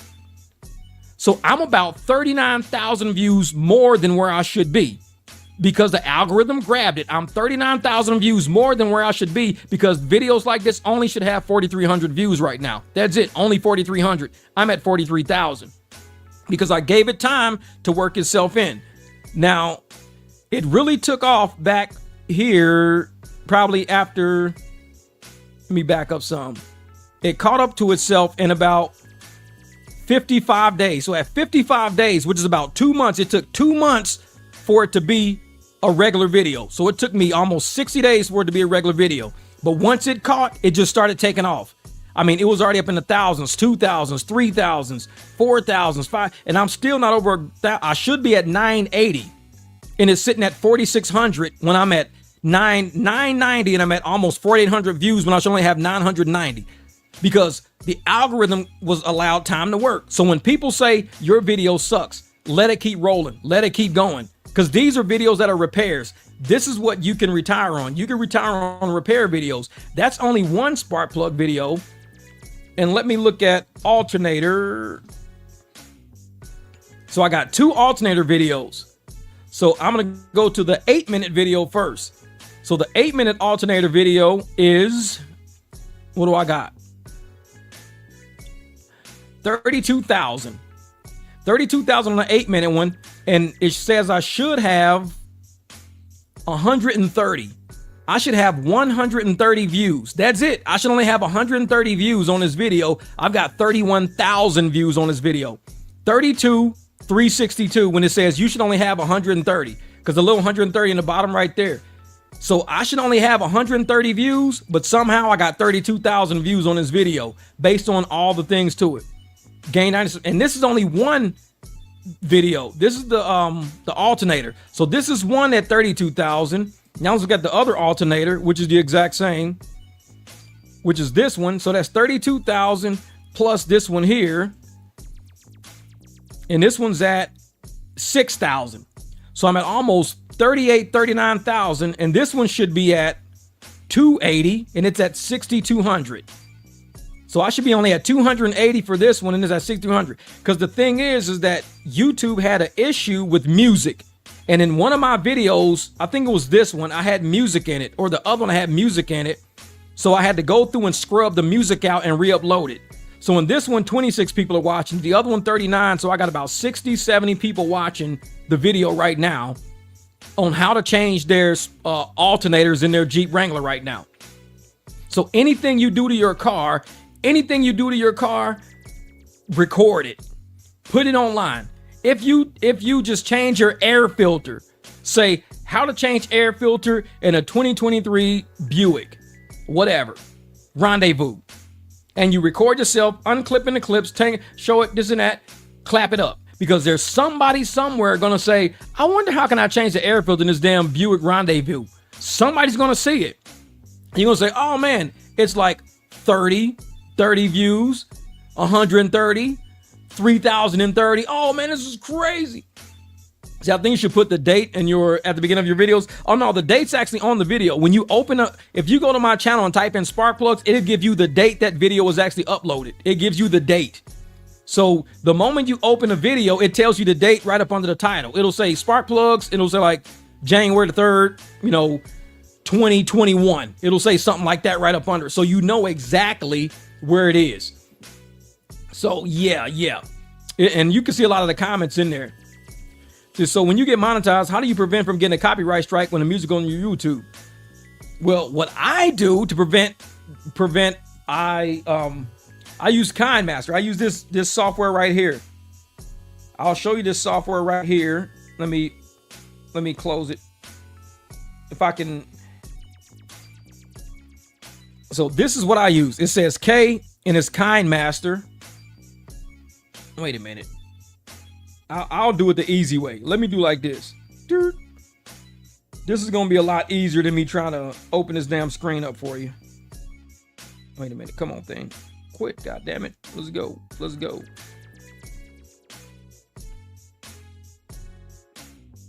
Here. All right.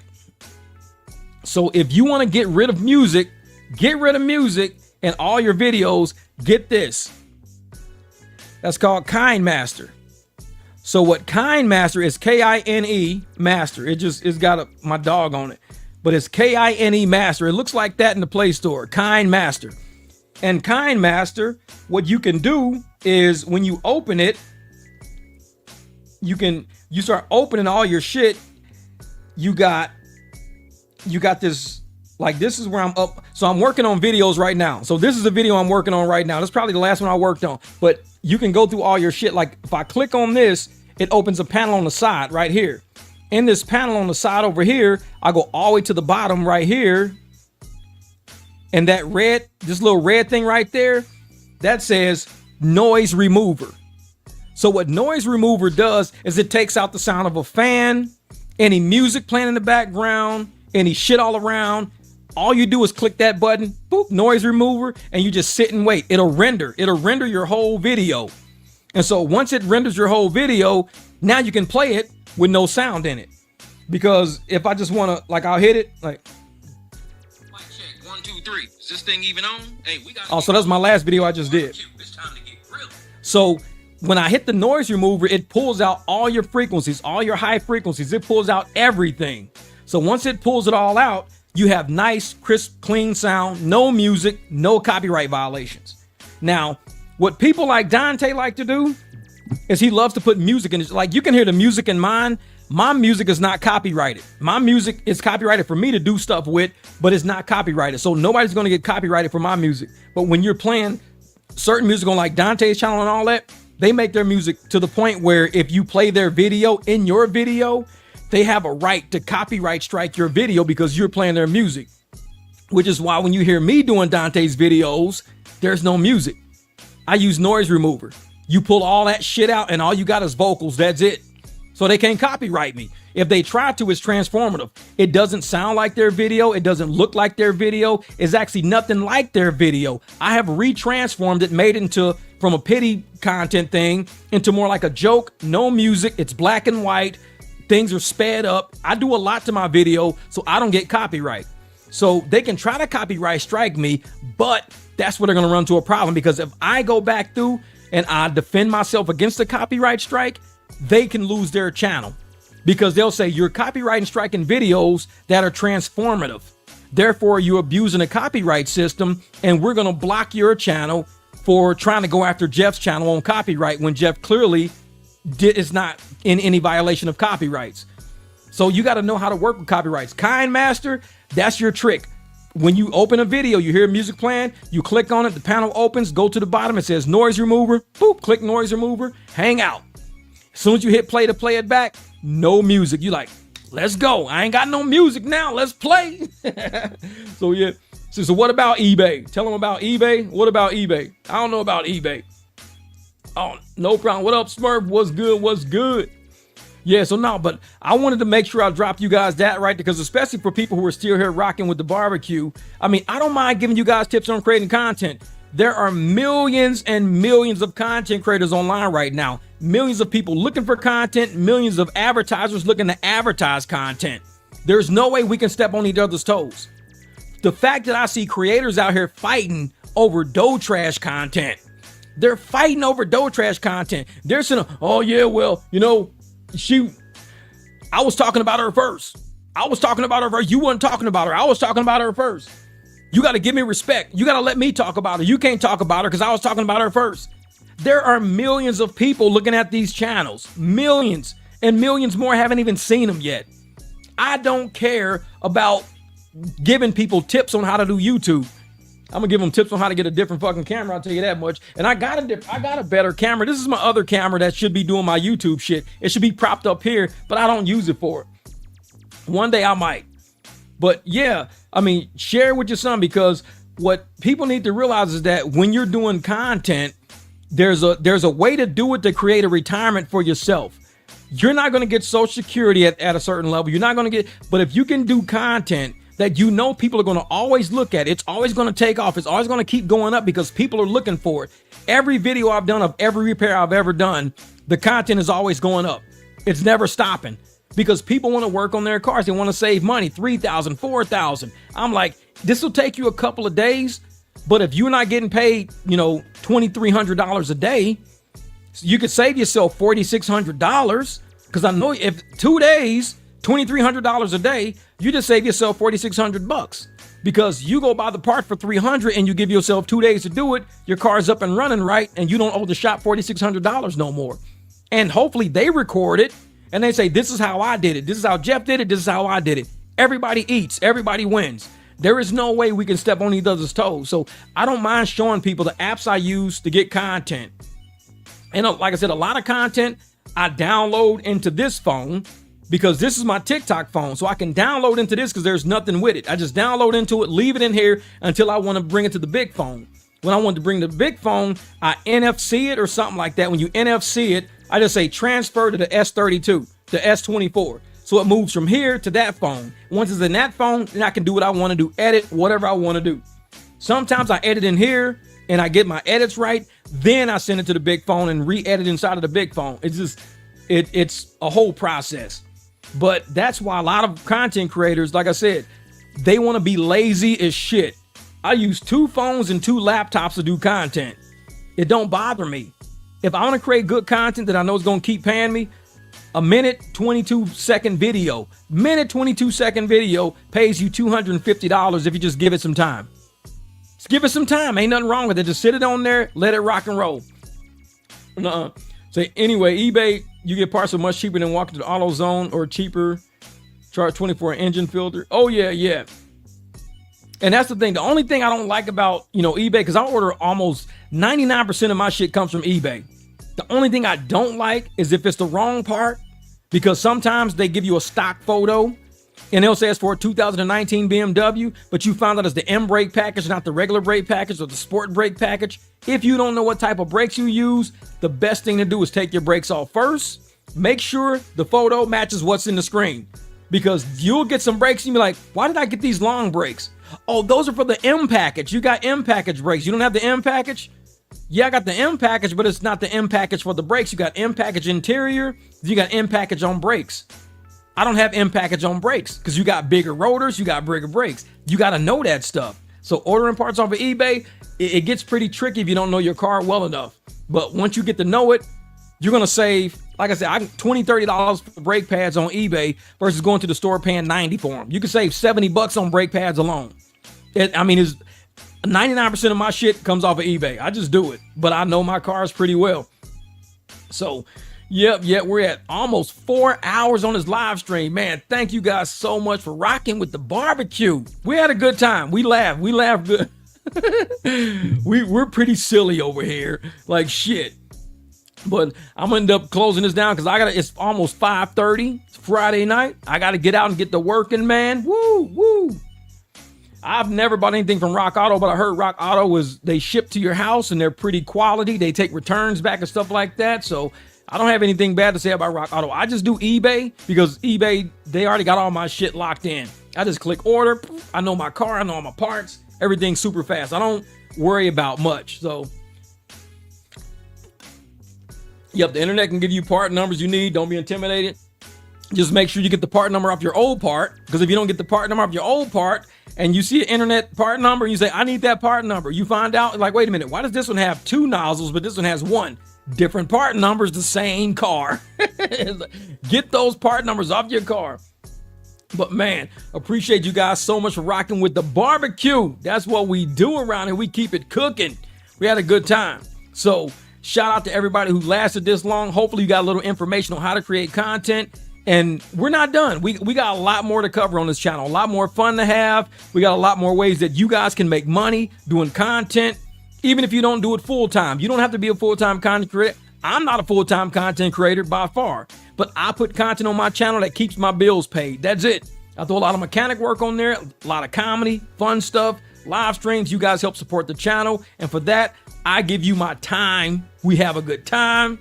I give you tips on how you can do content. Hopefully you guys' channels will start, getting to a certain part of the algorithm where you say, Jeff, I put a video in, it's already had 10,000 views already. What part of the algorithm am I in?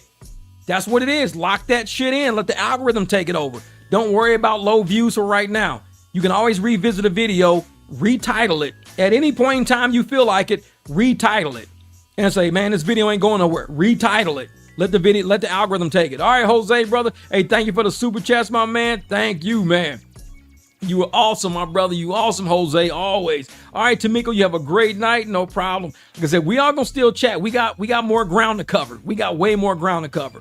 But tonight, it's time to work. It's Friday night. Let's get out in these streets, man. Let's get out and get it. I know, Cole. We was acting up today.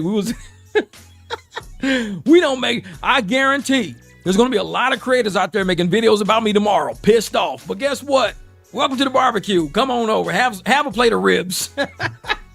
We don't care. Make videos about me. I don't give a shit. I'm not one of them creators that feels butthurt when people make videos of me. I do not care. I am too old to care. By the time you make videos about me, talking shit about me, I'm probably teaching my other dog how to swim. Shit don't bother me. It don't bother me. If making videos about me gets you views, knock yourself out. Because I'm going to get my views. I'm going to do what I got to do to get these fucking YouTube streets cooking, work on my cars, repaint shit, do whatever it takes. I'm gonna make sure that I got content on this channel that helps somebody. That's all I know. So you guys enjoy your night. Have a great weekend. Well, I'll probably drop a couple of videos of this weekend. Might even do another live stream. Let's see. Might do some more Dontay reviews. You know how we gotta do. Dish rag in the building. All right, Charles Ferrer, will do, my brother, will do. We're almost at 4 hours. I'm gonna end it at 3 hours, 52 minutes. We're under time, baby. No 4-hour live stream today. Thank you guys so much for all the super chats. And once again, this is the barbecue. Get out there and use that dish rag to smack them bitches, dusty mother. We're